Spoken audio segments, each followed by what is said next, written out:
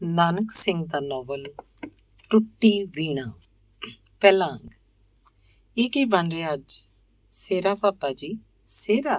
ਇਹ ਕੀ ਆ ਸੇਰਾ? ਪਤਾ ਨਹੀਂ ਤੁਹਾਨੂੰ? ਅੱਜ ਬਾਊ ਉਦੇ ਸ਼ੰਕਰ ਨੇ ਆਉਣਾ ਹੈ ਰਿਹਾ ਹੋ ਕੇ। ਮੈਂ ਕਹਿਣਾ ਤੂੰ ਛੱਡੇਂਗੀ ਕਿ ਨਹੀਂ ਇਹਨਾਂ ਅੱਖੜ ਖਾਂਦੀਆਂ ਨੂੰ? ਪਾਪਾ ਜੀ ਦੀ ਬੱਚੀ ਨਾ ਹੋਵੇ ਤੇ 100 ਵਾਰੀ ਸਮਝਾ ਥੱਕਾਂ ਵੀ ਮੈਨੂੰ ਨਹੀਂ ਚੰਗੇ ਲੱਗਦੇ ਇਹੋ ਜਿਹੇ ਬੇਹੂਦਾ ਕੰਮ। ਪਰ ਇਸ ਪਾਪਾ ਜੀ ਦੂਰ ਹੋਕ ਲੈਣੀ ਹੈ। ਵੱਡੇ ਛੋਟੇ ਦਾ ਲਿਹਾਜ਼ ਨਹੀਂ, ਅਦਬ ਨਹੀਂ, ਬਸ ਹਰ ਗੱਲ 'ਚ ਬੈਸਣਾ ਸ਼ੁਰੂ ਕਰ ਦੇਣਾ। ਮੈਂ ਕਹਿਣਾ ਇਹ ਧੀਆਂ ਦੇ ਲੱਛਣ ਨੇ। ਫੁੱਲ ਪਰੋਂਦੀ ਸੂਈ ਉਹਦੇ ਹੱਥ ਵਿੱਚ ਹੀ ਰੁਕ ਗਈ ਕਿਉਂਕਿ ਉਹ ਹਾਰ ਬਣਾ ਰਹੀ ਸੀ। ਦੂਜਾ ਹੱਥ ਜਿਸ ਵਿੱਚ ਉਹਨੇ ਗੁਲਾਬ ਦਾ ਇੱਕ ਗੂੜਾ ਲਾਲ ਫੁੱਲ ਫੜਿਆ ਹੋਇਆ ਸੀ ਉਹਦੇ ਗੋਡੇ ਤੇ ਟਹਿ ਪਿਆ। ਜਦ ਗੰਗਾ ਰਾਮ ਕੋਲ ਪਏ ਚੀਕੂ ਨੂੰ ਠੁੱਡੇ ਨਾਲ ਦੂਰ ਰੋੜਦਾ ਹੋਇਆ ਫਿਰ ਖੜਕਿਆ। ਦਫਾ ਕਰ ਇਸ ਸਿਆਪੇ ਨੂੰ, ਰੋਜ਼ ਕੋਈ ਨਵਾਂ ਬਖੇੜਾ ਲਿਆ ਖੜਾ ਕਰਦੀ ਹੈ। ਉਦੇ ਸ਼ੰਕਰ ਲੱਗਦਾ ਹੈ ਜੀਕਣ ਸਾੜ ਸਤੌੜੇ ਦਾ ਖਬਰੇ ਕਿੱਥੋਂ ਲਿਖੀ ਪਈ ਸੀ ਮੇਰੇ ਹੱਡਾਂ ਨੂੰ ਖਾਣ ਲਈ। ਲਾਲ ਗੁਲਾਬੀ ਤੇ ਚਿੱਟੇ ਫੁੱਲ ਖੇਰੂ ਖੇਰੂ ਹੋ ਕੇ ਫਰਸ਼ ਤੇ ਖਿਲ ਰਹੇ ਪਏ ਸਨ ਤੇ ਅਰਮਾਨ ਭਰੀ ਨਜ਼ਰ ਉਹਨਾਂ ਤੇ ਟਿਕਾਈ ਪ੍ਰਤਿਮਾ ਬਿਤਰ ਬਿਤਰ ਤੱਕ ਰਹੀ ਸੀ, ਫੁੱਲਾਂ ਵਾਂਗ ਜਿਵੇਂ ਕਿਸੇ ਨੇ ਉਹਦੇ ਦਿਲ ਨੂੰ ਟੋਟੇ ਕਰਕੇ ਖਿਲਾਰ ਦਿੱਤਾ ਹੋਵੇ। ਹੁਣੇ ਹੁਣੇ ਉਹਦੀਆਂ ਅੱਖਾਂ ਅੱਗੇ ਜਿਹੜਾ ਸੁਹਾਵਣਾ ਦ੍ਰਿਸ਼ ਫਿਰ ਰਿਹਾ ਸੀ, ਫੁੱਲਾਂ ਉੱਤੇ ਠੁੱਡੇ ਦਾ ਵਾਰ ਹੁੰਦਿਆਂ ਹੀ ਛਾਈ ਮਾਈ ਹੋ ਗਿਆ। ਉਹਦੇ ਫੁੱਲਾਂ ਵਰਗੇ ਕੋਮਲ ਪੋਟਿਆਂ ਨਾਲ ਪਰੁੱਛਦਾ ਹੋਇਆ ਇੱਕ ਇੱਕ ਫੁੱਲ ਇਸ ਸਵਰਗੀ ਪੀਂਘ ਦਾ ਇੱਕ ਝੂਟਾ ਉਹਨੂੰ ਦਈ ਜਾ ਰਿਹਾ ਸੀ ਤੇ ਇਹਨਾਂ ਝੂਟਿਆਂ ਦੇ ਹੁਲਾਰਿਆਂ 'ਚ ਉੱਡਦੀ ਹੋਈ ਉਹਦੀ ਅੰਤਰ-ਆਤਮਾ ਕਿਸੇ ਅਤ ਮਿੱਠੀ ਛੋਹ ਨੂੰ ਪ੍ਰਤੀਤ ਕਰ ਰਹੀ ਸੀ। ਉਹਦੀਆਂ ਅੱਖਾਂ ਤੱਕ ਰਹੀਆਂ ਸਨ ਰੇਲਵੇ ਸਟੇਸ਼ਨ ਦੇ ਪਲੇਟਫਾਰਮ ਉੱਤੇ ਮਨੁੱਖੀ ਭੀੜ ਦਾ ਇੱਕ ਠਾਠਾਂ ਮਾਰਦਾ ਸਮੁੰਦਰ ਜਿਹਾ। ਫਿਰ ਉਹਨੇ ਰੇਲ ਦੇ ਡੱਬੇ 'ਚੋਂ ਇੱਕ ਉੱਚੇ ਲੰਮੇ ਗੱਭਰੂ ਨੂੰ ਉਤਰਦਿਆਂ ਡਿੱਠਾ ਜਿਹਦੀ ਗਰਦਨ ਠੋਡੀ ਤੱਕ ਹਾਰਾਂ ਨਾਲ ਭਰੀ ਹੋਈ ਸੀ। ਪ੍ਰਤਿਮਾ ਦੇ ਹੱਥ ਵਿੱਚ ਇੱਕੋ ਹਾਰ ਸੀ ਜਿਹਨੂੰ ਪਰਾਉਣ ਤੋਂ ਪਹਿਲਾਂ ਹੀ ਉਹਦੀ ਕਲਪਨਾ ਸ਼ਕਤੀ ਨੇ ਤਿਆਰ ਕਰ ਲਿਆ ਸੀ। ਹਾਰ ਨੂੰ ਟੁੱਟਣੋਂ ਉਲਝਣੋਂ ਬਚਾਉਂਦੀ ਭੀੜ ਨੂੰ ਧੁੱਸਦੀ ਹੋਈ ਉਸ ਸਡੌਲ ਤੇ ਪ੍ਰਭਾਵਸ਼ਾਲੀ ਗੱਭਰੂ ਦੇ ਸਾਹਮਣੇ ਪਹੁੰਚੀ। ਝੁਕੀਆਂ ਅੱਖਾਂ, ਧੜਕਦੇ ਦਿਲ, ਕੰਬਦੇ ਹੱਥਾਂ ਨਾਲ ਉਹਨੇ ਜਿਉਂ ਹੀ ਉਹ ਹਾਰ ਨੌਜਵਾਨ ਦੇ ਨੇੜੇ ਖੜਿਆ ਕਿ ਇਸ ਵੇਲੇ ਗੰਗਾ ਰਾਮ ਦੀ ਲਲਕਾਰ ਉਹਦੇ ਕੰਨਾਂ 'ਚ ਆ ਗੂੰਜੀ। ਸਭ ਕੁਝ ਲੋਪ ਹੋ ਗਿਆ। ਕਮਰੇ 'ਚ ਪ੍ਰਤਿਮਾ ਸੀ, ਫਰਸ਼ ਤੇ ਖਿਲਰੇ ਫੁੱਲ ਸਨ। ਪਰਲੇ ਪਾਸੇ ਗੰਗਾ ਰਾਮ ਸੀ ਜਿਹੜਾ ਅਜੇ ਤੀਕ ਹੋਠਾਂ 'ਚ ਬੁੜਬੁੜ ਕਰਦਾ ਹੋਇਆ ਗਲੋਂ ਡਾਕ ਦਾ ਥੈਲਾ ਲਾ ਕੇ ਕਿੱਲੀ ਟੰਗ ਰਿਹਾ ਸੀ। ਫੁੱਲਾਂ ਨੂੰ ਉਸੇ ਤਰ੍ਹਾਂ ਖਿਲਰੇ ਛੱਡ ਕੇ ਆਪਣੀਆਂ ਟੁੱਟੀਆਂ ਸੱਧਰਾਂ ਵਾਂਗ ਹੱਥ ਵਿਚਲੇ ਉਸ ਅਧੂਰੇ ਲੜ ਨੂੰ ਇੱਕ ਪਾਸੇ ਰੱਖ ਕੇ ਜਦੋਂ ਗੰਗਾ ਰਾਮ ਨੂੰ ਰੋਟੀ ਖਵਾਉਣ ਲਈ ਰਸੋਈ ਵੱਲ ਜਾਣ ਲੱਗੀ ਤਾਂ ਪਿੱਛੋਂ ਉਹਨੂੰ ਬੁਲਾਵਾ ਪਿਆ। ਪ੍ਰਤਿਮਾ। ਲਾਹੌਰ ਦਾ ਗੁਮਟੀ ਬਾਜ਼ਾਰ ਲੰਘ ਕੇ ਅੱਗੇ ਸੱਜੇ ਹੱਥ ਇੱਕ ਨਵੇਂ ਜਿਹੇ ਫਾਟਕ ਵਾਲੀ ਗਲੀ ਹੈ ਜਿਹਦੇ 4-5 ਘਰਾਂ ਤੋਂ ਬਾਅਦ ਇੱਕ ਛੋਟਾ ਜਿਹਾ 2 ਛੱਤਾ ਮਕਾਨ ਹੈ। ਇਹਦੇ ਉਤਲੇ ਹਿੱਸੇ 'ਚ ਇਹੋ ਡਾਕੀਆ ਗੰਗਾ ਰਾਮ ਆਪਣੀ ਲੜਕੀ ਸਣੇ ਰਹਿੰਦਾ ਹੈ। ਥਾਂ ਕੋਈ ਬਹੁਤਾ ਨਹੀਂ। ਗਲੀ ਵੱਲ ਨੂੰ ਖੁੱਲ੍ਹਦਾ ਇੱਕ 3 ਬੂਹਾ ਕਮਰਾ। ਉਹਦੇ ਪਿੱਛੇ ਇੱਕ ਪਾਸੇ ਰਸੋਈ, ਦੂਜੇ ਪਾਸੇ ਇੱਕ ਛੋਟਾ ਜਿਹਾ ਹੋਰ ਕਮਰਾ ਜਿਹਦੀ ਇੱਕ ਨੁਕਰੇ ਕੁਝ ਵਾਧੂ ਘਾਟੂ ਸਮਾਨ ਪਿਆ ਤੇ ਉਹਦਾ ਬਾਕੀ ਹਿੱਸਾ ਲਗਭਗ ਖਾਲੀ ਹੈ। ਛੋਟੇ ਇੱਕ ਪਾਸੇ ਖੜੇ ਕੀਤੇ ਹੋਏ 2 ਅਧੋਰਾਣੇ ਜਿਹੇ ਮੰਜਿਆਂ ਤੋਂ। ਗੰਗਾ ਰਾਮ ਦੀ ਜ਼ਿੰਦਗੀ ਇਸ ਵੇਲੇ ਉਸ ਖੜ ਸੁੱਕ ਦਰਖਤ ਵਰਗੀ ਹੈ ਜਿਹਨੂੰ ਤੱਕ ਕੇ ਕੋਈ ਨਹੀਂ ਆਖ ਸਕਦਾ ਕਿ ਇਸ ਉੱਤੇ ਕਦੀ ਬਹਾਰ ਆਈ ਹੋਏਗੀ, ਭਾਵੇਂ ਕਿ ਉਹਨੇ ਅਨੇਕਾਂ ਬਹਾਰਾਂ ਵੇਖੀਆਂ ਤੇ ਮਾਣੀਆਂ ਹਨ।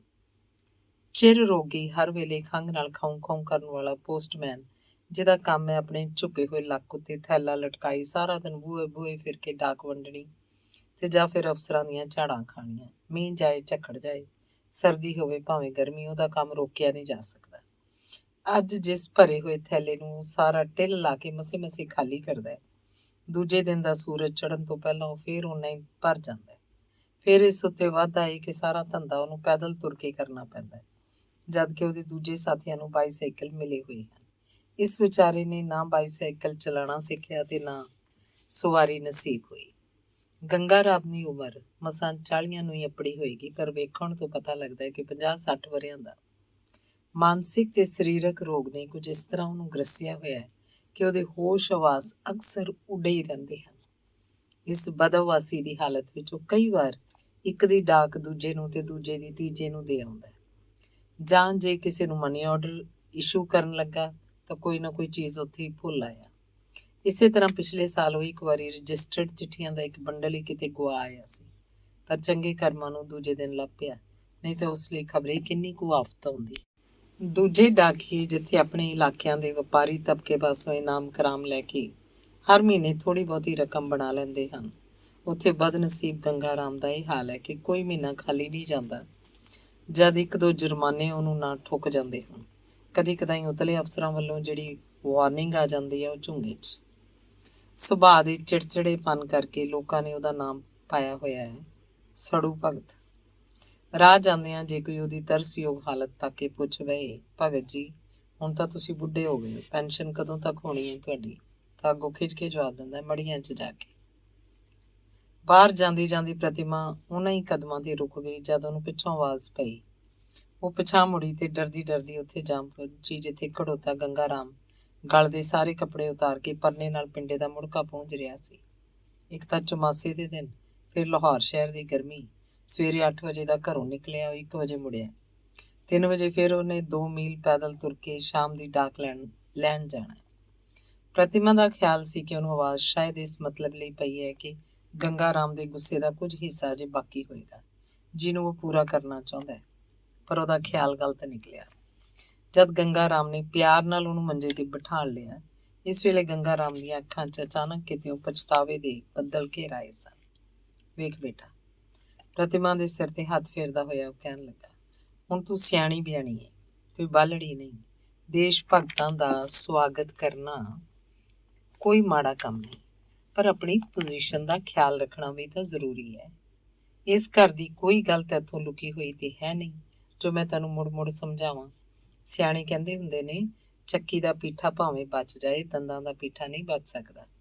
ਤੈਨੂੰ ਪਤਾ ਹੈ ਬੇਟਾ, ਅਸੀਂ ਅੱਗੇ ਲੋਕਾਂ ਦੀ ਦੰਦ ਕਥਾ ਦਾ ਸ਼ਿਕਾਰ ਹਾਂ।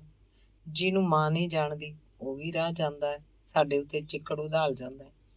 ਅਸੀਂ ਕਿਸੇ ਦੀ ਗੁਲਾਮੀ ਨਹੀਂ ਕੀਤੀ, ਵਿਗਾੜਿਆ ਕਿਸੇ ਦਾ ਕੁਛ ਨਹੀਂ, ਫਿਰ ਵੀ ਲੋਕ ਸਾਨੂੰ ਜਿਉਣ ਨਹੀਂ ਦਿੰਦੇ। ਨਾ ਅਸੀਂ ਹੱਸਦੇ ਚੰਗੇ ਲੱਗਦੇ ਆ, ਨਾ ਰੋਂਦੇ। ਪਿਓ ਦੀ ਜ਼ਬਾਨੋਂ ਇਹ ਤੋਂ ਵੱਧ ਕੁਝ ਸੁਣਨ ਦੀ ਹਿੰਮਤ ਪ੍ਰਤਿਮਾ 'ਚ ਨਹੀਂ ਸੀ। ਉਹ ਜਾਣਦੀ ਸੀ ਇਹਨਾਂ ਗੱਲਾਂ ਦੀ ਲੜੀ ਆਖਰ ਕਿੱਥੇ ਜਾ ਕੇ ਖਤਮ ਹੋਏਗੀ। ਉਸ ਲਈ ਜੇ ਕੋਈ ਸਭ ਤੋਂ ਔਖਾ ਕੰਮ ਸੀ ਤਾਂ ਗੰਗਾ ਰਾਮ ਦੇ ਮੂੰਹੋਂ ਪਿਛਲੇ ਪੁਰਾਣੇ ਕਿੱਸੇ ਸੁਣਨੇ। ਉਹ ਜਾਣਦੀ ਸੀ ਗੰਗਾ ਰਾਮ ਦੀ ਸਿਹਤ ਅੱਗੇ ਹੀ ਦਿਨੋਂ ਦਿਨ ਨਿੱਘਰਦੀ ਜਾ ਰਹੀ ਹੈ, ਜਿਸ ਦਾ ਕਾਰਨ ਜੇ ਕੋਈ ਹੈ ਤਾਂ ਇਹ ਪਿਛਲੀ ਰਾਮ ਕਹਾਣੀ। ਉਹਨੂੰ ਇਹ ਵੀ ਪਤਾ ਕਿ ਜੇ ਗੰਗਾ ਰਾਮ ਨੇ ਸੁਣਾਉਣੀ ਸ਼ੁਰੂ ਕਰਤੀ ਤਾਂ ਛੇਕੜ ਤੇ ਪਹੁੰਚ ਕੇ ਉਹਦੀ ਹਾਲਤ ਵਧੇਰੇ ਖਰਾਬ ਹੋ ਜਾਏਗੀ। ਖਾਸ ਕਰਕੇ ਉਸ ਦਿਨ ਤੋਂ ਬਾਅਦ ਤਾਂ ਉਹਨੂੰ ਬਹੁਤ ਹੀ ਡਰ ਲੱਗਣ ਲੱਗ ਪਿਆ ਜਿੱਦਣ ਇਸੇ ਤਰ੍ਹਾਂ ਆਪਣੀਆਂ ਪਿਛਲੀਆਂ ਬੀਤੀਆਂ ਸੁਣਾਉਂਦਿਆਂ ਗੰਗਾ ਰਾਮ ਨੂੰ ਫਿੱਟ ਆ ਗਿਆ ਸੀ। ਸੋ ਇਹ ਸਭ ਕੁਝ ਸੋਚ ਸਾਚ ਕੇ ਪ੍ਰਤਿਮਾ ਨੇ ਇਸ ਵੇਲੇ ਉੱਥੋਂ ਹਟ ਜਾਣਾ ਹੀ ਠੀਕ ਸਮਝਿਆ ਤੇ ਮੁੜ ਉੱਠਦੀ ਬੋਲੀ, ਅੱਛਾ ਪਾਪਾ ਜੀ, ਪਹਿਲਾਂ ਰੋਟੀ ਖਾ ਲਓ ਤੁਸੀਂ। ਵੱਡੇ ਵੇਲੇ ਦੇ ਨਿਰਣੇ ਕਲੇਜੇ ਘਰੋਂ ਨਿਕਲੇ ਹੋਏ ਹੋ। ਤੇ ਬਿਨਾਂ ਹੋਰ ਕਿਹਾ ਸੁਣਿਆ ਉਹ ਕਮਰੇ ਚੋਂ ਨਿਕਲ ਗਈ। ਅੰਗ ਦੂਸਰਾ। ਸਾਲਾਂ ਦੀਆਂ 8-10 ਲੰਘਾਂ ਪਿਛਾਂ ਵੱਲ ਜਾ ਕੇ ਜਦ ਅਸੀਂ ਗੰਗਾ ਰਾਮ ਵੱਲ ਵੇਖਦੇ ਹਾਂ ਤਾਂ ਹੈਰਾਨੀ ਨਾਲ ਸੋਚਦੇ ਹਾਂ ਕਿ ਉਹ ਗੰਗਾ ਰਾਮ ਤੇ ਇਹ ਗੰਗਾ ਰਾਮ ਅਸਲ 'ਚ ਇੱਕੋ ਹਨ। ਕਿੱਥੇ ਰਿਸ਼ਟ ਪੁਸ਼ਟ 30 ਵਰ੍ਹਿਆਂ ਦਾ ਗੱਭਰੂ ਤੇ ਕਿੱਥੇ ਕੁੱਬਾ ਮਰੀਅਲ ਹੱਡੀਆਂ ਦਾ ਪਿੰਜਰ। ਕੀ ਇੰਨੇ ਥੋੜੇ ਸਮੇਂ ਵਿੱਚ ਹੀ ਇਸ ਸਦੀਆਂ ਜਿੱਡੀ ਤਬਦੀਲੀ ਕਿਸੇ ਤੇ ਆ ਸਕਦੀ ਹੈ? ਮਾਇਕ ਹਾਲਤ ਭਾਵੇਂ ਉਦੋਂ ਵੀ ਉਹਦੀ ਕੋਈ ਏਡੀ ਵਧੀਆ ਨਹੀਂ ਸੀ, ਪਰ ਫਿਰ ਵੀ ਉਹ ਆਪਣੇ ਪਿੰਡ ਵਿੱਚ ਲੀਡਰ ਸਮਝਿਆ ਜਾਂਦਾ ਸੀ। ਹਰ ਕੋਈ ਉਹਦਾ ਆਦਰ ਕਰਦਾ ਸੀ ਤੇ ਦੁੱਖ ਸੁੱਖ ਦਾ ਭਾਈਵਾਲ ਸੀ। ਕਿਸੇ ਦੇ ਕੰਮ ਆ ਕੇ ਉਹਨੂੰ ਖੁਸ਼ੀ ਹੁੰਦੀ ਸੀ। ਉਹਦੇ ਖਿਆਲ ਸੁਧਾਰਵਾਦੀ ਸਨ ਤੇ ਜੇ ਸੱਚ ਪੁੱਛਿਆ ਜਾਏ ਤਾਂ ਇਹੋ ਸੁਧਾਰਵਾਦੀ ਖਬਤ ਹੀ ਸੀ ਜਿਹਨੇ ਉਹਨੂੰ ਅੱਜ ਇਸ ਹਾਲਤ ਤੱਕ ਪਹੁੰਚਾਇਆ। ਗੱਲ ਭਾਵੇਂ ਹੈ ਨਾ ਮੰਨ ਸਕਣ ਵਾਲੀ, ਪਰ ਇਸ ਸੱਚਾਈ ਤੋਂ ਇਨਕਾਰ ਨਹੀਂ ਕੀਤਾ ਜਾ ਸਕਦਾ ਕਿ ਜੇ ਗੰਗਾ ਰਾਮ ਉਦੋਂ ਸੁਧਾਰਵਾਦ ਦੇ ਨਸ਼ੇ 'ਚ ਇੱਕ ਅਨੋਖਾ ਕਦਮ ਨਾ ਚੁੱਕ ਬਹਿੰਦਾ ਤਾਂ ਉਹਦੇ ਦੁੱਖਾਂ ਮੁਸੀਬਤਾਂ ਨੇ ਇਸ ਹੱਦ ਤੱਕ ਨਹੀਂ ਸੀ ਪਹੁੰਚਣਾ। ਪਿੰਡ 'ਚ ਗੰਗਾ ਰਾਮ ਦਾ ਅੱਛਾ ਖਾਸਾ ਮਕਾਨ, ਗੁਜ਼ਾਰੇ ਜੋਗੀ ਜ਼ਮੀਨ ਵੀ ਸੀ ਜਿਹਦਾ ਉਹ ਇਕੱਲਾ ਮਾਲਕ ਸੀ। ਮਾਂ ਪਿਓ ਦੇ ਨਿੱਕੇ ਹੁੰਦੇ ਹੀ ਮਰ ਗਏ ਸਨ ਤੇ ਭੈਣ ਭਰਾ ਕੋਈ ਹੈ ਨਹੀਂ ਸੀ। ਵਿੱਦਿਆ ਉਹਦੀ ਉਰਦੂ ਤੱਕ ਹੀ ਸੀਮਤ ਖਤਮ ਸੀ, ਜਿਹੜੀ ਸ਼ਹਿਰ ਵਿੱਚ ਤਾਂ ਭਾਵੇਂ ਕੋਈ ਕੀਮਤ ਨਾ ਰੱਖਦੀ ਹੋਵੇ ਪਰ ਪਿੰਡਾਂ 'ਚ ਕਾਫੀ ਸਮਝੀ ਜਾਂਦੀ ਹੈ।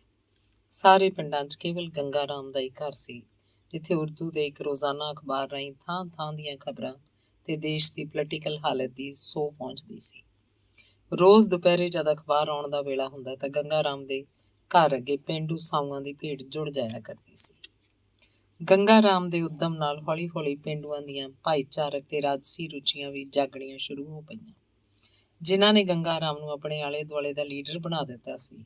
ਪਿੰਡ 'ਚ ਕੋਈ ਮਾਮਲਾ, ਕੋਈ ਵਾਰਦਾਤ ਹੋਵੇ, ਲੋਕੀ ਗੰਗਾ ਰਾਮ ਦੀ ਡਿਊਟੀ 'ਚ ਆ ਜੁੜਦੇ। ਲੋਕ ਸੇਵਾ ਦੀ ਇਸ ਗੁੱਝੀ ਲਗਨ ਨੇ ਅਖੀਰ ਗੰਗਾ ਰਾਮ ਨੂੰ ਪਿੰਡ ਛੱਡਣ ਲਈ ਮਜਬੂਰ ਕਰ ਦਿੱਤਾ। ਉਹਨੇ ਕੁਝ ਚਿਰ ਲਈ ਆਪਣੀ ਪੇਂਡੂ ਰਿਹਾਇਸ਼ ਦਾ ਪਹਿਲਾ ਅਸਰ ਜਿਹੜਾ ਉਹਦੇ ਦਿਲ ਉੱਤੇ ਹੋਇਆ, ਇਹ ਨਿਰਾ ਖਿਆਲੀ ਨਾ ਰਹਿ ਕੇ ਥੋੜੇ ਦਿਨਾਂ ਬਾਅਦ ਅਮਲੀ ਸ਼ਕਲ 'ਚ ਬਦਲ ਗਿਆ। ਚੰਗੇ ਤੇ ਉੱਚੇ ਚਾਲ ਚੱਲਣ ਦੇ ਇਸ ਗੱਭਰੂ ਨੇ ਜਦ ਲਾਹੌਰ ਵਿੱਚ ਬਦਕਾਰੀ ਦਾ ਇੱਕ ਅੱਡਾ ਵੇਖਿਆ ਤੇ ਉਸ 'ਚ ਵਸਣ ਵਾਲੀਆਂ ਸੈਂਕੜੇ ਵੇਸਵਾਵਾਂ ਦੇ ਨਰਕੀ ਜੀਵਨ ਤੇ ਉਹਨੇ ਝਾਤ ਮਾਰੀ ਤਾਂ ਉਹਦਾ ਦਿਲ ਤੜਪ ਕੇ ਰਹਿ ਗਿਆ। ਇੱਥੋਂ ਹੀ ਉਹਦੇ ਅੰਦਰ ਇੱਕ ਨਵੀਂ ਧੁਨ ਸਮਾ ਗਈ, ਇਹਨਾਂ ਨੂੰ ਅਮਲੀ ਤੌਰ ਤੇ ਸੁਧਾਰਨ ਦੀ। ਦਿਨ ਬੀਤਦੇ ਗਏ ਤੇ ਉਹਦੀ ਧੁਨ ਪੱਕਦੀ ਗਈ। ਅਖੀਰ ਇੱਕ ਦਿਨ ਆਇਆ ਜਦ ਗੰਗਾ ਰਾਮ ਦੀ ਆਦਰਸ਼ਵਾਦਤਾ ਨੇ ਉਹਨੂੰ ਇੱਕ ਨਵੇਂ ਰੂਪ 'ਚ ਪ੍ਰਗਟ ਕੀਤਾ। ਪਿੰਡ ਦੇ ਲੋਕਾਂ ਨੇ ਮੂੰਹ 'ਚ ਉਂਗਲਾਂ ਪਾ ਲਈਆਂ ਜਦੋਂ ਉਹਨਾਂ ਸੁਣਿਆ ਕਿ ਗੰਗਾ ਰਾਮ ਕਿਸੇ ਵੇਸਵਾ ਨੂੰ ਧਰਮ ਪਤਨੀ ਦੇ ਰੂਪ 'ਚ ਨਾਲ ਲੈ ਆਇਆ, ਜਿਹੜੀ ਆਪਣੇ ਨਾਲ ਹੀ ਆਪਦੇ ਪੈਸੇ ਦੀ ਕਮਾਈ ਰੂਪ ਇੱਕ 10 ਕੁ ਵਰ੍ਹਿਆਂ ਦੀ ਕੁੜੀ ਵੀ ਲਈ ਆਈ ਹੈ। ਜੇ ਗੰਗਾ ਰਾਮ ਚਾਹੁੰਦਾ ਤਾਂ ਪਿੰਡ ਦੇ ਕਿਸੇ ਘਰ 'ਚ ਵਿਆਹ ਕਰ ਸਕਦਾ ਸੀ, ਪਰ ਆਦਰਸ਼ਵਾਦੀ ਜੀਵਨ ਜਿਉਣ ਲਈ ਉਹ ਜਿਹੋ ਜਿਹਾ ਮਨ ਬਣਾ ਚੁੱਕਾ ਸੀ, ਉਹਦੇ ਹੁੰਦਿਆਂ ਉਹਨੇ ਇਸੇ ਨੂੰ ਆਪਣਾ ਜੀਵਨ ਮਾਰਗ ਲਈ ਮਿਸਾਲ ਸਮਝਿਆ। ਦੋਸਤਾਂ ਨੇ ਸਮਝਾਇਆ, ਰਿਸ਼ਤੇਦਾਰਾਂ ਨੇ ਵਾਸਤੇ ਪਾਏ ਕਿ ਇਸ ਤਰ੍ਹਾਂ ਬਰਾਦਰੀ ਵਿੱਚ ਇੱਕ ਦਿਨ ਲਈ ਵੀ ਉਹਦਾ ਰਹਿਣਾ ਸੰਭਵ ਹੋ ਜਾਏਗਾ। ਉਹਨਾਂ ਦਲੀਲਾਂ ਦੇ ਕੇ ਸਾਬਤ ਕਰਨ ਦੀ ਕੋਸ਼ਿਸ਼ ਕੀਤੀ ਕਿ ਜਿੱਥੇ ਦੇਸ਼ ਵਿੱਚ ਲੱਖਾਂ ਬਦਕਾਰ ਤੇ ਇੱਜ਼ਤ ਫਰੋਸ਼ ਤੀਵੀਆਂ ਭਰੀਆਂ ਪਈਆਂ ਨੇ, ਉੱਥੇ ਜੇ ਤੂੰ ਕਿਸੇ ਇੱਕ ਅੱਧੀ ਨੂੰ ਗੰਦਗੀ 'ਚੋਂ ਕੱਢ ਵੀ ਲਿਆ ਤਾਂ ਇਸ ਨਾਲ ਕਿੰਨੀ ਕੁ ਸੁਧਾਰ ਦੀ ਮੁਹਿੰਮ ਫਤਿਹ ਹੋ ਜਾਏਗੀ। ਪਰ ਗੰਗਾ ਰਾਮ ਸੀ, ਇੱਕੋ ਦਲੀਲ ਦੇ ਕੇ ਸਭ ਦੀਆਂ ਤਰਕਾਂ ਨੂੰ ਕੱਟ ਦਿੰਦਾ ਸੀ। ਉਹ ਉੱਤਰ 'ਚ ਕਹਿੰਦਾ, ਅੱਜ ਤੁਸੀਂ ਦੁਨੀਆ 'ਚ ਜੋ ਕੁਝ ਵੀ ਚੰਗਾ ਤੇ ਆਦਰਸ਼ ਦੀ ਸਿਖਰ ਤੇ ਪੁੱਜਿਆ ਵੇਖਦੇ ਹੋ, ਇਹ ਸਭ ਦਾ ਮੁੱਢ ਕਿਸੇ ਇਕੱਲੇ ਦੁਕੱਲੇ ਨਹੀਂ ਕਦੀ ਬੰਨਿਆ ਹੋਏਗਾ। ਦੂਰ ਨਾ ਜਾਓ, ਮਹਾਤਮਾ ਗਾਂਧੀ ਨੂੰ ਹੀ ਵੇਖ ਲਓ, ਇੱਕ ਲੰਗੋਟੀ ਨਾਲ ਗੁਜ਼ਾਰਾ ਕਰਦਾ। ਕਿ ਉਹਦੀ ਸਾਲਾਨਾ 10-20 ਗਜ਼ ਕੱਪੜੇ ਦੀ ਬੱਚਤ ਨਾਲ ਦੇਸ਼ ਦੇ ਕਰੋੜਾਂ ਨੰਗਿਆਂ ਦੇ ਨੰਗੇ ਕੱਜੇ ਜਾਣਗੇ। ਸੋ ਮਿੱਤਰੋ, ਸਵਾਲ ਤਾਂ ਇਹ ਹੈ ਅਸੂਲ ਪ੍ਰਸਤੀ ਦਾ।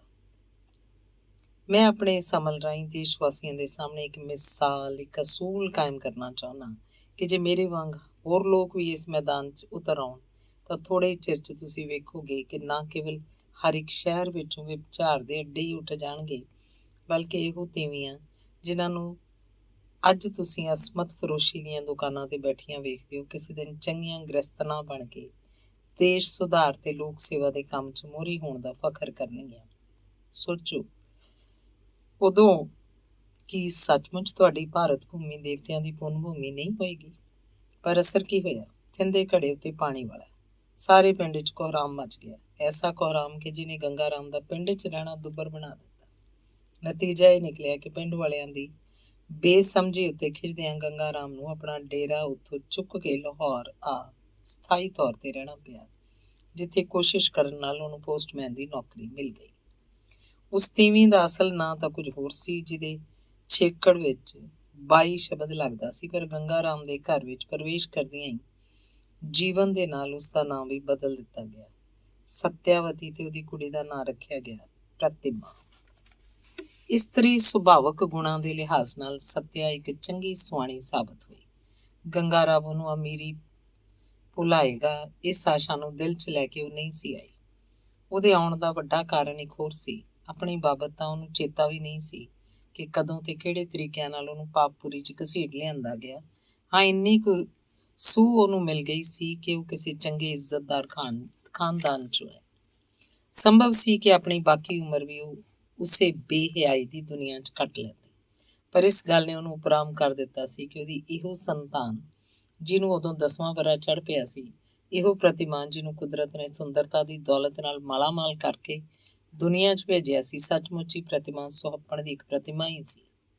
ਗੋਰਾ ਨਿਛੋ ਰੰਗ, ਗੁਦਗੁਦਾ ਪਿੰਡਾ, ਭਰਵਾਂ ਚਿਹਰਾ, ਉਸਤੇ ਵੱਡੀਆਂ ਵੱਡੀਆਂ ਚਮਕੀਲੀਆਂ ਅੱਖਾਂ ਜਿਹੜੀਆਂ ਅਕਸਰ ਅੱਧ ਮਿੱਟੀ ਖੁਮਾਰ ਭਰੀ ਜਿਹੀ ਹਾਲਤ ਵਿੱਚ ਹੀ ਰਹਿੰਦੀਆਂ ਸਨ, ਜਿਨ੍ਹਾਂ 'ਚ ਕੋਈ ਅਚੰਭਤ ਜਿਹਾ ਆਕਰਖਣ ਸੀ, ਜਿਹੜੀਆਂ ਈਰਾਨੀ ਤੀਵੀਂ ਦੀਆਂ ਅੱਖਾਂ ਵਾਂਗ ਮੋਟੀਆਂ ਦੇ ਨਾਲ ਕੁਝ ਲਮੂਤਰੀਆਂ ਵੀ ਸਨ। ਰੱਬ ਜਾਣੇ ਉਹਦੀਆਂ ਨਾੜਾਂ 'ਚ ਕਿਸੇ ਈਰਾਨੀ ਗੱਭਰੂ ਦਾ ਲਹੂ ਹੀ ਹੋਵੇ। ਉਹਦੇ ਅੰਗਾਂ ਉੱਤੇ ਗੁਲਾਬ ਦੀਆਂ ਪੱਤੀਆਂ ਵਰਗੀ ਮੁਲਾਇਮੀ, ਆਵਾਜ਼ 'ਚ ਸੰਗੀਤ ਦੇ ਪੰਚਮ ਸੁਰ ਵਰਗੀ ਮਿਠਾਸ ਸੀ। ਬਿਜਲੀ ਦਾ ਕਰੰਟ ਛੋਹ ਜਾਣ ਨਾਲ ਜਿਸ ਤਰ੍ਹਾਂ ਆਦਮੀ ਦੇ ਸਾਰੇ ਸਰੀਰ 'ਚ ਖਤਰਨਾਕ ਜਿਹੀ ਝਰਨਾਹਟ, ਇੱਕ ਮਾਰੂ ਜਿਹਾ ਕਾਂਬਾ ਛਿੜ ਜਾਂਦਾ ਹੈ, ਇਸੇ ਤਰ੍ਹਾਂ ਦੀ ਹਾਲਤ ਉਸ ਵੇਸਵਾ ਦੀ ਇੱਕ ਦਿਨ ਹੋਈ ਜਦ ਕਿਸੇ ਬਾਜ਼ਾਰੀ ਪ੍ਰੇਮੀ ਨੇ ਉਹਦੀ ਬੱਚੀ ਵੱਲ ਉਂਗਲ ਕਰਕੇ ਹਾਸੇ-ਹਾਸੇ 'ਚ ਕੁਝ ਗੰਦੇ ਵਾਕ ਬੋਲ ਦਿੱਤੇ, ਜਿਨ੍ਹਾਂ ਨੂੰ ਸੁਣਦਿਆਂ ਹੀ ਉਸ ਵੇਸਵਾ ਦਾ ਦਿਲ ਉੱਬਲ ਉੱਠਿਆ। ਉਹਦਾ ਮੁੱਦਤਾਂ ਤੋਂ ਦੱਬਿਆ ਘੁੱਟਿਆ ਮਾਂ-ਪੁਣਾ ਜਿਵੇਂ ਉੱਭਰ ਕੇ ਉਤਲੀ ਸਤ੍ਹਾ ਤੇ ਆ ਗਿਆ। ਉਸੇ ਮਾਤ ਹਿਰਦੇ ਉੱਤੇ ਚੋਟ ਖਾ ਕੇ ਉਹ ਤੜਪ ਉੱਠੀ। ਉਹ ਸੋਚਣ ਲੱਗੀ, ਤਾਂ ਕਿ ਇਸ ਬੱਚੀ ਦਾ ਵੀ ਕਦੀ ਇਹ ਹਾਲ ਹੋਏਗਾ ਜੋ ਅੱਜ ਮੇਰਾ ਹੋ ਰਿਹਾ। ਮੈਂ ਭਲਾ ਕਿਸੇ ਬਦਕਾਰ ਦੀ ਕਰਤੂਤ ਦਾ ਫਲ ਭੁਗਤ ਰਹੀ ਹਾਂ, ਪਰ ਇਹ ਪਵਿੱਤਰ ਬਾਲੜੀ ਇਸ ਗੰਗਾ ਜਲੀ 'ਚ ਕੀ ਮੈਂ ਆਪਣੇ ਹੱਥੀਂ ਸ਼ਰਾਬ ਭਰਾਂਗੀ? ਕੀ ਇੱਕ ਮਾਂ ਆਪਣੀ ਬੱਚੀ ਨੂੰ ਆਪ ਦੁਰਾਚਾਰ ਦੇ ਆਸਣ ਤੇ ਬਿਠਾਏਗੀ? ਇਹ ਖਿਆਲ ਦਾ ਆਉਣਾ ਸੀ ਕਿ ਉਸ ਤੀਵੀਂ ਦੇ ਮਨੋਭਾਵ 'ਚ ਕੋਈ ਤੂਫਾਨੀ ਜਿਹਾ ਅਦਲਾ ਬਦਲੀ ਸ਼ੁਰੂ ਹੋ ਗਈ। ਇਤਫਾਕ ਦੀ ਗੱਲ ਕਿ ਇਹਨਾਂ ਦਿਨਾਂ 'ਚ ਇੱਕ ਦਿਨ ਗੰਗਾ ਰਾਮ ਨਾਲ ਉਹਦਾ ਮੇਲ ਹੋ ਗਿਆ, ਜਿਹੜਾ ਉਨੀ ਦਿਨੀ ਬੜੀ ਸਰਗਰਮੀ ਨਾਲ ਸੁਧਾਰ ਦੇ ਇਸ ਅਵੱਲੇ ਜੇ ਰਾਹ ਦਾ ਰਾਹੀ ਬਣਿਆ ਹੋਇਆ ਸੀ। ਕੁਝ ਚਿਰ ਦੇ ਮੇਲ ਜੋਲ ਤੇ ਲੰਮੇ ਚੌੜੇ ਵਾਰਤਾਲਾਪ ਤੋਂ ਬਾਅਦ ਸੰਜੋਗ ਨੇ ਇਹਨਾਂ ਦੋਹਾਂ ਦੀਆਂ ਜੀਵਨ ਤੰਦਾਂ ਇੱਕ ਦੂਜੇ ਨਾਲ ਜੋੜ ਦਿੱਤੀਆਂ। ਤੀਵੀਂ ਨੇ ਗੰਗਾ ਰਾਮ ਦੇ ਖਿਆਲਾਂ ਤੇ ਅਸਰ ਹੇਠ ਆ ਕੇ ਆਪਣੇ ਆਪ ਨੂੰ ਉਹਦੇ ਕਦਮਾਂ ਤੇ ਸੁੱਟ ਦਿੱਤਾ। ਗੰਗਾ ਰਾਮ ਨੇ ਵੀ ਪੂਰੀ ਦਲੇਰੀ ਤੇ ਜ਼ਿੰਮੇਵਾਰੀ ਨਾਲ ਉਹਨਾਂ ਦੋਹਾਂ ਮਾਵਾਂ ਧੀਆਂ ਦਾ ਸਦੀਵੀ ਵਾਲ ਚੁੱਕ ਲਏ। ਲਾਹੌਰ ਆ ਕੇ ਗੱਲ ਠੰਡੀ ਹੋ ਗਈ। ਗੰਗਾ ਰਾਮ ਖੁਸ਼ ਸੀ ਕਿ ਉਹਨੇ ਆਦਰਸ਼ ਦੀ ਸਿਖਰ ਨੂੰ ਆਖਰ ਛੂਹ ਹੀ ਲਿਆ। ਸੱਤਿਆ ਨਾਲ ਉਹਦਾ ਪਿਆਰ ਦਿਨੋਂ ਦਿਨ ਵੱਧਦਾ ਗਿਆ ਤੇ ਪ੍ਰਤਿਮਾ ਨੂੰ ਉਹਨੇ ਆਪਣੀ ਹੀ ਸੰਤਾਨ ਸਮਝ ਕੇ ਗਲ ਨਾਲ ਲਾ ਲਿਆ। ਸੁੱਖਾਂ ਦਾ ਸਮਾਂ ਸੁਪਨੇ ਵਾਂਗ ਬੀਤਣ ਲੱਗਾ। ਗਰੀਬੀ ਵਿੱਚ ਵੀ ਬਾਦਸ਼ਾਹਤ ਦਾ ਸਵਾਦ ਮਾਣਿਆ ਜਾ ਰਿਹਾ ਸੀ, ਪਰ ਸਮੇਂ ਦੇ ਪੰਛੀ ਨੇ ਵਰ੍ਹਿਆਂ ਦੀਆਂ ਅਜੇ 4-5 ਉਡਾਰੀਆਂ ਮਸੇ ਲਾਈਆਂ ਸੀ ਕਿ ਇਸ ਮਹਿਕਦੀ ਫੁਲਵਾੜੀ 'ਚ ਹੋਣੀ ਦੇ ਵਾਵ ਰੋਲਿਆਂ ਨੇ ਪ੍ਰਵੇਸ਼ ਕਰਨਾ ਸ਼ੁਰੂ ਕਰ ਦਿੱਤਾ। ਪਿੰਡ ਵਾਲੀ ਚਰਚਾ ਤੁਰਦੀ ਤੁਰਦੀ ਛੇਕੜ ਸ਼ਹਿਰ ਤੱਕ ਵੀ ਆ ਪਹੁੰਚੀ ਤੇ ਜਿਸ ਗਲੀ 'ਚ ਗੰਗਾ ਰਾਮ ਰਹਿੰਦਾ ਸੀ, ਛੇਕੜ ਉਸ ਨਾਲ ਆ ਟਕਰਾਈ। ਜਦ ਤੀਕ ਗਲੀ ਮੁਹੱਲੇ ਨੂੰ ਅਸਲੀਅਤ ਦਾ ਪਤਾ ਨਹੀਂ ਸੀ ਲੱਗਾ। ਜਿਸ ਘਰ ਨਾਲ ਆਂਢ ਗੁਆਂਢ ਦਾ ਚੰਗਾ ਮੇਲ ਗੇਲ ਬਣਿਆ ਰਿਹਾ, ਪਰ ਜਿਉਂ ਹੀ ਇਸ ਅਫਵਾਹ ਨੇ ਆਪਣਾ ਅਸਰ ਵਿਖਾਉਣਾ ਸ਼ੁਰੂ ਕੀਤਾ, ਲੋਕੀ ਇਸ ਘਰ ਦੇ ਪਰਛਾਵੇਂ ਪਾਸੋਂ ਡਰਨ ਲੱਗੇ। ਹੌਲੀ ਹੌਲੀ ਸਭ ਨੇ ਇਹਨਾਂ ਨਾਲ ਮਿਲਣਾ ਪਿੱਟਣਾ ਛੱਡ ਦਿੱਤਾ। ਛੁੱਟੇ ਅੱਧ ਘਰ ਤੋਂ। ਗੰਗਾ ਰਾਮ ਪਹਿਲਾਂ ਤਾਂ ਇਹ ਸਭ ਕੁਝ ਸੁਣ ਕੇ ਬੇਪਰਵਾਹੀ ਦੀ ਹਵਾ 'ਚ ਉਡਾ ਛੱਡਦਾ ਸੀ, ਪਰ ਜਿਉਂ-ਜਿਉਂ ਪ੍ਰਤੀਕਰਮ ਵੱਧਦਾ ਗਿਆ, ਉਹਦੀ ਸਹਿਣ ਸ਼ਕਤੀ ਕਮਜ਼ੋਰ ਹੁੰਦੀ ਚਲੀ ਗਈ। ਕਦੀ-ਕਦੀ ਤਾਂ ਗੁੱਸੇ ਨਾਲ ਇੰਨਾ ਤਿਲ ਮਿਲਾ ਉੱਠਦਾ ਕਿ ਸਭ ਕੁਝ ਛੱਡ ਛਡਾ ਕੇ ਕਿਤੇ ਨੱਠ ਜਾਣ ਨੂੰ ਉਹਦਾ ਜੀਅ ਆਉਂਦਾ। ਉਦੋਂ ਤਾਂ ਇਹ ਜੋੜਾ ਤੜਫ ਹੀ ਉੱਠਦਾ ਜਦੋਂ ਸਕੂਲੋਂ ਪੜ੍ਹ ਕੇ ਆਉਂਦੀ ਪ੍ਰਤਿਮਾ ਸ਼ਿਕਾਇਤਾਂ ਦੇ ਦਫ਼ਤਰ ਖੋਲ੍ਹ ਬਹਿੰਦੀ। ਕੁੜੀਆਂ ਮੈਨੂੰ ਹਰ ਵੇਲੇ ਛੇੜਦੀਆਂ ਰਹਿੰਦੀਆਂ ਨੇ, ਕੋਈ ਕੁਝ ਕਹਿੰਦੀ, ਕੋਈ ਕੁਝ। ਇਹਨਾਂ ਸ਼ਿਕਾਇਤਾਂ ਨੂੰ ਸੁਣ ਕੇ ਸੱਤਿਆ ਨੂੰ ਓਨਾ ਗੁੱਸਾ ਕੁੜੀਆਂ ਤੇ ਨਹੀਂ ਸੀ ਆਉਂਦਾ, ਜਿੰਨਾ ਆਪਣੀ ਧੀ ਦੀ ਕਿਸਮਤ ਉੱਤੇ। ਦਿਲ ਦੀ ਅੱਗ ਨੂੰ ਦਿਲ 'ਚ ਹੀ ਘੁੱਟ ਕੇ ਉਹ ਰਹਿ ਜਾਂਦੀ। ਪ੍ਰਤਿਮਾ ਕਿਹੜੇ ਪਿਓ ਦੀ ਸੰਤਾਨ ਹੈ, ਇਹਦਾ ਨਾ ਉਹਦੀ ਮਾਂ ਨੂੰ ਇਲਮ ਸੀ ਤੇ ਨਾ ਕਿਸੇ ਹੋਰ ਨੂੰ। ਚੱਕਲੇ ਦੀਆਂ ਹੋਰ ਸੰਤਾਨਾਂ ਵਾਂਗ ਪੰਜਵੀਂ ਤੀਕ ਪ੍ਰਤਿਮਾ ਉਸੇ ਵਾਯੂ ਮੰਡਲ 'ਚ ਪੜ੍ਹੀ ਸੀ, ਜਿੱਥੇ ਪੜ੍ਹਾਈ ਦੇ ਨਾਲ ਨਾਲ ਉਹਨੂੰ ਹੋਰ ਵੀ ਬਹੁਤ ਕੁਝ ਸਿੱਖਣ, ਸਮਝਣ ਤੇ ਅਨੁਭਵ ਕਰਨ ਦਾ ਮੌਕਾ ਮਿਲਦਾ ਰਿਹਾ ਸੀ। ਉਹਦੀ ਬੁੱਧੀ ਸ਼ੁਰੂ ਤੋਂ ਹੀ ਬੜੀ ਚਤੰਨ ਸੀ, ਜਿਸ ਕਰਕੇ ਆਪਣੀ ਛੋਟੀ ਜਿਹੀ ਉਮਰੇ ਹੀ ਉਸ ਪਾਪ ਦੀ ਦੁਨੀਆ ਨੂੰ ਉਹ ਚੰਗੀ ਤਰ੍ਹਾਂ ਸਮਝ ਗਈ ਸੀ। ਆਪਣੀਆਂ ਹਮ ਉਮਰ ਕੁੜੀਆਂ, ਜਿਨ੍ਹਾਂ ਨਾਲ ਉਦੋਂ ਉਸਦਾ ਗੂੜਾ ਸਹੇਲ ਸੀ, ਦੀ ਸੰਗਤ 'ਚ ਪ੍ਰਤਿਮਾ ਨੇ ਆਪਣੀ ਉਮਰ ਦੇ 10 ਵਰ੍ਹੇ ਬਿਤਾਏ ਸਨ। ਉਸ ਉੱਤੇ ਉਸ ਵਰਗੀਆਂ ਕੁੜੀਆਂ ਦਾ ਉਹ ਸਕੂਲ ਵੀ ਨਿਰਾਲਾ ਸੀ ਤੇ ਉਹਦੇ ਕੋਰਸ ਉਦੋਂ ਵੀ ਅਜੀਬ। ਕਿਸੇ ਪਬਲਿਕ ਪਾਠਸ਼ਾਲਾ ਤੀਕ ਨਾ ਤਾਂ ਤਬਕੇ ਦੀ ਪਹੁੰਚ ਹੁੰਦੀ ਹੈ ਤੇ ਨਾ ਹੀ ਸ਼ਾਇਦ ਉਹ ਉੱਥੇ ਜਾਣ ਲਈ ਖਾਹਿਸ਼ਮੰਦ ਹੁੰਦੇ ਹਨ। ਇਹਨਾਂ ਦਾ ਸਕੂਲ ਆਪਣੀ ਦੁਨੀਆ 'ਚ ਹੁੰਦਾ। ਕਿਸੇ ਚੁਬਾਰੇ ਦਾ ਕੋਈ ਵੱਖਰਾ ਜਿਹਾ ਕਮਰਾ ਤੇ ਉਹਨਾਂ ਦਾ ਮਾਸਟਰ ਹੁੰਦਾ ਹੈ, ਕੋਈ ਉਰਦੂ ਦਾਨ, ਸਾਰੰਗੀਆਂ ਜਾਂ ਤਬਲਚੀ, ਜਿਹੜਾ ਪਹਿਲੀ ਦੂਜੀ ਕਿਤਾਬ ਤੋਂ ਬਾਅਦ ਜੋ ਕੁਝ ਵੀ ਉਹਨਾਂ ਕੁੜੀਆਂ ਨੂੰ ਪੜ੍ਹਾਉਣਾ ਹੈ, ਗਜ਼ਲਾਂ, ਕਵਾਲੀਆਂ, ਗਾਣਿਆਂ ਦੀ ਸ਼ਕਲ 'ਚ ਅਥਵਾ ਨਾਜ਼ਾਂ ਅਦਾਵਾਂ ਦੀ ਮੁਹਾਰ ਨਹੀਂ ਰਹੇ। ਕਿਹਾ ਨਹੀਂ ਜਾ ਸਕਦਾ ਕਿ ਪੰਜਵੀਂ ਤੀਕ ਪਹੁੰਚਦਿਆਂ ਪਹੁੰਚਦਿਆਂ ਪ੍ਰਤਿਮਾ ਦੇ ਜੀਵਨ ਉੱਤੇ ਉਸ ਵਾਯੂ ਮੰਡਲ ਦਾ ਕਿੰਨਾ ਕੁ ਅਸਰ ਪਿਆ। ਇਸ 'ਚ ਸ਼ੱਕ ਨਹੀਂ ਕਿ ਪੜ੍ਹਾਈ 'ਚ ਉਹ ਬਾਕੀ ਕੁੜੀਆਂ ਨਾਲੋਂ ਕਾਫੀ ਹੁਸ਼ਿਆਰ ਸੀ। ਗਜ਼ਲਾਂ ਗਾਣਿਆਂ ਨੂੰ ਯਾਦ ਕਰਨ ਤੇ ਗਾਉਣ ਵਿੱਚ ਤਾਂ ਉਹ ਆਪ ਤੋਂ ਬਹੁਤ ਵੱਡੀਆਂ ਨੂੰ ਮਾਤ ਪਾ ਦਿੰਦੀ ਸੀ।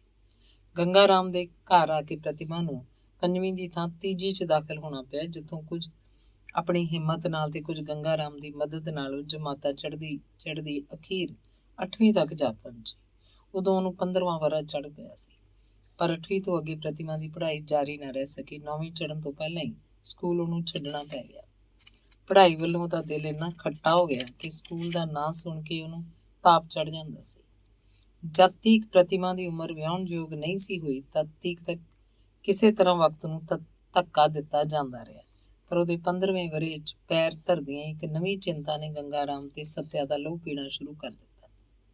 ਫਿਰ ਪ੍ਰਤਿਮਾ ਹੈਵੀ ਤਾਂ ਹੁੰਦੜਹੇਲ ਸੀ। 15ਵੇਂ ਵਰ੍ਹੇ ਤੱਕ ਪਹੁੰਚਦਿਆਂ ਉਸ ਉੱਤੇ ਕਹਿਰਾਂ ਦਾ ਰੂਪ, ਲੋੜੇ ਦੀ ਜਵਾਨੀ ਆ ਗਈ। ਉਹਦਾ ਰੰਗ ਰੂਪ ਅੱਗੇ ਹੀ ਕੁਝ ਘੱਟ ਦਿਲ ਲੁਭਾਉਣਾ ਨਹੀਂ ਸੀ। ਹੁਣ ਤਾਂ ਦਿਨੋਂ ਦਿਨ ਉਸ ਉੱਤੇ ਹੋਰ ਵੀ ਨਿਖਾਰ ਆਉਂਦਾ ਜਾਂਦਾ ਸੀ। ਮੁਸੀਬਤ ਦਾ ਸ਼੍ਰੀ ਗਣੇਸ਼ ਇੱਕ ਵਾਰੀ ਕਿਸੇ ਉੱਤੇ ਸ਼ੁਰੂ ਹੋ ਜਾਏ ਤਾਂ ਫਿਰ ਉਹਨਾਂ ਦੀ ਇੱਤ ਸ਼੍ਰੀ ਕਿਤੇ ਭਾਗਾਂ ਨਾਲ ਹੀ ਹੁੰਦੀ ਹੈ। ਕੁੜੀ ਦੇ ਵਿਆਹ ਦਾ ਸਵਾਲ ਇੰਨਾ ਉਲਝਵਾਂ ਹੋ ਜਾਏਗਾ, ਇਹਨੂੰ ਗੰਗਾ ਰਾਮ ਨੇ ਪਹਿਲਾਂ ਕਦੀ ਗੌਲਿਆ ਹੀ ਨਹੀਂ ਸੀ। ਸ਼ਹਿਰ ਤੇ ਪਿੰਡ 'ਚ ਜਿੱਥੇ ਜਿੱਥੇ ਵੀ ਉਹਦੀ ਜਾਣ ਪਛਾਣ ਸੀ, ਉਹਨੇ ਬਥੇਰੇ ਹੱਥ ਪੈਰ ਮਾਰੇ, ਪਰ ਕਿਸੇ ਵੀ ਪ੍ਰਤਿਮਾ ਦਾ ਸਾਕ ਲੈਣਾ ਕਬੂਲ ਨਾ ਕੀਤਾ। ਦੌਲਤ ਦੇ ਪਰਦੇ ਹੇਠ ਸਾਰੇ ਐਬ ਢਕੇ ਜਾਂਦੇ ਨੇ, ਪਰ ਗੰਗਾ ਰਾਮ ਪਾਸ ਇੱਕ ਚੀਜ਼ ਵੀ ਤਾਂ ਨਹੀਂ ਸੀ। ਅਖੀਰ ਇੱਕ ਤਾਂ ਪ੍ਰਤਿਮਾ ਦਾ ਰਿਸ਼ਤਾ ਹੋਇਆ, ਪਰ ਇਹ ਤੋੜ ਨਾ ਚੜ ਸਕਿਆ। ਸਮਾਜ ਨੇ ਭਾਵੇਂ ਬਾਕਾਇਦਾ ਤੌਰ ਤੇ ਉਹਨਾਂ ਨੂੰ ਛੇਕਿਆ ਨਹੀਂ ਸੀ, ਪਰ ਜਿਹੋ ਜਿਹਾ ਵਰਤਾਓ ਇਹਨਾਂ ਨਾਲ ਜਾਰੀ ਰੱਖਿਆ ਜਾਂਦਾ ਸੀ, ਇਸ ਤੋਂ ਤਾਂ ਇਹਨਾਂ ਨੂੰ ਇੱਥੋਂ ਤੱਕ ਖਿਆਲ ਹੋ ਗਿਆ ਸੀ ਕਿ ਰੱਬ ਨਾ ਕਰੇ ਜੇ ਘਰ 'ਚ ਕੋਈ ਮੌਤ ਮਰਗ ਹੋ ਗਈ ਤਾਂ ਅਰਥੀ ਨੂੰ ਵੀ ਕਿਸੇ ਮੋਢਾ ਨਹੀਂ ਦੇਣਾ। ਆਪਣੀ ਆਦਰਸ਼ਵਾਦਤਾ ਦਾ ਨਤੀਜਾ ਜਿਉਂ-ਜਿਉਂ ਗੰਗਾ ਰਾਮ ਦੇ ਸਾਹਮਣੇ ਆਈ ਜਾਂਦਾ, ਉਹਦੀ ਹੋਸ਼ ਗੁੰਮ ਹੁੰਦੀ ਜਾਂਦੀ। ਉਹਦਾ ਸੁਭਾਅ ਦਿਨੋਂ ਦਿਨ ਚਿੜਚਿੜਾ ਹੁੰਦਾ ਜਾ ਰਿਹਾ ਸੀ। ਘਰ 'ਚ ਪੈਰ ਧਰਦਿਆਂ ਹੀ ਉਹਨੂੰ ਮਾਲੂਮ ਹੁੰਦਾ ਜਿਵੇਂ ਉਹਨੂੰ ਕਿਸੇ ਨੇ ਤਪਦੇ ਕੜਾਹੇ 'ਚ ਸੁੱਟ ਦਿੱਤਾ। ਉਹਦੀ ਸਿਹਤ ਦਿਨੋਂ ਦਿਨ ਖਰਾਬ ਹੁੰਦੀ ਜਾ ਰਹੀ ਸੀ। ਗੱਲ ਗੱਲ ਤੇ ਉਹ ਖਿਝ ਪੈਂਦਾ। ਬਾਹਰੋਂ ਥੱਕਾ ਟੁੱਟਾ ਆਉਂਦਾ ਤੇ ਆਉਂਦਿਆਂ ਹੀ ਉਂਦੀ ਪਾ ਕੇ ਮੰਜੇ ਤੇ ਬਹਿ ਜਾਂਦਾ। ਉਧਰ ਸੱਤਿਆ ਆਪਣੇ ਥਾਂ ਵੱਖਰੀ ਡੁੱਬਦੀ ਜਾ ਰਹੀ ਸੀ। ਹਰ ਘੜੀ ਉਹਨੂੰ ਇਹੋ ਖਿਆਲ ਸਤਾਉਂਦਾ ਰਹਿੰਦਾ ਕਿ ਇਸ ਘਰ ਦੀ ਬੇਚੈਨੀ ਤੇ ਅਸ਼ਾਂਤੀ ਦਾ ਕਾਰਨ ਜੇ ਕੋਈ ਹੈ ਤਾਂ ਉਹ। ਕਈ ਵਾਰ ਤਾਂ ਇੱਥੋਂ ਤੱਕ ਸੋਚਣ ਲੱਗ ਪੈਂਦੀ ਕਿ ਕਿਸੇ ਦਿਨ ਚੁੱਪ ਚੁਪੀਤੀ ਉਹ ਇਸ ਘਰ ਨੂੰ ਛੱਡ ਜਾਏ, ਪਰ ਜਾਵੇ ਕਿੱਥੇ? ਕਿ ਉੱਥੇ ਹੀ ਜਿੱਥੋਂ ਆਈ ਹੈ। ਫਿਰ ਜਦ ਪ੍ਰਤਿਮਾ ਦੀ ਸ਼ਕਲ ਉਹਦੀਆਂ ਅੱਖਾਂ ਅੱਗੇ ਆਉਂਦੀ ਤਾਂ ਉਹਦੇ ਸੋਚੇ ਹੋਏ ਸਾਰੇ ਮਨਸੂਬੇ ਖੇਰੂ ਖੇਰੂ ਹੋ ਜਾਂਦੇ। ਹੁੰਦੜਹੇਲ ਤੋਂ ਛੁੱਟ ਪ੍ਰਤਿਮਾ ਹੋਣਹਾਰ ਵੀ ਘੱਟ ਨਹੀਂ ਸੀ। ਪੜ੍ਹਾਈ ਦੇ ਇਹਨਾਂ 5 ਸਾਲਾਂ 'ਚ ਉਹਨੇ ਆਪਣੇ ਸਕੂਲ ਵਿੱਚ ਇੰਨੀ ਸ਼ੋਹਰਤ ਪ੍ਰਾਪਤ ਕਰ ਲਈ ਸੀ ਕਿ ਸਕੂਲ ਦਾ ਬੱਚਾ ਉਹਦੇ ਨਾਂ ਤੋਂ ਜਾਣੂ ਸੀ। ਉਹ ਸਕੂਲ 'ਚ ਇੱਕ ਚੰਗੀ ਕਵਿੱਤਰੀ ਕਰਕੇ ਪ੍ਰਸਿੱਧ ਹੋ ਚੁੱਕੀ ਸੀ। ਕਵਿਤਾ ਲਿਖਣ ਦੀ ਜਾਚ ਉਹਨੂੰ ਕਿਸੇ ਨੇ ਨਹੀਂ ਸਿਖਾਈ, ਸ਼ਾਇਦ ਕਲਾਸ ਦੀ ਬੈਂਚ ਨੇ। ਉਹ ਪੜ੍ਹਾਈ ਦੇ ਵਕਤ ਵਿੱਚ ਵੀ ਆਪਣੀ ਕਾਪੀ ਤੇ ਕੁਝ ਤੁਕਬੰਦੀ ਲਿਖਦੀ ਰਹਿੰਦੀ ਸੀ। ਬੇਸਿਰ ਪੈਰ ਜਿਹੜੀਆਂ ਤੁਕਾਂ, ਪਰ ਕਿਸੇ ਦੁਖੀ ਦਿਲ ਦੀ ਤੜਪ ਨਾਲ ਤਲ ਮਿਲਾਉਂਦੀਆਂ ਹੋਈਆਂ। ਇੱਕ ਵਾਰ ਜਦ ਸਕੂਲ ਦੇ ਸਾਲਾਨਾ ਜਲਸੇ 'ਚ ਉਹਨੇ ਕੁਝ ਸੁਣਾ ਹੀ ਦਿੱਤਾ ਤਾਂ ਸਾਰਾ ਹਾਲ ਅਸ਼-ਅਸ਼ ਕਰ ਉੱਠਿਆ। ਦਿਲ ਦੀ ਕਿਸੇ ਸਥਾਈ ਪੀੜ ਨੂੰ ਦੇਸ਼ ਪ੍ਰੇਮ ਦੀ ਰੰਗਨ 'ਚ ਰੰਗ ਕੇ ਗਈ ਸੀ ਉਹਦੀ ਉਹ ਕਵਿਤਾ। ਕਈਆਂ ਨੂੰ ਤਾਂ ਯਕੀਨ ਹੀ ਨਹੀਂ ਸੀ ਆਉਂਦਾ ਕਿ 15 ਵਰ੍ਹਿਆਂ ਦੀ ਇੱਕ ਬਾਲੜੀ ਇੰਨਾ ਚੰਗਾ ਲਿਖ ਸਕਦੀ ਹੈ। ਉਹਨਾਂ ਦਾ ਖਿਆਲ ਸੀ ਪ੍ਰਤਿਮਾ ਨੇ ਜ਼ਰੂਰ ਇਹ ਕਵਿਤਾ ਕਿਸੇ ਉੱਘੇ ਕਵੀ ਦੀ ਚੁਰਾਈ ਹੋਏਗੀ, ਪਰ ਉਹ ਤੋਂ ਬਾਅਦ ਜਦ ਹੋਰ ਕਈਆਂ ਮੌਕਿਆਂ ਉੱਤੇ ਉਹਨੇ ਇਦੋਂ ਵੀ ਵੱਧ ਚੜ੍ਹ ਕੇ ਆਪਣੀ ਯੋਗਤਾ ਪ੍ਰਗਟ ਕੀਤੀ ਤਾਂ ਸਭਨਾਂ ਨੇ ਉਹਦਾ ਲੋਹਾ ਮੰਨਣਾ ਪਿਆ। ਉਹਦੀ ਕਵਿਤਾ ਹਰ ਲਿਹਾਜ਼ ਨਾਲ ਸ਼ਲਾਘਾਯੋਗ ਹੁੰਦੀ ਸੀ। ਜੇ ਕੋਈ ਮਾੜਾ ਮੋਟਾ ਨੁਕਸ ਸਰੋਤਿਆਂ ਨੂੰ ਉਸ 'ਚ ਜਾਪਦਾ ਸੀ ਤਾਂ ਇਹੋ ਕਿ ਕਵਿਤਾ 'ਚ ਉਰਦੂ ਫਾਰਸੀ ਦਾ ਰੰਗ ਬਹੁਤ ਜ਼ਿਆਦਾ ਹੁੰਦਾ ਸੀ। ਸ਼ਾਇਦ ਇਹ ਪ੍ਰਤਿਮਾ ਦੇ ਮੁੱਢਲੇ ਸੰਸਕਾਰਾਂ ਤੇ ਮੁੱਢਲੀ ਪੜ੍ਹਾਈ ਦੇ ਅਸਰਾਂ ਕਰਕੇ ਹੀ ਹੋਵੇ। ਖਾਸ ਕਰਕੇ ਉਹਦੀ ਕਵਿਤਾ ਵਿੱਚ ਜਿਹੜਾ ਸੰਗੀਤ ਸ਼ਾਮਲ ਹੁੰਦਾ ਤੇ ਫਿਰ ਬੋਲਣ ਵਾਲੀ ਦਾ ਸਰੀਰਕ ਸੁਹੱਪਣ, ਇਸ ਨਾਲ ਤਾਂ ਸੋਨੇ 'ਚ ਸੁਗੰਧੀ ਵਾਲੀ ਮਿਸਾਲ ਪ੍ਰਤੱਖ ਨਜ਼ਰੀ ਆ ਜਾਂਦੀ। ਪਰ ਕੀ ਇਹਨਾਂ ਸਾਰੇ ਉਚੇਚੇ ਗੁਣਾਂ ਦੇ ਹੁੰਦਿਆਂ ਵੀ ਲੋਕਾਂ ਨੂੰ ਉਹਦੀ ਅਸਲੀਅਤ ਭੁੱਲ ਗਈ? ਇੱਕ ਪਾਸੇ ਜੇ ਮੁਕਤ ਕੰਠ ਨਾਲ ਲੋਕੀ ਉਹਦੀ ਪ੍ਰਸ਼ੰਸਾ ਕਰ ਰਹੇ ਹੁੰਦੇ, ਦੂਜੇ ਪਾਸੇ ਕੁਝ ਮਨ ਚਲੇ ਗੱਭਰੂ ਐਸੀ ਆਵਾਜ਼ਾਂ ਕੱਸਣੇ ਸ਼ੁਰੂ ਕਰ ਦਿੰਦੇ ਕਿ ਸੁਣ ਕੇ ਪ੍ਰਤਿਮਾ ਦਾ ਦਿਲ ਭੁੱਜ ਕੇ ਭੜਥਾ ਹੋ ਜਾਂਦਾ। ਪਹਿਲਾਂ ਗੰਗਾ ਰਾਮ ਨੂੰ ਪ੍ਰਤਿਮਾ ਦੀ ਇਸ ਪ੍ਰਸਿੱਧਤਾ ਨੇ ਬੜਾ ਸੁੱਖ ਪਹੁੰਚਾਇਆ। ਉਹ ਆਪਣੀਆਂ ਭਾਗਾਂ ਨੂੰ ਸਲਾਹੁੰਦਾ ਰੱਜਦਾ ਨਹੀਂ ਸੀ, ਪਰ ਜਿਉਂ ਹੀ ਉਹਦੇ ਕੰਨਾਂ 'ਚ ਬੇਸ਼ਰਮੀ ਭਰੇ ਉਹਨਾਂ ਆਵਾਜ਼ਿਆਂ ਦੀ ਗੂੰਜ ਪਹੁੰਚੀ, ਉਹਦੇ ਸਬਰ ਦਾ ਪਿਆਲਾ ਛਲਕ ਉੱਠਿਆ। ਪੜ੍ਹਾਈ ਦਾ ਪ੍ਰਤਿਮਾ ਨੂੰ ਬੇਹੱਦ ਸ਼ੌਕ ਸੀ। ਉਹ ਕਿਸੇ ਕੀਮਤ ਤੇ ਵੀ ਇਹਨੂੰ ਅਧੂਰੀ ਛੱਡਣਾ ਨਹੀਂ ਸੀ ਚਾਹੁੰਦੀ, ਪਰ ਇੱਕ ਐਸੀ ਮਜਬੂਰੀ ਸੀ ਜਿਹਦੇ ਸਾਹਮਣੇ ਉਹ ਆਪਣੇ ਇਰਾਦੇ ਨੂੰ ਕਾਇਮ ਨਾ ਰੱਖ ਸਕੇ। ਪਰੋਸੇ ਹੋਏ ਥਾਲ ਵਿੱਚ ਜੇ ਕਿਤੇ ਕੋਈ ਇੱਕ ਵੀ ਮੱਖੀ ਸਾਡੇ ਨਜ਼ਰੀਂ ਪੈ ਜਾਏ ਤਾਂ ਉਸ ਵਿਚਲਾ ਸਾਰਾ ਪਦਾਰਥ ਸਾਡੇ ਲਈ ਜ਼ਹਿਰ ਤੁਲ ਹੋ ਜਾਂਦਾ। ਪਰ ਜਿਸ ਦੇ ਥਾਲ ਵਿੱਚ ਅੱਧੋ ਸੁੱਧ ਮੱਖੀਆਂ ਰਲੀਆਂ ਹੋਣ, ਉਹ ਕੀ ਕਰੇ? ਇੱਕ ਪਾਸੇ ਸਕੂਲ 'ਚ ਪ੍ਰਤਿਮਾ ਦੇ ਗੁਣਾਂ ਦੀ ਪ੍ਰਸ਼ੰਸਾ ਕੀਤੀ ਜਾ ਰਹੀ ਹੁੰਦੀ, ਦੂਜੇ ਪਾਸੇ ਉਹਨੂੰ ਐਸੀਆਂ ਸਾੜਵੀਆਂ ਚੁਭਵੀਆਂ ਲਾਈਆਂ ਹੁੰਦੀਆਂ ਕਿ ਪ੍ਰਤਿਮਾ ਦੇ ਦਿਲ ਤੋਂ ਲੈ ਕੇ ਰੀੜ੍ਹ ਦੀ ਹੱਡੀ ਤੱਕ ਜਿਵੇਂ ਕੋਈ ਬਰਛੀ ਖੁੱਭ ਜਾਂਦੀ। ਇਹ ਕਾਰਾ ਵਧੇਰੇ ਉਹਨਾਂ ਹੀ ਕੁੜੀਆਂ ਦਾ ਹੁੰਦਾ ਸੀ ਜਿਹੜੀਆਂ ਪ੍ਰਤਿਮਾ ਦੇ ਰੂਪ ਦੇ ਗੁਣਾਂ ਦੇ ਟਾਕਰੇ 'ਚ ਆਪਣੇ ਆਪ ਨੂੰ ਘਟੀਆ ਅਨੁਭਵ ਕਰਕੇ ਈਰਖਾ ਦਾ ਸ਼ਿਕਾਰ ਹੋ ਜਾਂਦੀਆਂ ਸਨ। ਅਖੀਰ ਪ੍ਰਤਿਮਾ ਲਈ ਇਹ ਵਰਤਾਓ ਅਸਹਿ ਹੋ ਗਿਆ ਤਾਂ ਇੱਕ ਦਿਨ ਛੁੱਟੀ ਹੋਣ ਤੋਂ ਬਾਅਦ ਉਹ ਘਰ ਆ ਕੇ ਮਾਂ ਅੱਗੇ ਇਸ ਤਰ੍ਹਾਂ ਬੋਲੀ, ਮੈਨੂੰ ਜੇ ਅੱਜ ਤੋਂ ਸਕੂਲ ਜਾਣ ਲਈ ਕਿਹਾ ਤਾਂ ਕੁਝ ਖਾ ਕੇ ਮਰ ਜਾਵਾਂਗੀ। ਅੱਗੇ ਤਾਂ ਸਿਰਫ ਕੁੜੀਆਂ ਹੀ ਛੇੜਦੀਆਂ ਸਨ, ਹੁਣ ਰਾਹ ਲੰਘਦੇ ਮੁੰਡੇ ਵੀ ਟਿਚਕਰਾਂ ਕਰਨ ਲੱਗ ਪਏ ਨੇ। ਤੇ ਉਸ ਤੋਂ ਬਾਅਦ ਪ੍ਰਤਿਮਾ ਨੇ ਸਕੂਲ ਦਾ ਬੂਹਾ ਨਹੀਂ ਵੇਖਿਆ। ਗੰਗਾ ਰਾਮ, ਜਿਹੜਾ ਅੱਗੇ ਹੀ ਕੁਝ ਘੱਟ ਦੁਖੀ ਨਹੀਂ ਸੀ, ਸੁਣ ਕੇ ਘਾਇਲ ਹੋ ਉੱਠਿਆ।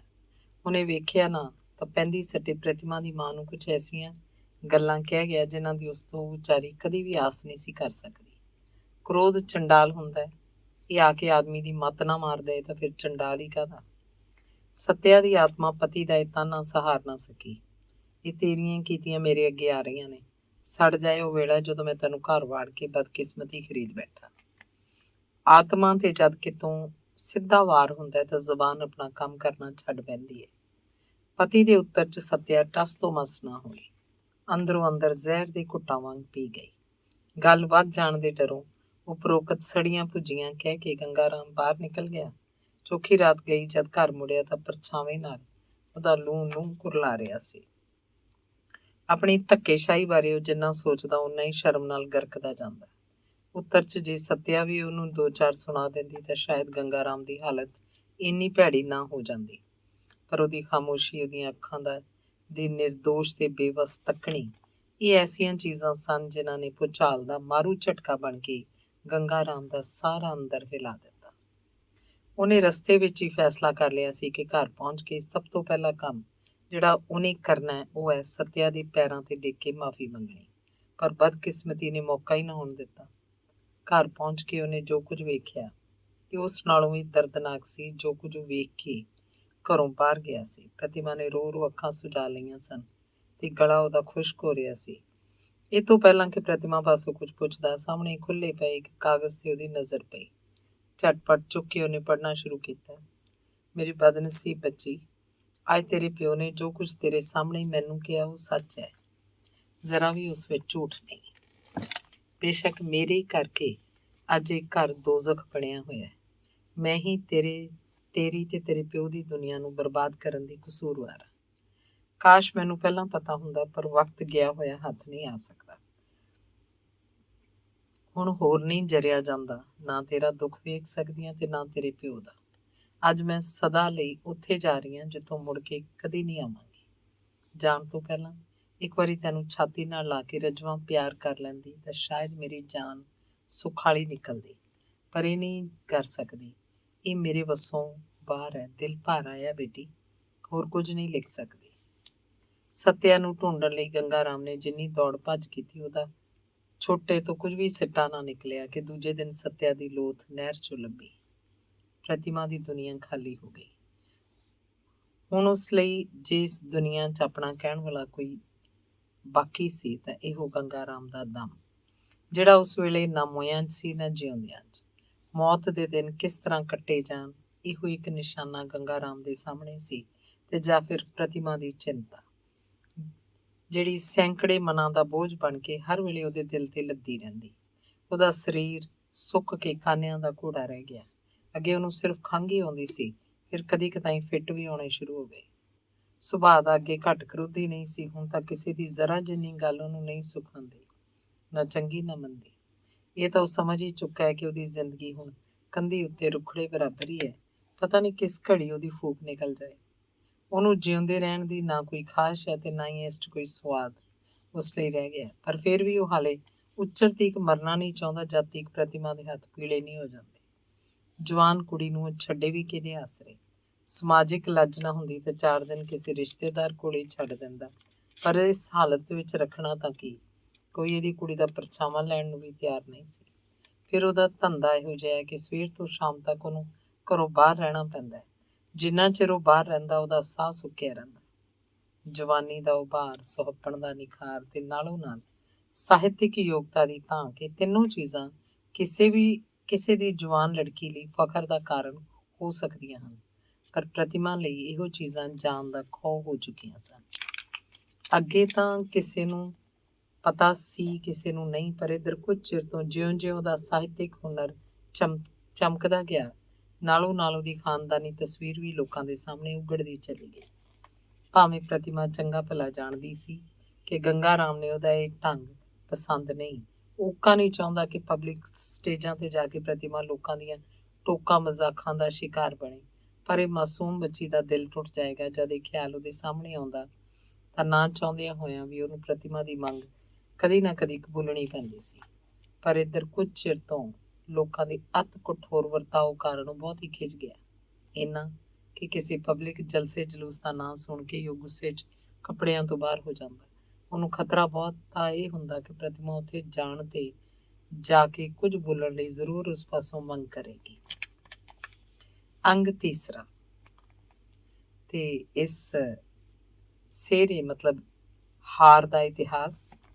ਬੇਸ਼ੱਕ ਇਸ ਲਾਲ ਗੁਲਾਬੀ ਤੇ ਚਿੱਟੇ ਫੁੱਲਾਂ ਦੇ ਅਧੂਰੇ ਜਿਹੇ ਹਾਰ ਪਿੱਛੇ ਵੀ ਇੱਕ ਛੋਟਾ ਜਿਹਾ ਇਤਿਹਾਸ ਲੁਕਿਆ ਹੈ।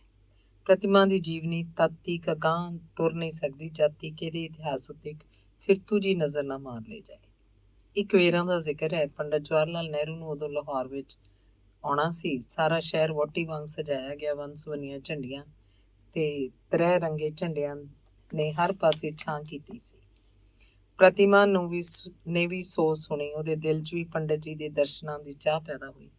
ਗੰਗਾ ਰਾਮ ਭਾਵੇਂ ਚਾਹੁੰਦਾ ਨਹੀਂ ਸੀ ਕਿ ਪ੍ਰਤਿਮਾ ਆਮ ਲੋਕਾਂ ਦੀਆਂ ਅੱਖਾਂ ਸਾਹਮਣੇ ਜਾ ਕੇ ਦਿਲ ਉੱਤੇ ਕੋਈ ਨਵੀਂ ਚੋਭ ਲਵਾ ਆਵੇ, ਪਰ ਜਦ ਤੋਂ ਕੁਦਰਤ ਨੇ ਪ੍ਰਤਿਮਾ ਨੂੰ ਮਾਮ ਐਕਟਰ ਕਰ ਦਿੱਤਾ, ਗੰਗਾ ਰਾਮ ਦਾ ਰਵੱਈਆ ਉਸ ਨਾਲ ਕਾਫੀ ਨਰਮ ਹੋ ਗਿਆ। ਪ੍ਰਤਿਮਾ ਉਦੋਂ 17ਵਾਂ ਵਰ੍ਹਾ ਪਾਰ ਕਰ ਗਈ ਸੀ ਜਾਂ ਕਰ ਰਹੀ ਸੀ। ਜਿੱਥੋਂ ਤੱਕ ਗੰਗਾ ਰਾਮ ਪਾਸੋਂ ਹੋ ਸਕਦਾ ਆਪਣੀ ਸੁਭਾਵਕ ਕਠੋਰਤਾ ਤੋਂ ਪ੍ਰਤਿਮਾ ਨੂੰ ਬਚਾਈ ਰੱਖਣ ਦਾ ਯਤਨ ਕਰਦਾ ਸੀ। ਸੋ ਮਰਜ਼ੀ ਨਾ ਹੁੰਦਿਆਂ ਵੀ ਪ੍ਰਤਿਮਾ ਜਲਸਾ ਵੇਖਣ ਲਈ ਜਾਣਾ ਚਾਹੁੰਦੀ ਸੀ। ਉਹਦੇ ਦਿਲ 'ਚ ਇੱਕ ਹੋਰ ਵੀ ਖਾਹਿਸ਼ ਸੀ, ਸਟੇਜ ਤੇ ਜਾ ਕੇ ਕੁਝ ਸੁਣਾਉਣ ਦੀ, ਤੇ ਉਹ ਖਾਹਿਸ਼ ਨੂੰ ਜਗਾਉਣ ਵਾਲੀ ਸੀ ਬਿਮਲਾ, ਜਿਹੜੀ ਉਹਦੇ ਗੁਆਂਢ 'ਚ ਰਹਿੰਦੇ ਇੱਕ ਗਰੀਬ ਜਿਹੇ ਮਨਿਆਰ ਮਨੋਹਰ ਸਿੰਘ ਦੀ ਲੜਕੀ ਸੀ। ਗਲੀ ਵਾਲਿਆਂ ਲਗਭਗ ਸਾਰਿਆਂ ਨੇ ਗੰਗਾ ਰਾਮ ਦੇ ਘਰ ਨਾਲ ਸਾਂਝ ਵਰਤੋਂ ਛੱਡ ਦਿੱਤੀ ਹੋਈ ਸੀ, ਪਰ ਮਨੋਹਰ ਸਿੰਘ ਦਾ ਪਰਿਵਾਰ ਅਜੇ ਤੱਕ ਬਰਾਬਰ ਇਹਨਾਂ ਨਾਲ ਆਪਣਾ ਸਾਥ ਨਿਭਾਈ ਆ ਰਿਹਾ ਸੀ। ਇਹਦਾ ਇੱਕ ਕਾਰਨ ਤਾਂ ਇਹਨਾਂ ਦੋਹਾਂ ਕੁੜੀਆਂ ਦਾ ਸੁਹੇਲ ਸੀ, ਦੂਜਾ ਮਨੋਹਰ ਸਿੰਘ ਖੁਦ ਵੀ ਕਿਸੇ ਹੱਦ ਤੱਕ ਗੰਗਾ ਰਾਮ ਦੇ ਖਿਆਲਾਂ ਦਾ ਆਦਮੀ ਸੀ। ਉਹ ਲੱਗਦੀ ਵਾ ਇਹਨਾਂ ਦੋਹਾਂ ਪਿਓ ਧੀ ਦੇ ਸੁੱਖ ਦੁੱਖ ਨਾਲ ਸਾਂਝੀਵਾਲ ਰਹਿੰਦਾ ਸੀ। ਬਿਮਲਾ ਦੀ ਉਮਰ ਪ੍ਰਤਿਮਾ ਨਾਲੋਂ ਸਾਲ ਕੁ ਛੋਟੀ ਸੀ। ਪ੍ਰਤਿਮਾ ਨੇ ਤਾਂ 8ਵੀਂ ਤੋਂ ਬਾਅਦ ਸਕੂਲ ਛੱਡ ਦਿੱਤਾ ਸੀ, ਪਰ ਬਿਮਲਾ ਨੇ 10ਵੀਂ ਤੱਕ ਪੜ੍ਹਾਈ ਜਾਰੀ ਰੱਖੀ। ਬੜੀ ਚੁਲਬੁਲੀ ਤੇ ਮੌਜੀ ਸੁਭਾਅ ਦੀ ਸੀ ਬਿਮਲਾ।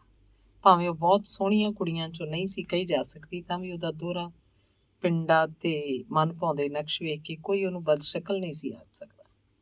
ਜਿੱਥੇ ਸ਼ਕਲ ਦੀਆਂ ਦੂਸਰੀਆਂ ਕੁੜੀਆਂ ਪ੍ਰਤਿਮਾ ਦੀ ਸੁੰਦਰਤਾ ਤੇ ਕਵਿਤਾ ਨੂੰ ਈਰਖਾ ਦੀ ਨਜ਼ਰ ਨਾਲ ਵੇਖਦੀਆਂ ਸਨ, ਉੱਥੇ ਬਿਮਲਾ ਸਦਾ ਹੀ ਉਹਦੇ ਗੁਣਾਂ ਦਾ ਸਤਿਕਾਰ ਕਰਦੀ। ਸ਼ਾਇਦ ਦੋਹਾਂ ਦੇ ਸੁਹੇਲ ਦਾ ਕਾਰਨ ਵੀ ਇਹੋ ਸੀ। ਜਲਸੇ 'ਚ ਕੁਝ ਬੋਲਣਾ ਵੀ ਹੋਏਗਾ, ਇਹਦਾ ਬਹੁਤਾ ਜ਼ੋਰ ਬਿਮਲਾ ਨੇ ਉਸ ਉੱਤੇ ਪਾਇਆ ਸੀ। ਨਾਲੇ ਉਹਨੂੰ ਕੁਝ ਹੋਰ ਵੀ ਵਿਖਾਲਣ ਦਾ ਲਾਲਚ ਦਿੱਤਾ ਸੀ। ਬਾਬੂ ਉਦੇ ਸ਼ੰਕਰ ਦਾ ਨਾਂ ਪ੍ਰਤਿਮਾ ਨੇ ਬਥੇਰੀ ਵਾਰੀ ਸੁਣਿਆ ਸੀ। ਉਹਦੀਆਂ ਕੁਝ ਕਵਿਤਾਵਾਂ ਵੀ ਉਹਦੀ ਨਜ਼ਰੋਂ ਗੁਜ਼ਰ ਚੁੱਕੀਆਂ ਸਨ, ਪਰ ਅੱਜ ਤੀਕ ਉਹਦੀ ਸ਼ਕਲ ਵੇਖਣ ਦਾ ਮੌਕਾ ਉਹਨੂੰ ਨਹੀਂ ਸੀ ਮਿਲਿਆ। ਤੇ ਜਦ ਬਿਮਲਾ ਨੇ ਉਹਨੂੰ ਦੱਸਿਆ ਕਿ ਉਹ ਵੀ ਜਲਸੇ 'ਚ ਬੋਲੇਗਾ, ਤਾਂ ਪ੍ਰਤਿਮਾ ਨੇ ਉਤਸ਼ਾਹ ਨੂੰ ਹੋਰ ਸ਼ੈ ਮਿਲ ਗਈ। ਕਾਫੀ ਚਿਰ ਤੋਂ ਉਹਦੇ ਦਿਲ 'ਚ ਇੱਕ ਰੀਝ ਜਿਹੀ ਸਮਾਈ ਹੋਈ ਸੀ ਕਿ ਕਦੀ ਮੌਕਾ ਮਿਲੇ ਤਾਂ ਆਪਣੀਆਂ ਕੁਝ ਰਚਨਾਵਾਂ ਉਦੇ ਸ਼ੰਕਰ ਨੂੰ ਦਿਖਾਏ।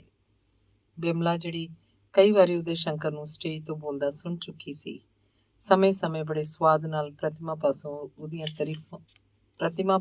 ਤਾਰੀਫਾਂ ਕਰਿਆ ਕਰਦੀ। ਉਹ ਅਕਸਰ ਕਹਿੰਦੀ, ਕਦੀ ਪ੍ਰਤਿਮਾ ਤੂੰ ਵੇਖੇ ਸੱਦਰ ਭੁੱਖ ਲੈਂਦੀ ਵੇਖ ਕੇ, ਲੱਖਪਤੀ ਮਾਪਿਆਂ ਦਾ ਪੁੱਤਰ ਹੋ ਕੇ ਕਿੰਨੀ ਹਲੀਮੀ ਹੈ ਉਸ ਵਿੱਚ, ਤੇ ਦੇਸ਼ ਭਗਤੀ ਦੀ ਲਗਨ ਵੇਖੇ ਕਿ ਘਰ-ਬਾਰ ਦੇ ਸੁੱਖਾਂ ਨੂੰ ਲੱਤ ਮਾਰ ਕੇ ਦਿਨ ਰਾਤ ਭੱਜਿਆ ਹੀ ਫਿਰਦਾ। ਸੁਣਦਿਆਂ ਪ੍ਰਤਿਮਾ ਦੀਆਂ ਅੱਖਾਂ ਅੱਗੇ ਉਸ ਅਣਵੇਖੇ ਗੱਭਰੂ ਦੀ ਇੱਕ ਤਸਵੀਰ ਜੀ ਬਣਦੀ ਚਲੀ ਜਾਂਦੀ। ਬਿਮਲਾ ਨੇ ਉਹਨੂੰ ਹੋਰ ਸੁਣਾਇਆ, ਇੱਕ ਦਿਨ ਮੈਂ ਤੇ ਮੇਰੀ ਸਹੇਲੀ ਸ਼ਾਮਾ, ਅਸੀਂ ਦੋਵੇਂ ਸਕੂਲੋਂ ਤੁਰੀਆਂ ਆਈਏ, ਰਸਤੇ 'ਚ ਲੰਘਦਾ ਮਿਲ ਪਿਆ। ਜਿਉਂ ਹੀ 2 ਕਦਮ ਅਗਾਂਹ ਲੰਘਿਆ ਕਿ ਮੈਂ ਛੇਤੀ ਨਾਲ ਜ਼ਮੀਨ ਤੇ ਬਣੇ ਉਹਦੇ ਪੈਰ ਦੇ ਨਿਸ਼ਾਨ ਦੀ ਧੂੜ ਚੁੱਕੀ ਤੇ ਮੱਥੇ ਨੂੰ ਲਾ ਲਈ। ਸੱਚਮੁੱਚ ਪ੍ਰਤਿਮਾ, ਮੈਨੂੰ ਤਾਂ ਉਹ ਕੋਈ ਦੇਵਤਾ ਜਾਪਦਾ ਸੀ। ਉਤਸ਼ਾਹ ਦਾ ਨਿੱਕਾ ਜਿਹਾ ਰੁਮਕਾ ਕਈ ਵਾਰੀ ਸਾਡੇ ਅੰਦਰ ਦੀ ਕਿਸੇ ਸੁੱਤੀ ਹੋਈ ਤਾਕਤ ਨੂੰ ਛੇੜ ਕੇ ਜਗਾ ਜਾਂਦਾ ਹੈ। ਬਿਮਲਾ ਦੀਆਂ ਗੱਲਾਂ ਨੂੰ ਪ੍ਰਤਿਮਾ ਦੇ ਅੰਦਰ ਕੁਝ ਅਜਿਹਾ ਹੀ ਰੁਮਕਾ ਲਿਆਂਦਾ। ਉਸੇ ਰਾਤ ਉਹਨੇ ਇੱਕ ਕਵਿਤਾ ਲਿਖੀ, ਜਿਸ ਵਿੱਚ ਦੁੱਖਾਂ ਮੁਸੀਬਤਾਂ ਵਿੱਚ ਹਾਥੀ ਭਾਰਤ ਮਾਂ ਆਪਣੇ ਸਪੂਤ ਨਹਿਰੂ ਨੂੰ ਸੰਬੋਧਨ ਕਰ ਰਹੀ ਉਹਨੇ ਪ੍ਰਗਟ ਕੀਤੀ। ਲਿਖ ਚੁੱਕਣ ਤੋਂ ਬਾਅਦ ਪ੍ਰਤਿਮਾ ਨੂੰ ਜਾਪਿਆ ਜਿਵੇਂ ਭਾਰਤ ਮਾਂ ਦੇ ਦੁੱਖਾਂ ਨੂੰ ਬਿਆਨਦੀ ਹੋਈ ਉਹਦੀ ਕਲਮ ਆਪਣੀ ਮਾਂ ਸੱਤਿਆ ਦੇ ਰੰਗ 'ਚ ਰੰਗੀ ਗਈ ਸੀ। ਕਵਿਤਾ ਲਿਖ ਕੇ ਉਹਨੇ ਜਦ ਬਿਮਲਾ ਨੂੰ ਸੁਣਾਈ ਕਿ ਨਹੀਂ ਚਿਰ ਬਿਮਲਾ ਦੇ ਹੰਝੂ ਥੱਲੇ ਨਾ ਜਾ ਸਕੇ। ਸ਼ਾਮ ਨੂੰ ਠੀਕ ਨਿਯਤ ਸਮੇਂ ਪ੍ਰਤਿਮਾ ਜਲਸੇ 'ਚ ਆ ਪਹੁੰਚੀ, ਪਰ ਜਿਸ ਬਿਮਲਾ ਦੀ ਪ੍ਰੇਰਨਾ ਨਾਲ ਉਹਨੇ ਸਾਰਾ ਪੁਰਸ਼ਾਰਥ ਕੀਤਾ ਸੀ ਉਹ ਵਿਚਾਰੀ ਪਹੁੰਚ ਵੀ ਨਾ ਸਕੀ। ਉਹਨੂੰ ਅਚਾਨਕ ਬੁਖਾਰ ਹੋ ਗਿਆ ਸੀ। ਜਿੱਥੋਂ ਤੱਕ ਨਜ਼ਰ ਜਾਂਦੀ ਮਨੁੱਖੀ ਸਿਰਾਂ ਦਾ ਸਮੁੰਦਰ ਹੀ ਠਾਠਾ ਮਾਰਦਾ ਦਿਖਾਈ ਦਿੰਦਾ ਸੀ। ਇਸ ਹਜ਼ੂਮ ਨੂੰ ਵੇਖਦਿਆਂ ਪ੍ਰਤਿਮਾ ਦਾ ਬੋਲਣ ਉਤਸ਼ਾਹ ਮੱਠਾ ਪੈ ਗਿਆ। ਉਹ ਸੋਚਣ ਲੱਗੀ ਇੰਨੀ ਦੁਨੀਆ ਸਾਹਮਣੇ ਬੋਲਣਾ ਕੀ ਠੱਠਾ ਮੁਖਾਲ ਹੈ। ਇਸ ਲਈ ਇੰਨੀ ਜਨਤਾ ਦੇ ਸਾਹਮਣੇ ਆਉਣ ਦਾ ਪਹਿਲਾ ਮੌਕਾ ਸੀ। ਸਕੂਲ ਵਿੱਚ ਜਾਂ ਸਥਾਨਕ ਜਲਸਿਆਂ 'ਚ ਬੋਲਣ ਦੀ ਹੋਰ ਗੱਲ ਸੀ। ਉੱਥੇ ਸੁਣਨ ਵਾਲੇ ਓਪਰੇ ਨਹੀਂ ਸਨ, ਨਾ ਹੀ ਗਿਣਤੀ ਇੰਨੀ ਵੱਧ ਹੁੰਦੀ ਸੀ, ਪਰ ਇਹ ਖੁਦਾ ਦੀ ਖੁਦਾਈ। ਸਟੇਜ ਦੇ ਲਾਗੇ ਤੀਵੀਆਂ ਦੇ ਬੈਠਣ ਦਾ ਪ੍ਰਬੰਧ ਸੀ। ਪ੍ਰਤਿਮਾ ਇਹਨਾਂ 'ਚ ਮੌਜੂਦ ਸੀ ਤੇ ਬੈਠਿਆਂ ਬੈਠਿਆਂ ਇੱਕ ਦੋ ਵਾਰੀ ਉਹਦਾ ਦਿਲ ਕਵਿਤਾ ਬੋਲਣ ਤੇ ਘਰ ਆਇਆ। ਉਹਨੇ ਜਿਸ ਟਿਊਨ ਵਿੱਚ ਉਹ ਆਪਣੀ ਕਵਿਤਾ ਗਾ ਕੇ ਸੁਣਾਈ ਉਸ ਨੂੰ ਹੋਠਾਂ ਵਿੱਚ ਹੌਲੀ ਹੌਲੀ ਗੁਣਗੁਣਾਉਣ ਲੱਗੀ। ਪੰਡਤ ਜੀ ਦੇ ਆਉਣ ਤੋਂ ਪਹਿਲਾਂ ਹੀ ਕਾਰਵਾਈ ਸ਼ੁਰੂ ਹੋ ਗਈ। ਸਭ ਤੋਂ ਪਹਿਲਾਂ ਕਵਿਤਾਵਾਂ ਸ਼ੁਰੂ ਹੋਈਆਂ, ਜਿਹੜੀਆਂ ਕਿਸੇ ਅਖਾੜੇ ਦੇ ਪਹਿਲਵਾਨਾਂ ਦੀ ਵੰਡ ਵਾਂਗ ਪਹਿਲਾਂ ਛੋਟਿਆਂ ਤੋਂ ਆਰੰਭੀਆਂ ਗਈਆਂ। ਆਪਣੀ ਉਮਰ ਨਾਲੋਂ ਛੋਟੀਆਂ ਛੋਟੀਆਂ ਕੁੜੀਆਂ ਤੇ ਮੁੰਡਿਆਂ ਨੂੰ ਸਟੇਜ 'ਤੇ ਆਉਂਦਿਆਂ ਵੇਖ ਕੇ ਇੱਕ ਵਾਰੀ ਫੇਰ ਪ੍ਰਤਿਮਾ ਦੇ ਅੰਦਰ ਬੋਲਣ ਦਾ ਉਤਸ਼ਾਹ ਮੁੜਨ ਲੱਗਾ। ਇਹਦੇ ਨਾਲ ਹੀ ਉਹਦੀਆਂ ਅੱਖਾਂ ਉੱਚੀ ਸਟੇਜ 'ਤੇ ਫਿਰਦੀਆਂ ਹੋਈਆਂ ਕਿਸੇ ਨੂੰ ਢੂੰਡ ਰਹੀਆਂ ਸਨ। ਪ੍ਰਤਿਮਾ ਨੇ ਪੈਨਸਿਲ ਕਾਗਜ਼ ਕੱਢ ਕੇ ਆਪਣੇ ਨਾਂ ਦੀ ਇੱਕ ਚਿੱਠੀ ਲਿਖੀ ਤੇ ਕਿਸੇ ਲੇਡੀ ਵਾਲੰਟੀਅਰ ਦੇ ਹੱਥ ਸਟੇਜ 'ਤੇ ਪਹੁੰਚਾਉਣ ਲਈ ਸੋਚ ਹੀ ਰਹੀ ਸੀ ਕਿ ਸਾਰਾ ਮੈਦਾਨ ਇੱਕ ਵਾਰੀ ਨਾਅਰਿਆਂ ਨਾਲ ਗੂੰਜ ਉੱਠਿਆ, ਪੰਡਤ ਨਹਿਰੂ ਜੀ ਦੇ ਆਗਮਨ ਦੀ ਖੁਸ਼ੀ ਵਿੱਚ। ਪ੍ਰਬੰਧਕਾਂ ਦੀ ਚੋਖੀ ਕੋਸ਼ਿਸ਼ ਤੋਂ ਬਾਅਦ ਕਿਤੇ ਰੌਲਾ ਰੱਪਾ ਬੰਦ ਹੋਇਆ। ਖਲੋਤੇ ਹੋਏ ਲੋਕਾਂ ਨੂੰ ਬਿਠਾ ਦਿੱਤਾ ਗਿਆ। ਪੰਡਤ ਜੀ ਦੇ ਸਵਾਗਤ ਦੀ ਰਸਮ ਪੂਰੀ ਹੋ ਚੁੱਕਣ ਤੋਂ ਬਾਅਦ ਸੈਕਟਰੀ ਨੇ ਮਾਈਕਰੋਫੋਨ ਅੱਗੇ ਖਲੋ ਕੇ ਆਖਿਆ, ਹੁਣ ਸਾਡੇ ਸ਼ਹਿਰ ਦੇ ਉੱਘੇ ਦੇਸ਼ ਭਗਤ ਬਾਬੂ ਉਦੇ ਸ਼ੰਕਰ ਜੀ ਆਪਣੀ ਨਜ਼ਮ ਪੇਸ਼ ਕਰਨਗੇ। ਉਦੇ ਸ਼ੰਕਰ ਦਾ ਨਾਂ ਸੁਣਦਿਆਂ ਪ੍ਰਤਿਮਾ ਦੇ ਹਿਰਦੇ 'ਚ ਇੱਕ ਮਿੱਠੀ ਜਿਹੀ ਗੁਦਗੁਦੀ ਪੈਦਾ ਹੋਈ ਤੇ ਉਹਦਾ ਧਿਆਨ ਸਟੇਜ 'ਤੇ ਜਾ ਚੜਿਆ। 22-23 ਵਰ੍ਹਿਆਂ ਦਾ ਇੱਕ ਪਤਲਾ ਲੰਮਾ ਸੋਹਣੀ ਡੀਲ ਡੋਲ ਵਾਲਾ ਗੱਭਰੂ ਜਦ ਸਟੇਜ 'ਤੇ ਆ ਕੇ ਖੜੋਤਾ ਤਾਂ ਉਸ ਉੱਤੇ ਪਹਿਲੀ ਨਜ਼ਰ ਪੈਂਦੀਆਂ ਪ੍ਰਤਿਮਾ ਦੀਆਂ ਅੱਖਾਂ ਝੁਕ ਗਈਆਂ, ਪਰ ਬਹੁਤਾ ਚਿਰ ਝੁਕੀਆਂ ਨਾ ਰਹਿ ਸਕੀਆਂ। ਚਿੱਟੇ ਖੱਦਰ ਦੇ ਪਹਿਰਾ ਵਿੱਚ ਡਲਕਦਾ ਹੋਇਆ ਉਹਦਾ ਪ੍ਰਭਾਵਸ਼ਾਲੀ ਸਰੀਰ ਤੇ ਦਿਲ ਖਿੱਚਵਾਂ ਚਿਹਰਾ ਇੱਕ ਦੋ ਵਾਰੀ ਇੱਧਰ ਉੱਧਰ ਮੁੜਿਆ ਤੇ ਫਿਰ ਉਹਨੇ ਕਵਿਤਾ ਪੜ੍ਹਨੀ ਸ਼ੁਰੂ ਕਰ ਦਿੱਤੀ। ਉਹਦੇ ਇੱਕ ਇੱਕ ਸ਼ਬਦ ਨੂੰ ਨਾ ਕੇਵਲ ਪ੍ਰਤਿਮਾ ਦੇ ਕੰਨ ਸੁਣ ਰਹੇ ਸਨ, ਸਗੋਂ ਇਹਨਾਂ ਨੂੰ ਅੰਮ੍ਰਿਤ ਦੇ ਘੁੱਟ ਸਮਝ ਕੇ ਉਹਦਾ ਦਿਲ ਡੀਕਾਂ ਲਾ ਲਾ ਕੇ ਪੀ ਵੀ ਜਾਂਦਾ ਸੀ। ਨਜ਼ਮ ਸੀ ਕਿ ਬਾਰੂਦ ਦਾ ਕੋਈ ਪਲੀਤਾ। ਗੁਲਾਮੀ ਤੇ ਬਿਗਾਨੀ ਹਕੂਮਤ ਦੇ ਵਿਰੁੱਧ ਉਸਦੇ ਇੱਕ ਇੱਕ ਸ਼ਬਦ ਵਿੱਚੋਂ ਨਫ਼ਰਤ ਦੇ ਚੰਗਿਆੜੇ ਉੱਡਦੇ ਮਾਲੂਮ ਹੁੰਦੇ ਸਨ। ਨਾਲੋਂ ਨਾਲ ਭਾਰਤੀ ਨੌਜਵਾਨਾਂ ਉੱਤੇ ਲਾਹਨਤਾਂ ਦੀ ਵਿਛਾੜ, ਉਤਾਨਿਆਂ ਦੇ ਤੀਰ ਚਲਾਈ ਜਾ ਰਿਹਾ ਸੀ ਕਿ ਸ਼ਰਮ ਤੇ ਗੈਰਤ ਨਾਲ ਸਰੋਤਿਆਂ ਦੀ ਨਾੜ ਨਾੜ 'ਚ ਲਹੂ ਵਾਲੇ ਖਾਣ ਲੱਗ ਪਿਆ। ਸਟੇਜ ਸੈਕਟਰੀ ਨੂੰ ਫਿਕਰ ਪੈ ਗਿਆ ਕਿ ਭਾਵੇਂ ਇਸ ਕਵਿਤਾ ਦਾ ਫਲ ਰੂਪ ਹੁਣੇ ਕਿਸੇ ਨੁਕਰੋਂ ਪੁਲਿਸ ਦੀ ਕੋਈ ਪਾਰਟੀ ਆ ਕੇ ਬੋਲਣ ਵਾਲੇ ਨੂੰ ਹੱਥਕੜੀਆਂ ਲਾ ਲਵੇ। ਡੂੰਗੀ ਨੀਜ ਪਿਆਰ ਤੇ ਮਧੁਰ ਭਾਵਨਾ ਨਾਲ ਪ੍ਰਤਿਮਾ ਉਸ ਵਕਤਾ ਦੇ ਚਿਹਰੇ ਵੱਲ ਤੱਕ ਰਹੀ ਸੀ ਤੇ ਨਾਲੋਂ ਨਾਲ ਸੋਚੀ ਜਾਂਦੀ ਸੀ, ਕਿੰਨਾ ਤੇਜ਼ ਹੈ ਇਹਦੇ ਚਿਹਰੇ, ਕਿੰਨੀ ਅੱਗ ਭਰੀ ਹੈ ਇਸ ਪਤਲੇ ਨਾਜ਼ੁਕ ਜਿਹੇ ਨੌਜਵਾਨ ਦੇ ਸੀਨੇ ਵਿੱਚ। ਸਾਰੀ ਦੁਨੀਆ ਨੂੰ ਸਾੜ ਸੁੱਟਣ ਵਾਲੀ ਅੱਗ। ਕੀ ਇਹਦੀ ਕਵਿਤਾ ਨੂੰ ਸੁਣ ਕੇ ਅਜੇ ਵੀ ਕਿਸੇ ਹਿੰਦੁਸਤਾਨੀ ਦੇ ਅੰਦਰ ਗੁਲਾਮੀ 'ਚ ਜਿਉਣ ਦੀ ਚਾਹ ਬਾਕੀ ਰਹਿ ਜਾਏਗੀ? ਕਾਗਜ਼ ਦੀ ਉਹ ਚਿੱਟ ਅਜੇ ਤੱਕ ਪ੍ਰਤਿਮਾ ਦੇ ਮੁੱਠ 'ਚ ਫੜੀ ਸੀ, ਜਿਹੜੀ ਉਹਦੇ ਹੱਥ ਦੀ ਗਰਮੀ ਨਾਲ ਕੁਝ ਸਿੱਲੀ ਹੋ ਗਈ ਸੀ। ਜਿਉਂ ਹੀ ਉਹਦੇ ਸ਼ੰਕਰ ਨੇ ਨਜ਼ਮ ਖਤਮ ਕੀਤੀ, ਇੱਕ ਲੇਡੀ ਵਲੰਟੀਅਰ ਦੇ ਹੱਥ ਵਿੱਚ ਚਿੱਟ ਫੜਾਉਂਦਿਆਂ ਹੋਇਆਂ ਪ੍ਰਤਿਮਾ ਨੇ ਉਹਨੂੰ ਸਟੇਜ ਵੱਲ ਪਹੁੰਚਾਉਣ ਦਾ ਇਸ਼ਾਰਾ ਕੀਤਾ। ਉੱਧਰ ਜਦ ਜ਼ਿੰਦਾਬਾਦ ਤੇ ਆਕਾਸ਼ ਕੰਬਾਊ ਨਾਅਰਿਆਂ ਦੀ ਗੂੰਜ ਵਿੱਚ ਉਦੇ ਸ਼ੰਕਰ ਸਟੇਜ ਤੋਂ ਉਤਰਿਆ ਤਾਂ ਲਾਊਡ ਸਪੀਕਰ 'ਚੋਂ ਸੁਣਾਈ ਦਿੱਤਾ, ਇੱਕ ਹੋਰ ਦੇਵੀ ਨੇ ਕਵਿਤਾ ਬੋਲਣ ਲਈ ਵਕਤ ਮੰਗਿਆ ਹੈ। ਵਕਤ ਭਾਵੇਂ ਅੱਗੇ ਹੀ ਜ਼ਿਆਦਾ ਹੋ ਗਿਆ ਹੈ, ਪਰ ਦੇਵੀ ਜੀ ਨੂੰ ਨਿਰਾਸ਼ ਨਹੀਂ ਕੀਤਾ ਜਾ ਸਕਦਾ, ਸੋ ਬੀਬੀ ਪ੍ਰਤਿਮਾ ਜੀ ਸਟੇਜ 'ਤੇ ਪਧਾਰਨ ਦੀ ਕਿਰਪਾ ਕਰਨ। ਪ੍ਰਤਿਮਾ ਉੱਠੀ ਤੇ ਰਵਾਂ ਰਵੀ ਸਟੇਜ 'ਤੇ ਜਾ ਚੜੀ। ਦਿਲ ਦਾ ਧੜਕਾ ਜਾਂ ਕਿਸੇ ਤਰ੍ਹਾਂ ਦੀ ਕਮਜ਼ੋਰੀ ਹੁਣ ਉਸ 'ਚ ਨਾ ਮਾਤਰ ਵੀ ਨਹੀਂ ਸੀ। ਉਦੇ ਸ਼ੰਕਰ ਦੇ ਬੋਲਾਂ ਨੇ ਜਿਵੇਂ ਉਹਨੂੰ ਅੱਡੀ ਤੋਂ ਚੋਟੀ ਤੱਕ ਬਦਲ ਦਿੱਤਾ ਸੀ।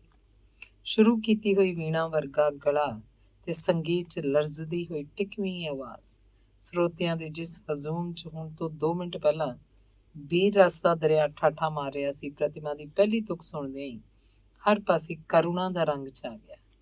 ਜਿਨ੍ਹਾਂ ਅੱਖਾਂ 'ਚ ਕ੍ਰੋਧ ਦੇ ਡੋਰੇ ਚਮਕਦੇ ਪਏ ਸਨ, ਇਸ ਵੇਲੇ ਉਹਨਾਂ ਸਾਰੀਆਂ 'ਚ ਹੰਝੂ ਤਰਨ ਲੱਗੇ।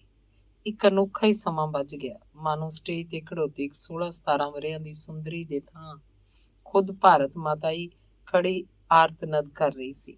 ਸਨਾਟਾ ਇੰਨਾ ਕਿ ਲੱਖਾਂ ਆਦਮੀਆਂ ਦੇ ਇਕੱਠ ਉੱਤੋਂ ਉੱਡਦੀ ਚਿੜੀ ਦੇ ਖੰਭ ਫਟਕਾਰਨ ਦੀ ਆਵਾਜ਼ ਤੱਕ ਸੁਣਾਈ ਦੇ ਸਕਦੀ ਸੀ। ਵਿਸਮਾਦ ਤੇ ਕਰੁਣਾ ਦਾ ਉਹ ਪ੍ਰਭਾਵ ਛਾਇਆ ਹੋਇਆ ਸੀ ਕਿ ਲੋਕਾਂ ਨੂੰ ਦਾਤ ਦੇਣ ਦਾ ਵੀ ਚੇਤਾ ਭੁੱਲ ਗਿਆ। ਸਾਰੇ ਖੁਦ ਦਾਤ ਦਾ ਰੂਪ ਬਣੇ ਹੋਏ ਸਨ। ਪ੍ਰਤਿਮਾ ਦਾ ਗੀਤ ਉਸੇ ਬੁਲੰਦੀ 'ਚ ਜਾਰੀ ਸੀ ਤੇ ਉਧਰ ਹਜ਼ਾਰਾਂ ਰੁਮਾਲ ਅੱਖਾਂ ਉੱਤੇ ਫਿਰ ਰਹੇ ਸਨ। ਖੁਦ ਪੰਡਤ ਨਹਿਰੂ ਜੀ, ਜਿਹੜੇ ਜਜ਼ਬੇ ਦੇ ਲਿਹਾਜ਼ ਨਾਲ ਠਠੋਰਿਆਂ ਦੀ ਬਿੱਲੀ ਕਹਿ ਜਾਂਦੇ ਸਨ, ਅੱਖਾਂ ਪੂੰਝ ਰਹੇ ਸਨ। ਗੀਤ ਖਤਮ ਹੋਇਆ। ਲੋਕਾਂ ਨੂੰ ਕਿਸੇ ਬੇਖੁਦੀ ਦੇ ਆਲਮ ਵਿੱਚੋਂ ਨਿਕਲ ਕੇ ਪ੍ਰਸ਼ੰਸਾ ਦਾ ਚੇਤਾ ਆਇਆ। ਸਾਰਾ ਮੈਦਾਨ ਇੱਕ ਵਾਰੀ ਫੇਰ ਨਾਅਰਿਆਂ ਨਾਲ ਗੂੰਜ ਉੱਠਿਆ। ਗੀਤ ਮੁਕਾ ਕੇ ਜਿਵੇਂ ਪ੍ਰਤਿਮਾ ਸਟੇਜ ਤੋਂ ਉਤਰਨ ਲੱਗੀ ਕਿ ਪੰਡਤ ਜੀ ਆਪਣੀ ਥਾਂ ਤੋਂ ਉੱਠੇ ਤੇ ਉਹਦੇ ਸਿਰ ਤੇ ਹੱਥ ਫੇਰਦੇ ਹੋਏ ਬੋਲੇ, ਸ਼ਾਬਾਸ਼ ਬੇਟਾ, ਈਸ਼ਵਰ तुम्हें और बल दे। ਪ੍ਰਤਿਮਾ ਨੇ ਕੇਵਲ ਸਿਰ ਝੁਕਾ ਦਿੱਤਾ, ਬੋਲ ਕੁਝ ਨਾ ਸਕੀ। ਇਹ ਸ਼ਾਇਦ ਪੰਡਤ ਜੀ ਦੇ ਵਰਦਾਨ ਦਾ ਹੀ ਅਸਰ ਸੀ ਕਿ ਇਸ ਵੇਲੇ ਉਹ ਆਪਣੇ ਅੰਦਰ ਕਿਸੇ ਵਿਸ਼ਾਲ ਤਾਕਤ ਦਾ ਅਸਰ ਅਨੁਭਵ ਕਰਨ ਲੱਗ ਪਈ। ਜਿਵੇਂ ਸੰਖੇਪ ਜਿਹੇ ਸ਼ਬਦ ਕਿਸੇ ਦੈਵੀ ਪ੍ਰੇਰਨਾ ਦਾ ਰੂਪ ਧਾਰ ਕੇ ਉਹਦੀ ਆਤਮਾ 'ਚ ਪ੍ਰਵੇਸ਼ ਕਰ ਗਏ ਸਨ। ਜਲਸੇ ਦੀ ਸਮਾਪਤੀ ਤੋਂ ਬਾਅਦ ਜਦ ਪ੍ਰਤਿਮਾ ਘਰ ਮੁੜਨ ਲੱਗੀ ਤਾਂ ਉਹਨੂੰ ਅੱਜ ਕੁਝ ਇਸ ਤਰ੍ਹਾਂ ਮਹਿਸੂਸ ਹੋ ਰਿਹਾ ਸੀ ਜਿਵੇਂ ਕਿਸੇ ਮਿਜ਼ਰਾਬ ਨੇ ਉਹਦੇ ਹਿਰਦੇ ਸਾਜ਼ ਦੀਆਂ ਤਾਰਾਂ ਨੂੰ ਜ਼ਿੰਦਗੀ 'ਚ ਅੱਜ ਪਹਿਲੀ ਵਾਰ ਟੁਣਕਾਰਿਆ। ਇਸ ਟੁਣਕਾਰ ਦੇ ਸਵਾਦ ਨੂੰ ਉਹ ਜਿੰਨਾ ਸਮਝਣ ਦੀ ਕੋਸ਼ਿਸ਼ ਕਰਦੀ, ਓਨਾ ਹੀ ਉਸ ਵਿੱਚ ਗੁਆਚਦੀ ਜਾਂਦੀ ਸੀ। ਜਲਸੇ 'ਚ ਮੁੜਨ ਲੱਗਿਆਂ ਉਹਨੇ ਕਿਸੇ ਨੂੰ ਆਪਣੇ ਵੱਲ ਇਸ ਤਰ੍ਹਾਂ ਤੱਕਦਿਆਂ ਵੇਖਿਆ ਜਿਵੇਂ ਅੱਖਾਂ ਹੀ ਅੱਖਾਂ ਦੁਆਰਾ ਆਪਣੇ ਮਨ ਦੀ ਤਸਵੀਰ ਉਹਨੂੰ ਵਿਖਾਲ ਗਿਆ ਹੋਵੇ। ਜਿਵੇਂ ਇੱਕੋ ਤੱਕਣੀ ਰਾਹੀਂ ਉਹਨੂੰ ਪ੍ਰਤਿਮਾ ਦੇ ਜੀਵਨ 'ਚ ਕੋਈ ਅਮਿੱਟਵੀਂ ਅਸਮਝੀ ਜਿਹੀ ਬੁਝਾਰਤ ਭਰ ਦਿੱਤੀ ਹੋਵੇ। ਇਹ ਉਦੇ ਸ਼ੰਕਰ ਸੀ। ਜਲਸੇ ਦੀ ਭੀੜ 'ਚੋਂ ਮਸੇ 20 ਕੁ ਗਜ਼ ਦੀ ਦੂਰੀ ਤੇ ਗਈ ਹੋਏਗੀ ਕਿ ਆਪਣੇ ਮਗਰ ਉਹਨੂੰ ਕਿਸੇ ਦੇ ਕਦਮਾਂ ਦੀ ਝਾਪ ਸੁਣਾਈ ਦਿੱਤੀ ਤੇ ਇਹਦੇ ਨਾਲ ਹੀ ਇੱਕ ਸਿਨਿਮਰ ਜੀ ਆਵਾਜ਼ ਵਿੱਚ, ਨਮਸਤੇ ਦੇਵੀ ਜੀ। ਉਹ ਪਿਛਾਂ ਤੱਕੀ ਤੇ ਉਹਦੇ ਸ਼ੰਕਰ ਨੂੰ ਹੱਥ ਜੋੜੀ ਖੜਾ ਵੇਖ ਕੇ ਜਿਵੇਂ ਸਾਰੀ ਦੀ ਸਾਰੀ ਜ਼ਮੀਨ 'ਚ ਗੱਡੀ ਗਈ। ਨਮਸਤੇ ਦਾ ਉੱਤਰ ਉਹਨੇ ਸ਼ਰਧਾ ਤੇ ਪਿਆਰ ਰਲਵੇਂ ਭਾਵਾਂ 'ਚ ਦਿੱਤਾ। ਖਿਮਾ ਕਰਨਾ, ਉਹਦੇ ਸ਼ੰਕਰ ਦੇ ਮਨੋਂ ਭਾਵ ਜਿਵੇਂ ਉਹਦੀਆਂ ਅੱਖਾਂ 'ਚੋਂ ਸੀਤਲ ਛੁਆਵਾਂ ਬਣ ਕੇ ਨਿਕਲ ਰਹੇ ਸਨ। ਮੈਂ ਤੁਹਾਨੂੰ ਮੁਬਾਰਕਬਾਦ ਦੇਣ ਆਇਆ। ਪ੍ਰਤਿਮਾ ਦਾ ਦਿਲ ਇਸ ਬੋਝ ਨੂੰ ਸ਼ਾਇਦ ਸਹਾਰ ਨਾ ਸਕਿਆ। ਚੋਖਾ ਸੋਚਣ ਤੇ ਵੀ ਉਹ ਫੈਸਲਾ ਨਾ ਕਰ ਸਕੀ ਕਿ ਉੱਤਰ 'ਚ ਕੀ ਕਹੇ। ਸ਼ਾਇਦ ਉਹਦੇ ਸ਼ੰਕਰ ਵੀ ਉਸਦੇ ਭਾਵਾਂ ਨੂੰ ਸਮਝ ਗਿਆ। ਉਹ ਬੋਲਿਆ, ਕੱਲ ਕਿਸੇ ਵੇਲੇ ਹਾਜ਼ਰ ਹੋ ਕੇ, ਤੇ ਉਹ ਅੱਧ ਵਿਚਾਲੇ ਚੁੱਪ ਹੋ ਗਿਆ। ਪ੍ਰਤਿਮਾ ਸਮਝ ਨਹੀਂ ਸਕੀ ਕਿ ਉਹਨੂੰ ਅੱਜ ਕੀ ਹੋ ਰਿਹਾ ਹੈ। ਸਾਰਾ ਆਲਾ ਦੁਆਲਾ ਇੱਕ ਗੋਲ ਚੱਕਰ ਬਣ ਕੇ ਉਹਦੀਆਂ ਅੱਖਾਂ ਅੱਗੇ ਭੌਂ ਰਿਹਾ ਸੀ। ਦੁਬਾਰਾ ਜਦ ਨਜ਼ਰ ਚੁੱਕੀ ਤਾਂ ਗੱਭਰੂ ਉੱਥੇ ਨਹੀਂ ਸੀ। ਉਹ ਘਰ ਵੱਲ ਜਾਂਦੀ ਹੋਈ ਬਰਾਬਰ ਸੋਚੀ ਜਾਂਦੀ ਸੀ, ਮੈਂ ਉੱਤਰ ਵਿੱਚ ਉਹਨੂੰ ਕੀ ਕਿਹਾ ਸੀ, ਪਰ ਕੁਝ ਵੀ ਉਹਨੂੰ ਯਾਦ ਨਹੀਂ ਸੀ ਆ ਰਿਹਾ। ਮਾਨੋ ਉਹਨੇ ਉਹਦੇ ਸ਼ੰਕਰ ਨੂੰ ਬੇਹੋਸ਼ੀ ਦੀ ਹਾਲਤ 'ਚ ਵੇਖਿਆ ਹੋਵੇ। ਦੂਜੇ ਦਿਨ ਸਵੇਰੇ ਜਦ ਗੰਗਾ ਰਾਮ ਰੋਟੀ ਖਾ ਕੇ ਕੰਮ ਤੇ ਚਲਾ ਗਿਆ ਤੇ ਪ੍ਰਤਿਮਾ ਕੰਮ ਧੰਦੇ ਤੋਂ ਵਿਹਲੀ ਹੋਈ ਤਾਂ ਇੱਕ ਵਾਰ ਫੇਰ ਉਹਦਾ ਦਿਲ ਉਸੇ ਡੂੰਘਾਈ ਵਿੱਚ ਗੁਆਚ ਗਿਆ ਜਿਸ 'ਚ ਕੱਲ ਸ਼ਾਮ ਤੋਂ ਲੈ ਕੇ ਰਾਤ ਦਾ ਕਿੰਨਾ ਹੀ ਸਮਾਂ ਗੁਆਚਿਆ ਰਿਹਾ ਸੀ। ਕੱਲ ਵਾਲੇ ਉਸ ਦੇਸ਼ ਭਗਤ ਗੱਭਰੂ ਦੀ ਤੱਕਣੀ ਵਿੱਚੋਂ ਆਪਣੀਆਂ ਹਿਰਦੇ ਅੱਖਾਂ ਨਾਲੋਂ ਕੁਝ ਪੜ੍ਹਨ ਦੇ ਯਤਨ ਕਰ ਰਹੀ ਸੀ। ਨਹਾ ਧੋ ਕੇ ਉਹਨੇ ਕੱਪੜੇ ਬਦਲੇ ਤੇ ਫਿਰ ਗੁੱਤ ਖੋਲ ਕੇ ਸ਼ੀਸ਼ੇ ਅੱਗੇ ਆ ਖਲੋਤੀ। ਉਹਦੇ ਹੱਥ ਵਿਚਲੀ ਕੰਘੀ ਜਿਉਂ-ਜਿਉਂ ਉਹਦੇ ਲੰਮੇ ਸੰਘਣੇ ਗੂੜੇ ਕਾਲੇ ਕੇਸਾਂ 'ਚ ਫਿਰਦੀ, ਉਹਨੂੰ ਜਾਪਦਾ ਜਿਵੇਂ ਵਾਲਾਂ ਨੂੰ ਸਵਾਰਨ ਦੀ ਥਾਂ ਇਹ ਸਗੋਂ ਵਿਗਾੜਦੀ ਜਾਂਦੀ ਸੀ। ਸ਼ੀਸ਼ੇ ਅੱਗੇ ਖਲੋਤਿਆਂ ਅੱਜ ਉਹਨੇ ਰੋਜ਼ ਨਾਲੋਂ ਦੂਣੇ ਤੋਂ ਵੀ ਬਹੁਤਾ ਚਿਰ ਲਾ ਦਿੱਤਾ, ਪਰ ਇਹਦਾ ਮਤਲਬ ਫਿਰ ਵੀ ਪੂਰਾ ਨਾ ਹੋ ਸਕਿਆ। ਵਾਲ ਵਾਹੁੰਦਿਆਂ ਉਹਨੇ ਮਹਿਸੂਸ ਕੀਤਾ ਜਿਵੇਂ ਸ਼ੀਸ਼ੇ 'ਚ ਉਹ ਆਪਣਾ ਨਹੀਂ, ਕਿਸੇ ਹੋਰ ਦਾ ਚਿਹਰਾ ਦੇਖ ਰਹੀ ਹੈ, ਕੋਈ ਮਰਦਾਵਾਂ ਚਿਹਰਾ। ਗੁੱਤ ਕਰਨ ਲਈ ਅਜੇ ਉਹਨੇ ਵਾਲਾਂ ਨੂੰ ਤਿੰਨਾਂ ਹਿੱਸਿਆਂ 'ਚ ਮਸੀਂ ਵੰਡਿਆ ਹੀ ਸੀ ਕਿ ਹੇਠੋਂ ਕਿਸੇ ਦੇ ਕਦਮਾਂ ਦੀ ਆਵਾਜ਼ ਉਹਨੂੰ ਸੁਣਾਈ ਦਿੱਤੀ, ਜਿਹੜੀ ਉੱਪਰ ਵੱਲ ਨੂੰ ਚੜੀ ਆ ਰਹੀ ਸੀ। ਤੇ ਜਿਉਂ ਹੀ ਸ਼ੀਸ਼ੇ ਵੱਲੋਂ ਹਟ ਕੇ ਉਹ ਬੂਹੇ ਵੱਲ ਤੱਕੀ ਕਿ ਬਾਹਰੋਂ ਇੱਕ ਸਡੌਲ ਨਕਸ਼ਾਂ ਵਾਲਾ ਚਿਹਰਾ ਅੰਦਰ ਵੱਲ ਝਾਕ ਕੇ ਇੱਕਦਮ ਠਿਠਕ ਕੇ ਮੁੜ ਬਾਹਰ ਵੱਲ ਹਟ ਗਿਆ, ਸ਼ਾਇਦ ਪ੍ਰਤਿਮਾ ਦਾ ਨੰਗਾ ਸਿਰ ਵੇਖ ਕੇ। ਪ੍ਰਤਿਮਾ ਦੇ ਦਿਲ ਨੇ ਪੁਕਾਰਿਆ, ਇਹ ਉਹੀ ਹੈ, ਤੇ ਉਹ ਝੱਟ ਆਪਣੀ ਥਾਂ ਤੋਂ ਹਟੀ, ਦੁਪੱਟਾ ਸਿਰ ਤੇ ਸੁੱਟਿਆ ਤੇ ਬੂਹੇ ਵੱਲ ਵਧੀ।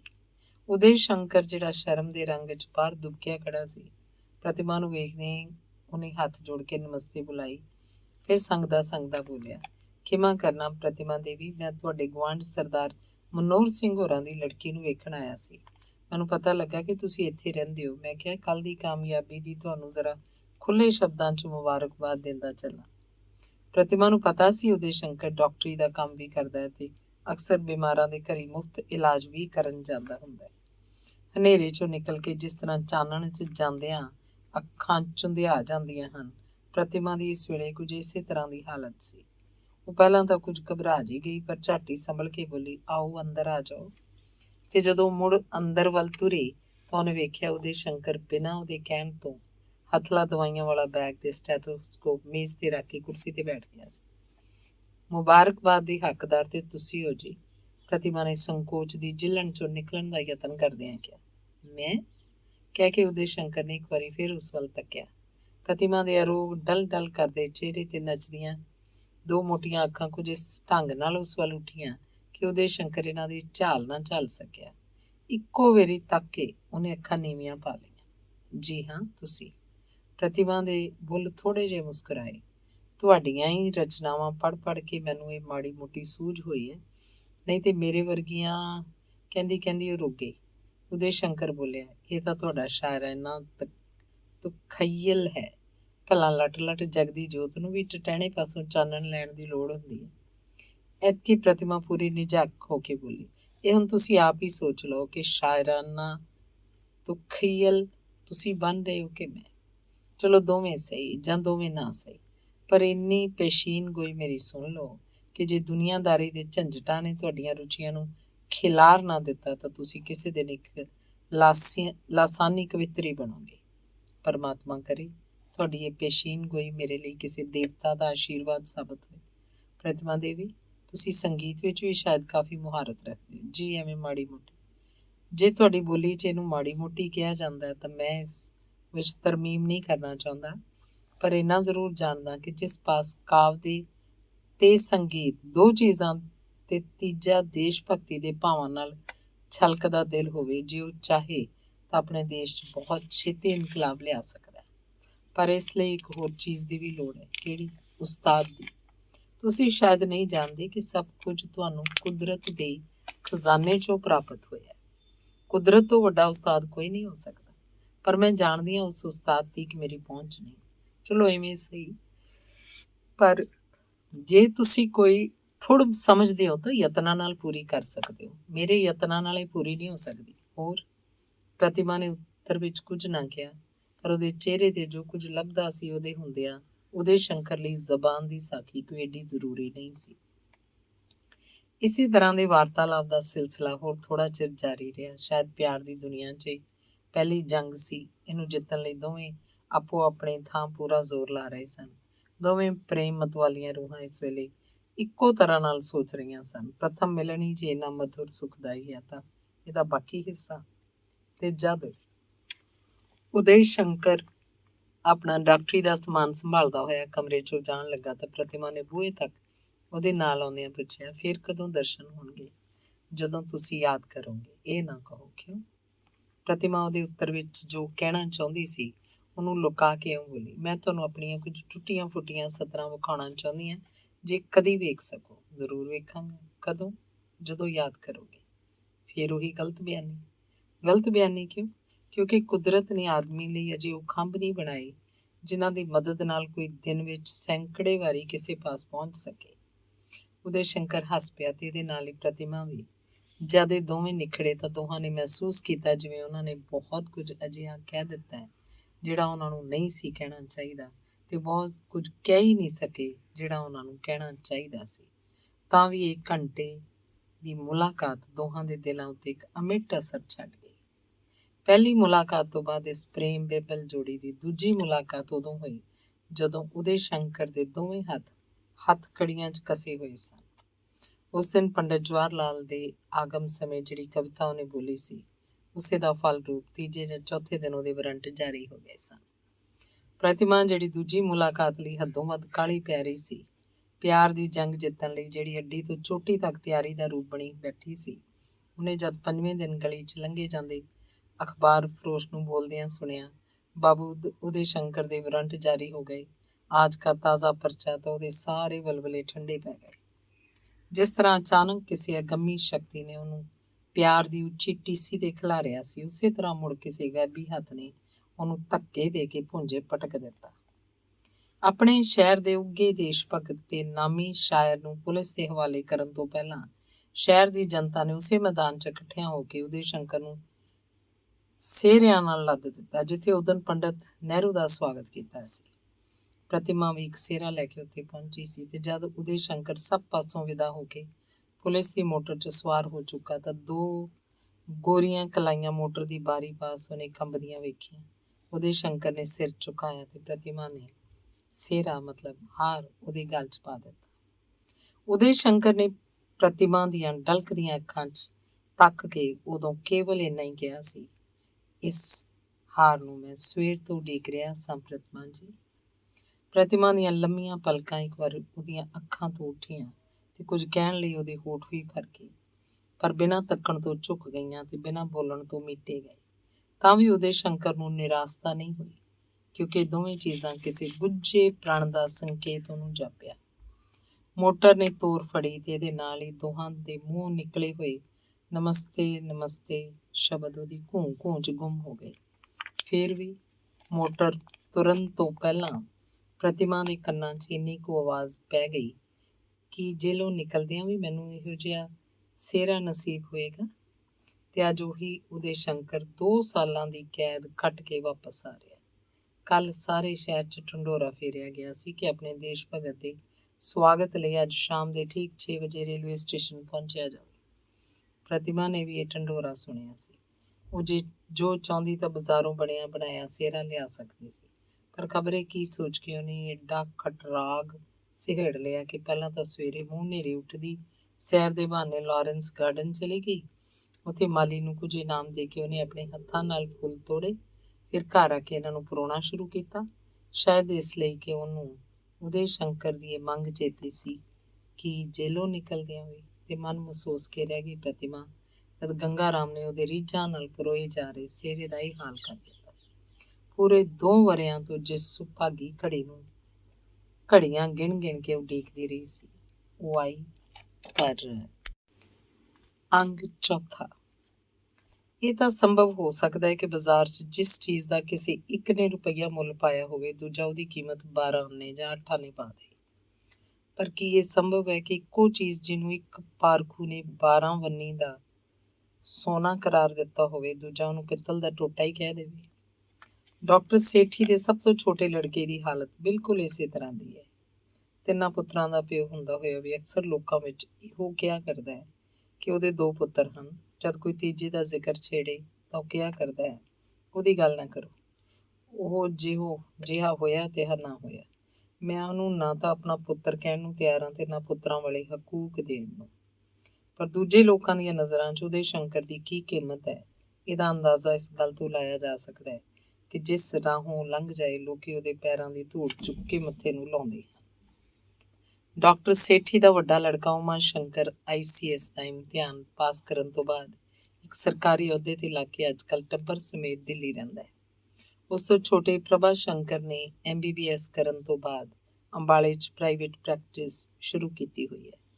ਇਹਦਾ ਵਿਆਹ ਇੱਕ ਬਹੁਤ ਵੱਡੇ ਖਾਨਦਾਨ 'ਚ ਹੋ ਚੁੱਕਾ ਹੈ। ਬਾਕੀ ਰਹਿ ਗਿਆ ਸਭ ਤੋਂ ਛੋਟਾ ਉਦੈ ਸ਼ੰਕਰ। ਸ਼ੁਰੂ ਤੋਂ ਹੀ ਡਾਕਟਰ ਸੇਠੀ ਦਾ ਖਿਆਲ ਸੀ ਇਹਨੂੰ ਆਪਣੇ ਨਾਲ ਹੀ ਰੱਖੇਗਾ। ਬੁੱਢੇਪੇ ਦੀ ਉਮਰੇ ਤਿੰਨਾਂ 'ਚੋਂ ਕੋਈ ਤਾਂ ਉਹਦੀਆਂ ਅੱਖਾਂ ਅੱਗੇ ਰਹਿਣਾ ਚਾਹੀਦਾ ਹੈ, ਖਾਸ ਕਰਕੇ ਉਸ ਹਾਲਤ 'ਚ ਜਦ ਕਿ ਡਾਕਟਰ ਹੋਰਾਂ ਦੀ ਧਰਮ ਪਤਨੀ ਉਦੈ ਸ਼ੰਕਰ ਨੂੰ 1.25 ਵਰ੍ਹੇ ਦਾ ਛੱਡ ਕੇ ਦੁਨੀਆ ਨਾਲੋਂ ਨਾਤਾ ਤੋੜ ਗਈ ਸੀ। ਧਨ ਦੌਲਤ ਦੀ ਉਸ ਪਾਸ ਕੋਈ ਥੁੜ ਨਹੀਂ। ਇਸੇ ਲਾਹੌਰ 'ਚ ਉਹਨੇ ਲੱਖਾਂ ਦੀ ਜਾਇਦਾਦ ਬਣਾ ਲਈ ਹੈ। ਅੱਜ ਕੱਲ੍ਹ ਉਹ ਮੈਕਲੋਡ ਦੇ ਪਿਛਵਾੜੇ ਕਰਕੇ ਆਪਣੀ ਸ਼ਾਨਦਾਰ ਕੋਠੀ 'ਚ ਰਹਿ ਰਿਹਾ ਹੈ, ਜਿੱਥੇ ਉਹਦੀ ਡਿਸਪੈਂਸਰੀ ਬੜੀ ਕਾਮਯਾਬੀ ਨਾਲ ਚੱਲ ਰਹੀ ਹੈ। ਹਰ ਵੇਲੇ ਉਹਦੀ ਕੋਠੀ ਅੱਗੇ ਮੋਟਰ ਕਾਰਾਂ ਦੀ ਲਾਮ ਡੋਰੀ ਵੱਜੀ ਰਹਿੰਦੀ ਹੈ। ਇੱਕ ਮਰੀਜ਼ ਨੂੰ ਵੇਖ ਕੇ ਆਉਂਦਾ ਤਾਂ 2 ਕਾਰਾਂ ਹੋਰ ਉਡੀਕ 'ਚ ਖੜੀਆਂ ਦਿਖਾਈ ਦਿੰਦੀਆਂ। ਕਦੀ ਕਿਸੇ ਜ਼ਮਾਨੇ ਜਦ ਇੱਥੇ ਕੋਠੀਆਂ ਜੇ ਨਹੀਂ ਸੀ ਬਣੀਆਂ, ਇੱਥੇ ਹੀ ਅੱਧ ਪੱਕੇ ਜੇ ਮਕਾਨ 'ਚ ਮੀਆਂ ਅਬੁਲ ਕਬੀਰ ਨਾਂ ਦੀ ਇੱਕ ਯੂਨਾਨੀ ਹਕੀਮ ਰਿਹਾ ਕਰਦਾ ਸੀ, ਜਿਹਦੇ ਦਵਾਈਖਾਨੇ 'ਚ ਸ਼ਹਿਰ ਦੇ ਛੋਟੇ ਤੇ ਵਿਚਲੇ ਤਬਕੇ ਦੇ ਬਿਮਾਰਾਂ ਦੀ ਭੀੜ ਰਹਿੰਦੀ ਸੀ। ਸ਼ਹਿਰ ਛੱਡ ਲਾਗੇ ਪਾਸੇ ਦੇ ਪਿੰਡਾਂ 'ਚੋਂ ਵੀ ਅਨੇਕਾਂ ਉਸ ਪਾਸ ਆਇਆ ਕਰਦੇ ਸਨ। ਡੋਲੀਆਂ ਵਿੱਚ, ਯੱਕਿਆਂ ਵਿੱਚ ਤੇ ਕਈ ਘੋੜਿਆਂ ਤੇ ਚੜ੍ਹ ਕੇ ਬਾਬੇ ਕਬੀਰ ਦਾ ਦਵਾਈਖਾਨਾ ਪੁੱਛਦੇ ਇੱਥੇ ਆ ਉਤਰਦੇ ਸਨ। ਪਰ ਜਦ ਤੋਂ ਉਹਦੇ ਗੁਆਂਢ ਸੇਠੀ ਦੀ ਕੋਠੀ ਬਣੀ ਹੈ ਤੇ ਫਿਰ ਕੋਠੀ 'ਚ ਦਵਾਈਖਾਨਾ ਸਥਾਪਿਤ ਹੋਇਆ, ਉਦੋਂ ਤੋਂ ਬਾਬੇ ਕਬੀਰ ਦੀਆਂ ਭੱਦੀਆਂ ਬੋਤਲਾਂ ਦੇ ਵੱਡੇ ਵੱਡੇ ਮਰਤਬਾਨ ਸੱਖਣੇ ਹੋਣੇ ਸ਼ੁਰੂ ਹੋ ਗਏ।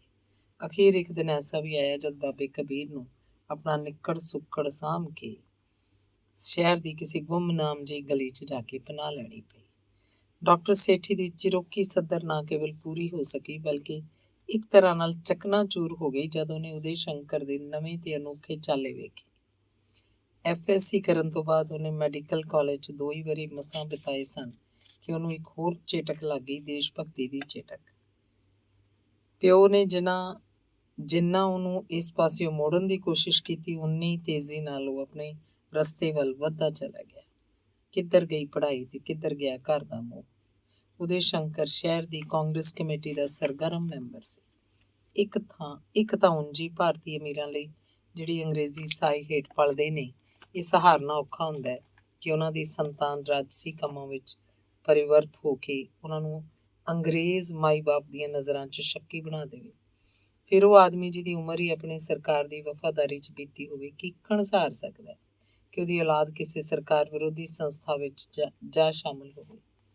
ਵਸੀਅਤਾਂ, ਲਾਲਚਾਂ ਜਾਂ ਡਰਾਵਿਆਂ ਦੇ ਅਸਰ ਨਾਲ ਜੇ ਉਦੇ ਸ਼ੰਕਰ ਨੇ ਰੁਕਣਾ ਸੰਭਵ ਹੁੰਦਾ ਤਾਂ ਅੱਜ ਇਹ ਨੌਜਵਾਨ ਜ਼ਰੂਰ ਆਪਣੇ ਪਿਓ ਦੇ ਕਾਰੋਬਾਰ ਤੇ ਦੌਲਤ ਨੂੰ 4 ਚੰਨ ਲਾ ਦਿੰਦਾ। ਉਹ ਵੀ ਆਪਣੇ ਦੂਸਰੇ ਭਰਾਵਾਂ ਵਾਂਗ ਕੋਠੀਆਂ ਤੇ ਮੋਟਰਾਂ ਦਾ ਅਧਿਕਾਰੀ ਹੁੰਦਾ। ਉਹ ਵੀ ਕਿਸੇ ਵੱਡੇ ਅਹੁਦੇਦਾਰ ਜਾਂ ਸਰਕਾਰੀ ਠੇਕੇਦਾਰ ਦਾ ਜਵਾਈ ਹੁੰਦਾ। ਪਰ ਅੱਜ ਉਦੇ ਸ਼ੰਕਰ ਦੇ ਪਾਸ ਇਹਨਾਂ ਸਭ ਚੀਜ਼ਾਂ ਦੀ ਥਾਂ ਕੀ ਹੈ? ਖੱਦਰ ਦੀ ਕਮੀਜ਼ ਤੇ ਧੋਤੀ, ਪੈਰਾਂ 'ਚ 1 ਰੁਪਇਆ 10 ਆਨਿਆਂ ਦੀ ਫਲੀਟ ਤੇ ਉਹਦਾ ਕੰਮ ਹੈ ਪੋਲੀਟੀਕਲ ਜਲਸਿਆਂ 'ਚ ਜਾ ਕੇ ਸਟੇਜ ਤੇ ਬੋਲਣਾ ਜਾਂ ਅਣਸਰ ਦੇ ਬਿਮਾਰਾਂ ਪਾਸ ਪਹੁੰਚ ਕੇ ਦਵਾ ਦਾਰੂ ਕਰਨਾ।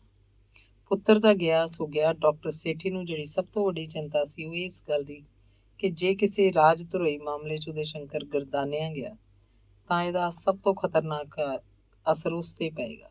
ਖਾਸ ਕਰਕੇ ਸਰਕਾਰ ਵੱਲੋਂ ਇਨਾਮ 'ਚ ਮਿਲੀ ਹੋਈ ਉਹਦੀ 40 ਮਰਬੇ ਜ਼ਮੀਨ ਤਾਂ ਅਵਸ਼ ਖਤਰੇ 'ਚ ਪੈ ਜਾਏਗੀ, ਜਿਹਨੂੰ ਬਖਸ਼ਣ ਵੇਲੇ ਹਕੂਮਤ ਨੇ ਉਹਦੇ ਖਾਨਦਾਨ ਲਈ ਸਰਕਾਰ ਭਗਤੀ ਦੀ ਲਾਜ਼ਮੀ ਸ਼ਰਤ ਲਾ ਦਿੱਤੀ ਹੋਈ ਸੀ। ਡਾਕਟਰ ਸੇਠੀ ਲਈ ਸੱਚਮੁੱਚ ਇੱਕ ਭਾਰੀ ਖਤਰਾ ਸੀ ਤੇ ਉਦੇ ਸ਼ੰਕਰ ਵੀ ਇਸ ਤੋਂ ਅਣਜਾਣ ਨਹੀਂ ਸੀ। ਪਰ ਉਹ ਮਜਬੂਰ ਸੀ। ਜਿਸ ਰਸਤੇ ਦਾ ਉਹ ਰਾਹੀ ਬਣ ਚੁੱਕਾ ਹੈ, ਉਸ ਤੋਂ ਪਿਛਾਂ ਕਦਮ ਹਟਾਉਣਾ ਉਹਦੇ ਵਾਸਤਾ ਰੋਗ ਨਹੀਂ ਸੀ। ਜ਼ਹਿਰੀਲੇ ਫੋੜੇ ਵਾਲੀ ਉਂਗਲ ਨੂੰ ਕੱਟਣਾ ਹੀ ਪੈਂਦਾ।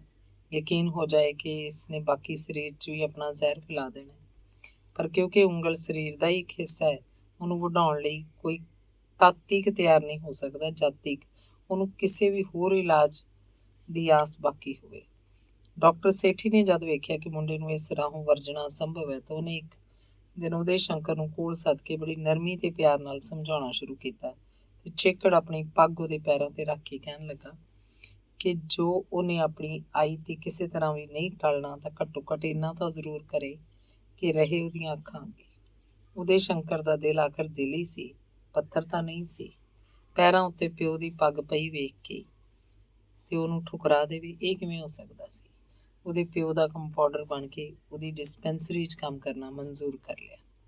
ਇਸ ਵਿਚਾਲੇ ਡਾਕਟਰ ਸੇਠੀ ਨੇ ਬੜੀ ਕੋਸ਼ਿਸ਼ ਕੀਤੀ ਕਿ ਵਿਆਹ ਦਾ ਪੰਗਾ ਪਾ ਕੇ ਉਹਨੂੰ ਹਮੇਸ਼ਾ ਲਈ ਬੰਨ੍ਹ ਸਕੇ, ਪਰ ਉਦੇ ਸ਼ੰਕਰ ਸੀ ਕਿ ਪੈਰਾਂ ਤੇ ਪਾਣੀ ਨਹੀਂ ਸੀ ਪੈਣ ਦਿੰਦਾ।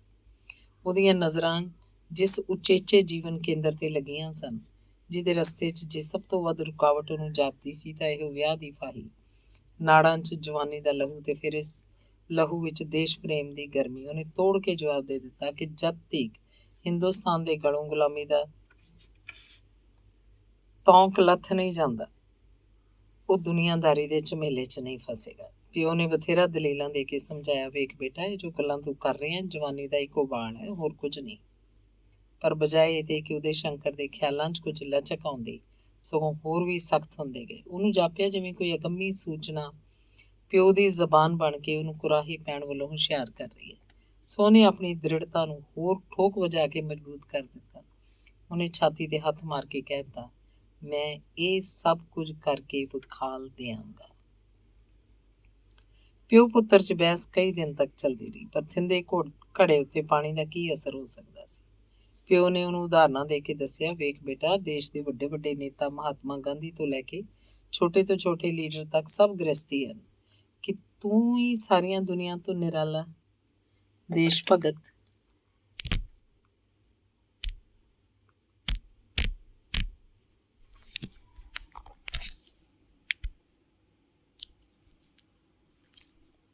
ਪਰ ਸਭ ਵਿਅਰਥ।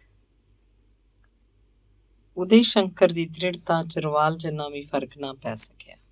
ਕਿਸੇ ਤਰ੍ਹਾਂ ਬੱਧਾ ਰੁੱਧਾ ਉਹਨੇ ਪੌਣਾ ਸਾਲ ਪਿਓ ਦੇ ਨਾਲ ਰਹਿ ਕੇ ਬਿਤਾਇਆ, ਪਰ ਅਖੀਰ ਇਹ ਵੇਲ ਬਨੇਰੇ ਨਾ ਚੜ ਸਕੀ। ਇਸ ਪੌਣੇ ਸਾਲ ਨੇ ਉਸਦੀ ਲਗਨ ਸਗੋਂ ਹੋਰ ਪਕੇਰੀ ਕਰ ਦਿੱਤੀ। ਜ਼ਿੰਦਗੀ ਦੀ ਇੱਕ ਉਹ ਬਾਰੀ ਵੀ ਉਸ ਉੱਤੇ ਖੁੱਲ੍ਹ ਗਈ ਜਿਹੜੀ ਹੁਣ ਤੀਕ ਬੰਦ ਹੋ ਰਹੀ ਸੀ। ਹਰ ਵੇਲੇ ਉਹਦੇ ਅੰਦਰੋਂ ਕੋਈ ਆਵਾਜ਼ ਉੱਠ ਰਹੀ ਕਿ ਉਹਦੇ ਕੰਨਾਂ ਦੇ ਪਰਦਿਆਂ ਨਾਲ ਟਕਰਾਉਂਦੀ ਰਹਿੰਦੀ, ਇਹ ਡਾਕਟਰੀ ਦਾ ਪੈਸਾ ਕੀ ਦੌਲਤ ਇਕੱਠੀ ਕਰਨ ਲਈ ਹੈ?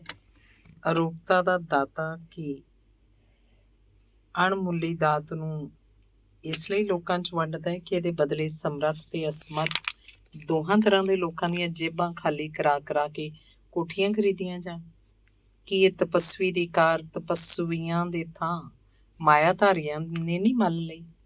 ਡਾਕਟਰ ਸੇਠੀ ਦੀ ਡਿਸਪੈਂਸਰੀ ਅੱਗੇ ਇੱਕ ਛੋਟਾ ਜਿਹਾ ਬੋਰਡ ਲਟਕਾਇਆ ਹੋਇਆ ਸੀ, ਜਿਸ ਉੱਤੇ ਫੀਸਾਂ ਦਾ ਵੇਰਵਾ ਇਸ ਤਰ੍ਹਾਂ ਸੀ: ਤਫਤੀਸ਼ ਦੀ ਫੀਸ 10 ਰੁਪਏ, ਘਰ ਜਾ ਕੇ ਵੇਖਣ ਦੀ 25 ਰੁਪਏ, ਰਾਤ ਦੀ ਫੀਸ ਦੂਣੀ ਅਰਥਾਤ 50 ਰੁਪਏ। ਇਸ ਨਿੱਕੇ ਜਿਹੇ ਸਾਈਨ ਬੋਰਡ ਨੂੰ ਜਿੰਨਾ ਪੜ੍ਹਦਾ ਉਨੀ ਵਾਰੀ ਸੋਚਦਾ ਕਿ ਇਹ ਅਰੋਗਤਾ ਵਰਗੀ ਰੱਬੀ ਰਹਿਮਤ ਵੀ ਠੀਕਰੀਆਂ ਬਦਲੇ ਵੇਚੀ ਜਾ ਸਕਦੀ ਹੈ। ਇੰਨਾ ਨਿਆਂ ਹੈ ਰੱਬ ਦੀ ਲੁਕਾਈ ਨਾਲ। ਦਵਾਈ ਦੇ ਪੈਸੇ ਤਾਂ ਭਲਾ ਕਿਸੇ ਲਈ ਹੀ ਸਹੀ, ਪਰ ਇਹ ਕੁਝ ਮਿੰਟਾਂ ਦੀ ਮਿਹਨਤ ਉਹਦਾ ਇੰਨਾ ਮੁੱਲ। ਕੀ ਸਾਡਾ ਦੇਸ਼ ਇੰਨਾ ਅਮੀਰ ਹੈ ਕਿ ਹਰ ਕੋਈ ਇੱਥੇ ਅਰੋਗਤਾ ਖਰੀਦ ਸਕੇ? 100 ਪਿੱਛੇ ਕਿੰਨੀ ਗਿਣਤੀ ਐਸੇ ਬਿਮਾਰਾਂ ਦੀ ਹੋਏਗੀ ਜਿਹੜੇ ਇਸ ਮਹਿੰਗੀ ਅਰੋਗਤਾ ਨੂੰ ਪ੍ਰਾਪਤ ਕਰ ਸਕਣ? ਫਿਰ ਬਿਮਾਰੀਆਂ ਦੀ ਭਰਮਾਰ ਵੀ ਤਾਂ ਉਹਨਾਂ ਘਰਾਂ 'ਚ ਬਹੁਤ ਹੀ ਹੁੰਦੀ ਹੈ, ਜਿਹੜੇ ਜੇ ਇੱਕ ਵਾਰ ਇੰਨੀ ਫੀਸ ਕਿਸੇ ਤਰ੍ਹਾਂ ਭਰ ਵੀ ਦੇਣ ਤਾਂ ਹਫ਼ਤਿਆਂ ਜਾਂ ਮਹੀਨਿਆਂ ਬੱਧੀ ਉਹਨਾਂ ਨੂੰ ਪੇਟ ਨਾਲ ਪੱਥਰ ਬੰਨ੍ਹ ਕੇ ਸੌਣਾ ਪੈਂਦਾ ਹੈ। ਉਹ ਪਿਓ ਤੋਂ ਚੋਰੀ ਅਕਸਰ ਉਹਨਾਂ ਮਰੀਜ਼ਾਂ ਵੱਲ ਹੀ ਬਹੁਤਾ ਧਿਆਨ ਦੇਣ ਲੱਗ ਪਿਆ ਜਿਹੜੇ ਫੀਸ ਦੇਣ ਤੋਂ ਆਰੀ ਹੁੰਦੇ। ਇਹੋ ਹੀ ਨਹੀਂ, ਲੋੜ ਅਨੁਸਾਰ ਉਹਨਾਂ ਦੇ ਘਰੇ ਵੀ ਹੋ ਆਇਆ ਕਰਦਾ ਸੀ। ਗਰੀਬਾਂ ਦੇ ਮੁਹੱਲਿਆਂ 'ਚ ਦਿਨੋਂ ਦਿਨ ਉਹਦੀ ਚਰਚਾ ਵਧਣ ਲੱਗੀ ਤੇ ਹੋਰ ਥੋੜ੍ਹੇ ਚਿਰ ਬਾਅਦ ਇਸ ਚਰਚਾ ਨੇ ਸ਼ਰਧਾ ਦਾ ਰੂਪ ਧਾਰ ਲਿਆ। ਸਿੱਟਾ ਹੋਇਆ ਕਿ ਹਮਾਂ ਤੋਮਾਂ ਵੀ ਜਦੋਂ ਕਿਸੇ ਦੇ ਘਰ 'ਚ ਕੋਈ ਬਿਮਾਰ ਹੁੰਦਾ, ਮਰੀਜ਼ ਨੂੰ ਲੈ ਕੇ ਡਾਕਟਰ ਉਦੇ ਸ਼ੰਕਰ ਦੀ ਦੁਕਾਨ ਤੇ ਆ ਪਹੁੰਚਦੇ। ਥੋੜ੍ਹੇ ਚਿਰ ਵਿੱਚ ਹੀ ਡਾਕਟਰ ਸੇਠੀ ਦੇ ਥਾਂ ਡਾਕਟਰ ਉਦੇ ਸ਼ੰਕਰ ਲੋਕਾਂ ਦੀ ਜ਼ੁਬਾਨ ਤੇ ਚੜ੍ਹ ਗਿਆ। ਬਰਦਾਸ਼ਤ ਦੀ ਵੀ ਆਖਰ ਕੋਈ ਹੱਦ ਹੁੰਦੀ ਹੈ। ਡਾਕਟਰ ਸੇਠੀ ਨੇ ਸੋਚਿਆ, ਇਸ ਤਰ੍ਹਾਂ ਤਾਂ ਉਹ ਹੋਰ ਥੋੜ੍ਹੇ ਚਿਰ ਤੱਕ ਉਹਦੇ ਘਰ ਦੇ ਬਨੇਰੇ ਨਾਲ ਆ ਲੱਗਣਗੇ। ਜਿੰਨਾ ਕੁ ਉਹਦੀ ਸਮਰੱਥਾ ਵਿੱਚ ਸੀ ਉਹਨੇ ਉਦੇ ਸ਼ੰਕਰ ਨੂੰ ਸਮਝਾਇਆ, ਵਰਜਿਆ, ਪਰ ਉਦੇ ਸ਼ੰਕਰ ਦਾ ਇੱਕ ਜਵਾਬ ਸੀ: ਮੇਰੇ ਪਾਸੋਂ ਹੋਰ ਕਿਸੇ ਤਰ੍ਹਾਂ ਦੀ ਆਸ ਨਾ ਰੱਖੋ ਪਿਤਾ ਜੀ। ਆਖਰ ਜਦ ਉਦੇ ਸ਼ੰਕਰ ਨੇ ਵੇਖਿਆ ਪਿਓ ਦੀ ਨਾਰਾਜ਼ਗੀ ਹੱਦੋਂ ਵੱਧਦੀ ਜਾ ਰਹੀ ਹੈ ਤਾਂ ਉਹਨੇ ਡਿਸਪੈਂਸਰੀ 'ਚ ਜਾਣਾ ਵੀ ਛੱਡਤਾ ਤੇ ਜਿੱਥੋਂ ਟੁੱਟਾ ਸੀ ਮੁੜ ਉੱਥੇ ਹੀ ਜਾ ਜੁੜਿਆ। ਡਾਕਟਰ ਸੇਠੀ ਨੇ ਵੀ ਜਦ ਵੇਖਿਆ ਕਿ ਇਹਨਾਂ ਤਿਲਾਂ ਵਿੱਚ ਤੇਲ ਨਹੀਂ ਤਾਂ ਛੇਕੜ ਉਹਨੂੰ ਉਦੇ ਸ਼ੰਕਰ ਨੂੰ ਉਸੇ ਹਾਲਤ ਤੇ ਛੱਡ ਦਿੱਤਾ। ਫਿਰ ਉਹੀ ਖਤਰਾ ਸਾਹਮਣੇ ਆ ਖੜਾ ਹੋਇਆ। ਉਦੇ ਸ਼ੰਕਰ ਨੇ ਨਵੇਂ ਜੋਸ਼ ਨਾਲ ਮੁੜ ਸਟੇਜ ਜਾ ਮੱਲੀ। ਧੂਆਂ-ਧਾਰ ਤਕਰੀਰਾਂ ਤੇ ਧੜੱਲੇਦਾਰ ਨਜ਼ਮਾਂ। ਇਹ ਤੋਂ ਛੁੱਟ ਉਹਨੇ ਕੋਠੀ ਦਾ ਨਿਵਾਸ ਵੀ ਛੱਡ ਦਿੱਤਾ ਤੇ ਸ਼ਾਲਮੀ ਤੋਂ ਬਾਹਰ ਇੱਕ ਦੋਸਤ ਦੇ ਮਕਾਨ ਤੇ ਜਾ ਟਿਕਿਆ। ਉੱਥੇ ਉਹਨੇ ਕੁਝ ਰਕਮ ਖਰਚ ਕਰਕੇ ਆਪਣੀ ਛੋਟੀ ਡਿਸਪੈਂਸਰੀ ਕਾਇਮ ਕਰ ਲਈ। ਖਰਚ ਚਲਾਉਣ ਲਈ ਹੁਣ ਉਸ ਪਾਸੇ ਇਹੋ ਰਾਸ਼ੀ ਸੀ ਕਿ ਡਿਸਪੈਂਸਰੀ ਦੇ ਬਾਹਰ ਉਹਨੇ ਇੱਕ ਲੰਮੇ ਛੇਕ ਵਾਲੀ ਸੰਦੂਕੜੀ ਇਸ ਮਤਲਬ ਲਈ ਟੰਗ ਦਿੱਤੀ ਕਿ ਮਰੀਜ਼ ਜਾਂ ਉਹਨਾਂ ਦੇ ਵਾਰਸ ਜੋ ਕੁਝ ਦੇਣਾ ਚਾਹੁਣ ਤਾਂ ਜਾਂਦੇ ਹੋਏ ਉਸ 'ਚ ਪਾ ਜਾਣ। ਇਸ ਸੰਦੂਕੜੀ ਨੂੰ ਹਫ਼ਤੇ 2 ਹਫ਼ਤੇ ਬਾਅਦ ਖੋਲ੍ਹਦਾ। ਜਿਉਂ-ਜਿਉਂ ਬਿਮਾਰਾਂ ਦੀ ਆਵਾਜਾਈ ਉਸ ਪਾਸ ਵੱਧਦੀ ਗਈ ਤੇ ਸੰਦੂਕੜੀ ਵਿਚਲੀ ਰਕਮ ਵਿੱਚ ਵੀ ਵਾਧਾ ਹੁੰਦਾ ਗਿਆ। ਮੁੰਡੇ ਦਾ ਦਿਮਾਗ ਖਰਾਬ ਹੋ ਗਿਆ। ਛੇਕੜ ਇਹ ਕਹਿ ਕੇ ਡਾਕਟਰ ਸੇਠੀ ਨੇ ਆਪਣੇ ਦਿਲ ਨੂੰ ਧੀਰਜ ਬਣਾਇਆ ਤੇ ਇਹ ਕਹਿ ਕੇ ਕਿ ਉਹਦੇ 3 ਨਹੀਂ 2 ਪੁੱਤਰ ਹਨ। ਘਰ ਬਾਹਰ ਦੇ ਮੋਹ ਤੇ ਦੁਨੀਆਦਾਰੀ ਦੇ ਝਮੇਲਿਆਂ ਤੋਂ ਇਕਲ ਵਾਂਝੇ ਬੈਠਾ ਉਦੇ ਸ਼ੰਕਰ ਇਸ ਤਰ੍ਹਾਂ ਨਾਲ ਆਪਣੇ ਨੈਤਿਕ ਜੀਵਨ ਦਾ ਗੱਡਾ ਰੋੜੀ ਤੁਰਿਆ ਜਾ ਰਿਹਾ ਸੀ। ਉਹਦੇ ਰੁਝੇਵਿਆਂ 'ਚ ਜਿਉਂ-ਜਿਉਂ ਵਾਧਾ ਹੁੰਦਾ ਗਿਆ, ਨਾਲੋਂ ਨਾਲ ਉਹਦਾ ਉਤਸ਼ਾਹ ਵੀ ਚੜ੍ਹਦੀਆਂ ਕਲਾਂ 'ਚ ਹੋਈ ਗਿਆ। ਉਹ ਨਾ ਕੇਵਲ ਦੁਖੀਆਂ ਬਿਮਾਰਾਂ ਲਈ ਮਾਲਾ ਦੀ ਅਠੋਤਰੀ ਸੀ, ਬਲਕਿ ਰਾਜਸੀ ਹਲਕੇ ਵਿੱਚ ਵੀ ਉਹਦਾ ਨਾਂ ਦੂਰ ਤੱਕ ਫੈਲਦਾ ਜਾਂਦਾ ਸੀ। ਆਪਣੇ ਇਲਾਕੇ ਦੇ 50 ਮੀਲਾਂ 'ਚ ਜਿੱਥੇ ਵੀ ਕੋਈ ਕਾਂਗਰਸ ਕਮੇਟੀ ਦੀ ਕਾਨਫਰੰਸ ਜਾਂ ਮੀਟਿੰਗ ਆਦਿ ਹੁੰਦੀ, ਉਦੇ ਸ਼ੰਕਰ ਉੱਥੇ ਸਭ ਤੋਂ ਪਹਿਲਾਂ ਮੌਜੂਦ ਹੁੰਦਾ। ਉਹਦੀ ਤਕਰੀਰ ਜਾਂ ਕਵਿਤਾ ਸੁਣਨ ਲਈ ਲੋਕਾਂ ਨੂੰ ਤਰਸੇਵਾਂ ਜਿਹਾ ਲੱਗਾ ਰਹਿੰਦਾ ਸੀ। ਦਿਨ ਬੀਤਦੇ ਗਏ। ਉਦੇ ਸ਼ੰਕਰ ਦੇ ਨਾਮਣੇ ਦੀ ਗੁੱਡੀ ਉੱਚੇ ਤੋਂ ਉੱਚੇ ਮੰਡਲਾਂ 'ਚ ਲਹਿਰਾਉਂਦੀ ਗਈ। ਇੱਕ ਛੋਹ, ਇੱਕ ਜਵਾਰ ਭਾਟਾ ਜਿਹੜਾ ਇੱਕ ਦਿਨ ਉਹਦੇ ਜੀਵਨ ਸਾਗਰ ਵਿੱਚ ਚਿੰਤੇ ਕਿਤੋਂ ਆ ਗਿਆ। ਐਸਾ ਆਇਆ ਕਿ ਮੁੜ ਉਦੇ ਸ਼ੰਕਰ ਨੇ ਆਪਣੀ ਸੱਤਾ ਤੇ ਟਿਕਾ ਨਹੀਂ ਵੇਖਿਆ। ਪਿਆਰ ਦੇ ਦੇਵਤੇ ਨੇ ਕਿਤੇ ਲੁਕੇ ਬੈਠਿਆਂ ਹੀ ਐਸਾ ਤੀਰ ਛੱਡਿਆ ਜਿਹੜਾ ਉਹਦੇ ਦਿਲ 'ਚ ਜਾ ਵੱਜਾ, ਤੇ ਵੱਜਾ ਵੀ ਐਨ ਉਸ ਵੇਲੇ ਜਦ ਜੇਲ੍ਹ ਦਾ ਫਾਟਕ ਉਹਨੂੰ ਨਿਗਲਣ ਲਈ ਖੁੱਲ੍ਹਣ ਹੀ ਵਾਲਾ ਸੀ। ਇੱਧਰ ਪ੍ਰਤਿਮਾ ਦੀ ਪਹਿਲੀ ਮੁਲਾਕਾਤ, ਉੱਧਰ ਵਾਰੰਟਾਂ ਦੀ ਤਿਆਰੀ। ਹੋਣੀ ਦੀ ਹਨੇਰੀ ਆਈ ਤੇ ਲੰਮੇ 2 ਸਾਲਾਂ ਲਈ ਪ੍ਰੇਮੀਆਂ ਨੂੰ ਵਿਛੋੜ ਕੇ ਚਲੀ ਗਈ। ਸਮੇਂ ਦਾ ਘੋੜਾ ਤਾਂ ਕਿਸੇ ਹਾਲਤ ਵਿੱਚ ਹੀ ਰੁਕਦਾ ਨਹੀਂ, ਉਹ ਸਰਪਟ ਦੌੜਦਾ ਹੀ ਚਲਾ ਜਾਂਦਾ ਹੈ, ਕਿਸੇ ਦੀਆਂ ਅੱਖਾਂ ਦੀ ਰੜਕ ਬਣ ਕੇ ਤੇ ਕਿਸੇ ਦੀ ਅੱਖਾਂ ਦੀ ਨੀਂਦ ਬਣ ਕੇ। ਆਖਰ ਇਹ 2 ਬਹਾਰਾਂ ਤੇ 2 ਪਤਝੜਾਂ ਵੀ ਲੰਘ ਗਈਆਂ ਤੇ ਉਹਦੇ ਸ਼ੰਕਰ ਦੀ ਰਿਹਾਈ ਦਾ ਸਮਾਂ ਆ ਪਹੁੰਚਾ। ਬੀਤੇ 2 ਸਾਲਾਂ ਵਿੱਚ ਉਹ ਇੱਕ ਵਾਰ ਵੀ ਪ੍ਰਤਿਮਾ ਨੂੰ ਵੇਖ ਨਹੀਂ ਸਕਿਆ, ਭਾਵੇਂ ਕਿ ਅੰਦਰੋਂ ਉਹਦਾ ਦਿਲ ਕਹਿੰਦਾ ਸੀ ਕਿ ਉਹ ਜ਼ਰੂਰ ਕਦੀ ਨਾ ਕਦੀ ਮੁਲਾਕਾਤ ਲਈ ਆਏਗੀ। ਪਰ ਫਿਰ ਵੀ ਇੱਕ ਤਸੱਲੀ ਸੀ, ਜਿਹੜੀ ਚਿੱਠੀ ਉਹਨੇ ਪ੍ਰਤਿਮਾ ਨੂੰ ਜੇਲ੍ਹ 'ਚੋਂ ਭੇਜੀ ਸੀ, ਉਹਦਾ ਉੱਤਰ ਬੜਾ ਆਸ ਭਰਪੂਰ ਸੀ। ਅੰਗ 5ਵਾਂ। ਗੰਗਾ ਰਾਮ ਨੂੰ ਇੱਕ ਵਾਰੀ ਫੇਰ ਆਪਣੇ ਕੀਤੇ ਤੇ ਦੁੱਖ ਹੋਇਆ ਜਦ ਪ੍ਰਤਿਮਾ ਉਸ ਲਈ ਰੋਟੀ ਦਾ ਥਾਲ ਲੈ ਕੇ ਸਾਹਮਣੇ ਆ ਖੜੋਤੀ। ਇੰਨੀ ਉਦਾਸ ਤੇ ਦੁਖੀ ਉਹਨੇ ਪ੍ਰਤਿਮਾ ਨੂੰ ਅੱਗੇ ਕਦੀ ਨਹੀਂ ਸੀ ਵੇਖਿਆ। ਉਹਨੇ ਮਹਿਸੂਸ ਕੀਤਾ ਕਿ ਉਹਦਾ ਦਿੱਤਾ ਹੋਇਆ ਦਿਲਾਸਾ ਵੀ ਇਸ ਵੇਲੇ ਪ੍ਰਤਿਮਾ ਦੇ ਦਿਲ ਦੀ ਪੀੜ ਨਹੀਂ ਘਟਾ ਸਕਿਆ। ਤਾਂ ਕਿ ਇਸ ਕੁੜੀ ਨੇ ਇਸੀ ਮਰਜ਼ੀ ਤੇ ਛੱਡ ਦਿੱਤਾ ਜਾਏ। ਰੋਟੀ ਖਾਂਦਿਆਂ ਉਹ ਇਹੋ ਸੋਚ ਰਿਹਾ ਸੀ। ਫਿਰ ਇਹਦਾ ਨਤੀਜਾ ਕੀ ਮੈਂ ਨਹੀਂ ਜਾਣਦਾ ਕਿ ਇਸ ਭੋਲੀ ਕੁੜੀ ਦਾ ਦਿਲ ਜਿਸ ਉੱਤੇ ਡੁੱਲਣ ਲਈ ਤਰਲੋ ਮੱਛੀ ਹੋ ਰਿਹਾ ਉਹ ਕੌਣ ਹੈ। ਇੱਕ ਲੱਖਪਤੀ ਡਾਕਟਰ ਦਾ ਪੁੱਤਰ ਹੈ ਤੇ ਇੱਕ ਇੱਜ਼ਤਦਾਰ ਘਰਾਣੇ ਦਾ ਰੁਕਨ। ਪਿਆਰ ਦੇ ਗੋਰਖ ਧੰਦੇ 'ਚ ਫਸ ਕੇ ਉਹ ਨਾ ਜਾਣੀਏ ਕੁੜੀ ਨੂੰ ਜਿੱਲਤ ਦੇ ਕਿੰਨਾ ਡੂੰਘੇ ਪਾਣੀਆਂ 'ਚ ਰੋੜ ਲੈ ਜਾਵੇ ਤੇ ਪ੍ਰਤਿਮਾ ਦੀ ਖਾਨਦਾਨੀ ਕੋਝ ਦੀ ਭਿਣਕ ਪੈਂਦਿਆਂ ਵਿਚਾਰੀ ਨੂੰ ਦੁੱਧ 'ਚੋਂ ਮੱਖੀ ਵਾਂਗ ਕੱਢ ਕੇ ਸੁੱਟ ਦੇ। ਰੋਟੀ ਖਾਂਦਿਆਂ ਉਪਰੋਕਤ ਸੋਚ ਨੇ ਉਸ ਉੱਤੇ ਅਜੀਬ ਜਿਹਾ ਅਸਰ ਕੀਤਾ। ਉਹਦਾ ਗਰਾਹੀ ਵਾਲਾ ਹੱਥ ਥਾਲੀ ਦੇ ਕੰਢੇ ਤੇ ਰੁਕ ਗਿਆ।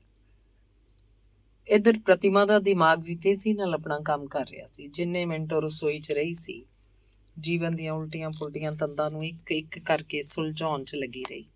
ਫਿਰ ਜਦੋਂ ਥਾਲ ਤੇ ਗਲਾਸ ਫੜੀ ਉਹ ਕਮਰੇ ਵੱਲ ਆ ਰਹੀ ਸੀ ਤਾਂ ਉਹਨੇ ਆਪਣੇ ਆਪ ਨੂੰ ਸੋਚਦੀਆਂ ਘੁੰਮਣ ਘੇਰੀਆਂ ਤੋਂ ਬਾਹਰ ਕਿਸੇ ਅਟੱਲ ਫੈਸਲੇ ਦੇ ਕੰਢੇ ਤੇ ਖੜੀ ਵੇਖਿਆ। ਇਸ ਵੇਲੇ ਜਦ ਗੰਗਾ ਰਾਮ ਨੂੰ ਕੁਝ ਸਹਿਮ ਭਰੇ ਵਿਚਾਰਾਂ ਨੇ ਰੋਟੀ ਤੱਕ ਖਾਣੀ ਭੁਲਾਤੀ ਸੀ, ਪ੍ਰਤਿਮਾ ਨੇ ਖਿਆਲ ਕੀਤਾ ਕਿ ਉਹਨੂੰ ਆਪਣਾ ਆਪ ਪ੍ਰਗਟ ਕਰਨ ਦਾ ਇਦੋਂ ਚੰਗਾ ਮੌਕਾ ਨਹੀਂ ਮਿਲਣਾ।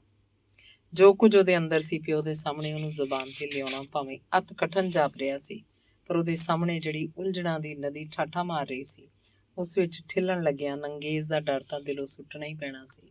ਸੋ ਉਹਨੇ ਇਸ ਮੁਕਾਬਲੇ ਲਈ ਆਪਣੇ ਆਪ ਨੂੰ ਪੂਰੀ ਤਰ੍ਹਾਂ ਤਿਆਰ ਕਰਦਿਆਂ ਹੋਇਆ ਗੰਗਾ ਰਾਮ ਨੂੰ ਪੁੱਛਿਆ, ਪਾਪਾ ਜੀ ਕੀ ਪਏ ਸੋਚਦੇ ਹੋ ਤੁਸੀਂ?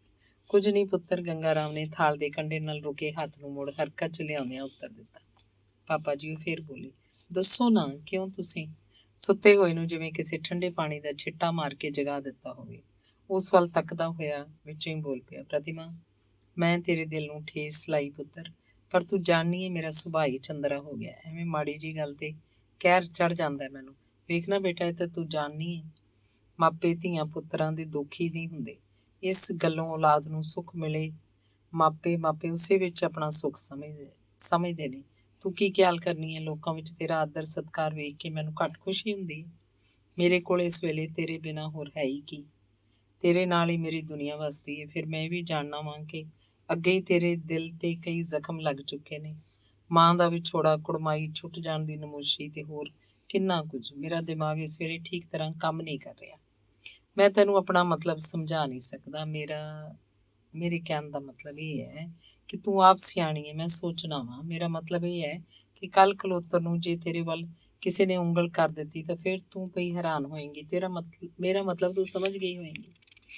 ਭਾਵੇਂ ਆਪਣੇ ਭਾਵਾਂ ਨੂੰ ਸਪਸ਼ਟ ਕਰਨ ਲਈ ਗੰਗਾ ਰਾਮ ਦੀ ਜ਼ਬਾਨ ਪੂਰੀ ਤਰ੍ਹਾਂ ਸਾਥ ਨਹੀਂ ਸੀ ਦੇ ਰਹੀ, ਫਿਰ ਵੀ ਪ੍ਰਤਿਮਾ ਸਭ ਕੁਝ ਸਮਝ ਗਈ ਤੇ ਉਹ ਪੂਰੀ ਦ੍ਰਿੜਤਾ 'ਚ ਬੋਲੀ, ਪਾਪਾ ਜੀ, ਤੁਸੀਂ ਹੱਲ ਨਾ ਕਰੋ ਕਿਸੇ ਗੱਲ ਦਾ। ਬਾਬੂ ਦੇ ਸ਼ੰਕਰ ਉਹਨਾਂ ਲੋਕਾਂ 'ਚ ਨਹੀਂ। ਕੀ ਕਿਹਾ ਹੈ ਤੂੰ?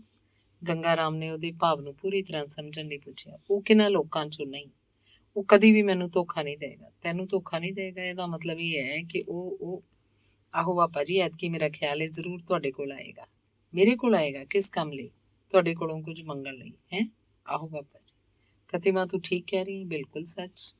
ਪਾਪਾ ਜੀ, ਪ੍ਰਤਿਮਾ ਦਾ ਇਹ ਛੇਕੜਲਾ ਵਾਕ ਸੁਣ ਕੇ ਗੰਗਾ ਰਾਮ ਨੂੰ ਜਾਪਿਆ ਜਿਸ ਤਰ੍ਹਾਂ ਉਹਨੂੰ ਕਿਸੇ ਨੇ ਤਪਦੀ ਧਰਤੀ ਤੋਂ ਚੁੱਕ ਕੇ ਲੈ ਕਰਦੇ ਪੁਸ਼ਟ ਕੁੰਜ 'ਚ ਜਾ ਬਿਠਾਇਆ ਹੋਵੇ।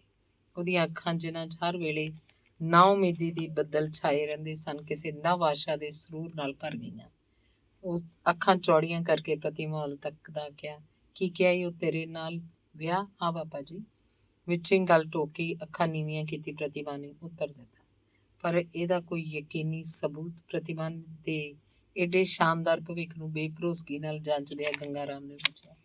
ਸਬੂਤ ਹੈ ਪਾਪਾ ਜੀ, ਪ੍ਰਤਿਮਾ ਨੇ ਪੂਰੇ ਹੌਸਲੇ ਨਾਲ ਤੇ ਉਮਾਂ 'ਚ ਉੱਤਰ ਦਿੱਤਾ। ਤੇ ਇਹ ਤੋਂ ਪਹਿਲਾਂ ਕਿ ਗੰਗਾ ਰਾਮ ਉਸ ਸਬੂਤ ਦੀ ਮੰਗ ਕਰਦਾ, ਪ੍ਰਤਿਮਾ ਨੇ ਝੱਟ ਕਮਰੇ ਦੀ ਪਰਲੀ ਨੁਕਰੇ ਪਹੁੰਚ ਕੇ ਇੱਕ ਪੁਰਾਣੇ ਜਿਹੇ ਸੂਟਕੇਸ ਦਾ ਢੱਕਣ ਖੋਲ੍ਹਿਆ।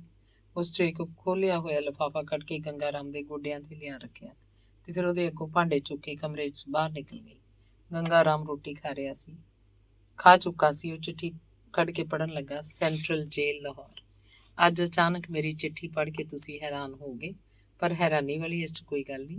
ਮਨੁੱਖੀ ਸੁਭਾਅ ਇੱਕ ਅਜੀਬ ਜਿਹਾ ਭੁੱਲ ਭੁਲਈਆ। ਕਦੋਂ ਇਹਦਾ ਕਿਹੜਾ ਪਾਸਾ ਦ੍ਰਿਸ਼ਟੀਗੋਚਰ ਹੋ ਜਾਂਦਾ, ਕਦੀ ਕੋਈ ਲੋਪ ਹੋ ਜਾਂਦਾ, ਸਮਝ ਨਹੀਂ ਆ ਸਕਦੀ। ਅੱਜ ਮੈਂ ਦਿਲ ਦੀ ਜਿਹੜੀ ਨੁੱਕਰ ਵਿਖਾਉਣ ਲੱਗਾ ਉਸ ਵਿੱਚ ਇੱਕ ਡੂੰਘੀ ਝਾਤੀ ਮਾਰ ਵੇਖਣੀ। ਜੇ ਇਸ ਵਿੱਚ ਤੁਹਾਨੂੰ ਕੋਈ ਅਸਲੀਅਤ ਜਾਪੇ ਤਾਂ ਮੇਰੀ ਮਦਦ ਲਈ ਆਪਣੇ ਹੱਥ ਅਗਾਂਹ ਕਰਨ ਦੀ ਕੋਸ਼ਿਸ਼ ਕਰਨੀ। ਮੈਂ ਇੱਕ ਬੜਾ ਕਠਨ ਵਰਤ ਧਾਰ ਕੇ ਇੱਕ ਅਨੋਖਾ ਜਿਹਾ ਪ੍ਰਣ ਲੈ ਕੇ ਅਮਲ ਦੇ ਮੈਦਾਨ 'ਚ ਕੁੱਦਿਆ ਸਾਂ। ਸਭ ਦੇ ਰੋਕਦਿਆਂ ਵਰਜਦਿਆਂ ਪ੍ਰਣ ਕੀ ਸੀ?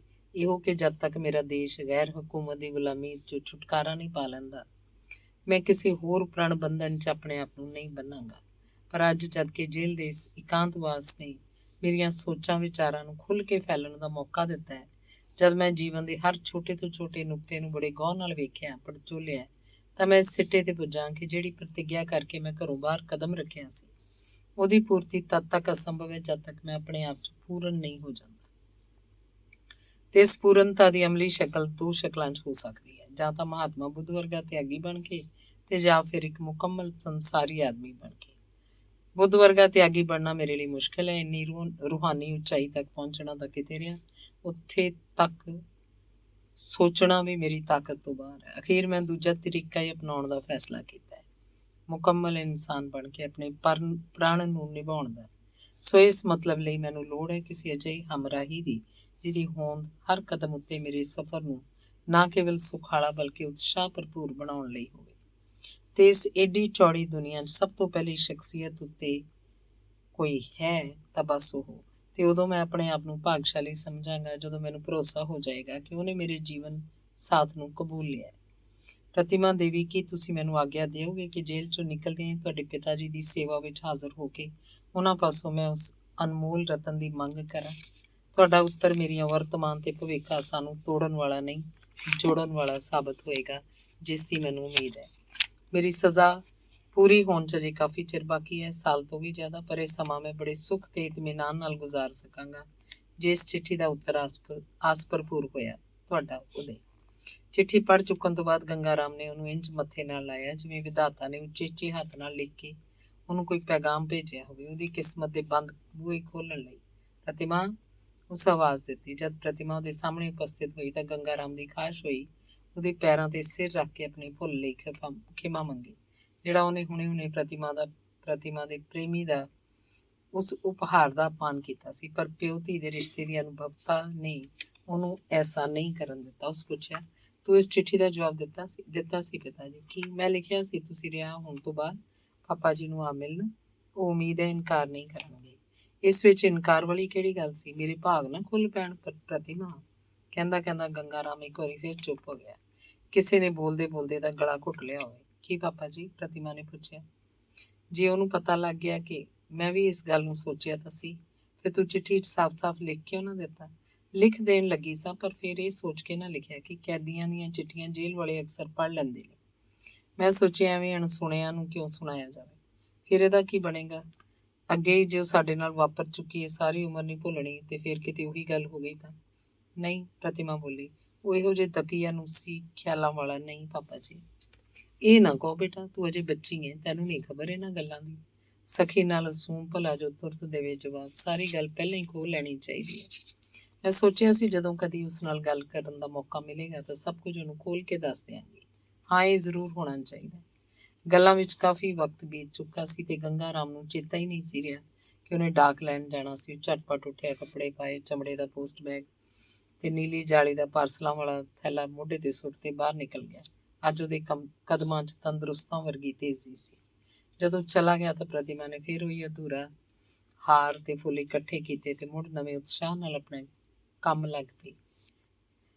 ਹਾਰ ਪਰੋਂਦਿਆਂ ਪਰੋਂਦਿਆਂ ਇੱਕ ਵਾਰ ਉਹਨੂੰ ਖਿਆਲ ਆਇਆ ਕਿ ਪਾਪਾ ਜੀ ਨੂੰ ਚਾਹੀਦਾ ਨਹੀਂ ਸੀ ਕਿ ਇੱਕ ਵਾਰੀ ਜਾਂਦੇ ਮੈਨੂੰ ਇਹਨਾਂ ਤਾਂ ਕਹਿ ਜਾਂਦੇ ਕਿ ਇਹਨੂੰ ਮੁਕੰਮਲ ਕਰ ਲੈ। ਤੇ ਫਿਰ ਸੋਚਦੀ ਸ਼ਾਇਦ ਖੁਸ਼ੀ ਦੇ ਜੋਸ਼ 'ਚ ਇਹਨਾਂ ਨੂੰ ਚੇਤਾ ਹੀ ਭੁੱਲ ਗਿਆ ਹੋਵੇ। ਪਰ ਥੋੜੇ ਚਿਰ ਬਾਅਦ ਜਦ ਉਹਨੇ ਗੰਗਾ ਰਾਮ ਨੂੰ ਦੁਬਾਰਾ ਅੰਦਰ ਆਉਂਦਿਆਂ ਵੇਖਿਆ ਤੇ ਨਾਲ ਇੱਕ ਮੈਲੇ ਰੁਮਾਲ 'ਚ ਬੰਨਿਆ ਹੋਇਆ ਹੱਚਾ ਮੋਟਾ ਸਾਰਾ ਹਾਰ, ਤਾਂ ਇੱਕ ਵਾਰ ਖੁਸ਼ੀ ਦੇ ਅਥਾਹ ਵੇਗ ਕਰਕੇ ਉਹਦੇ ਸਿਰ ਨੂੰ ਚੱਕਰ ਆਉਣੇ ਸ਼ੁਰੂ ਹੋ ਗਏ। ਆਉਂਦਾ ਹੀ ਗੰਗਾ ਰਾਮ ਬੋਲਿਆ, ਮੈਂ ਆਖਿਆ ਖੌਰੇ ਅਗਲੇ ਫੁੱਲ ਖਰਾਬ ਹੋ ਗਏ ਹੋਣਗੇ, ਬਣਿਆ ਬਣਾਇਆ ਹੀ ਕਿਉਂ ਨਾ ਲੈ ਆਈਏ। ਤੇ ਰੁਮਾਲ 'ਚੋਂ ਮੋਟਾ ਹਾਰ ਕੱਢ ਕੇ ਪ੍ਰਤਿਮਾ ਨੂੰ ਫੜਾਉਂਦਾ ਹੋਇਆ ਫਿਰ ਪਿਛਲੇ ਪੈਰੀ ਮੁੜ ਗਿਆ। ਅੰਗ 6ਵਾਂ।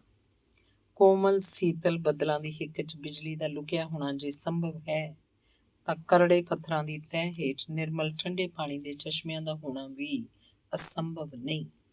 ਕੁਦਰਤ ਦੇ ਕਾਰਖਾਨਿਆਂ ਦੀ ਘਾੜਤ ਹੀ ਕੁਝ ਇਸੇ ਤਰ੍ਹਾਂ ਦੀ ਹੈ। 2 ਸਾਲਾਂ ਦੀ ਕੈਦ ਕੱਟ ਕੇ ਜਦੋਂ ਉਦੇ ਸ਼ੰਕਰ ਬਾਹਰ ਆਉਣ ਦੀਆਂ ਤਿਆਰੀਆਂ ਵਿੱਚ ਸੀ ਤਾਂ ਇੱਕ ਵਾਰੀ ਫਿਰ ਉਹਨੇ ਆਪਣੇ ਅੰਦਰਲੇ ਨੂੰ ਪੜਚੋਲ ਕੇ ਵੇਖਿਆ ਤੇ ਉਹਨੇ ਮਹਿਸੂਸ ਕੀਤਾ ਕਿ ਜਿਸ ਚੀਜ਼ ਨੂੰ ਭੁਲਾਉਣ ਦੇ ਯਤਨਾਂ 'ਚ ਉਹਨੇ ਸੈਂਕੜੇ ਦਿਨ ਤੇ ਰਾਤਾਂ ਬਿਤਾਈਆਂ ਹਨ, ਉਹ ਅਜੇ ਵੀ ਉਹਦੇ ਅੰਦਰ ਮੌਜੂਦ ਹੈ। ਮਿੱਠੀ ਜਿਹੀ ਇੱਕ ਕਸਕ, ਧੁੰਦਲੀ ਜਿਹੀ ਇੱਕ ਮੂਰਤ। ਜੀਵਨ ਦੇ ਇੱਕ ਉੱਚੇ ਆਦਰਸ਼ ਨੂੰ ਲੈ ਕੇ ਉਹਨੇ ਘਰੋਂ ਬਾਹਰ ਕਦਮ ਰੱਖਿਆ ਸੀ। ਜਦ ਤੱਕ ਮੇਰਾ ਦੇਸ਼ ਆਜ਼ਾਦ ਨਹੀਂ ਹੁੰਦਾ, ਮੈਂ ਛੋਟੇ ਦੀ ਸੇਵਾ ਤੋਂ ਹੋਰ ਕਿਸੇ ਸੰਸਾਰੀ ਫਾਹੇ 'ਚ ਨਹੀਂ ਪਵਾਂਗਾ।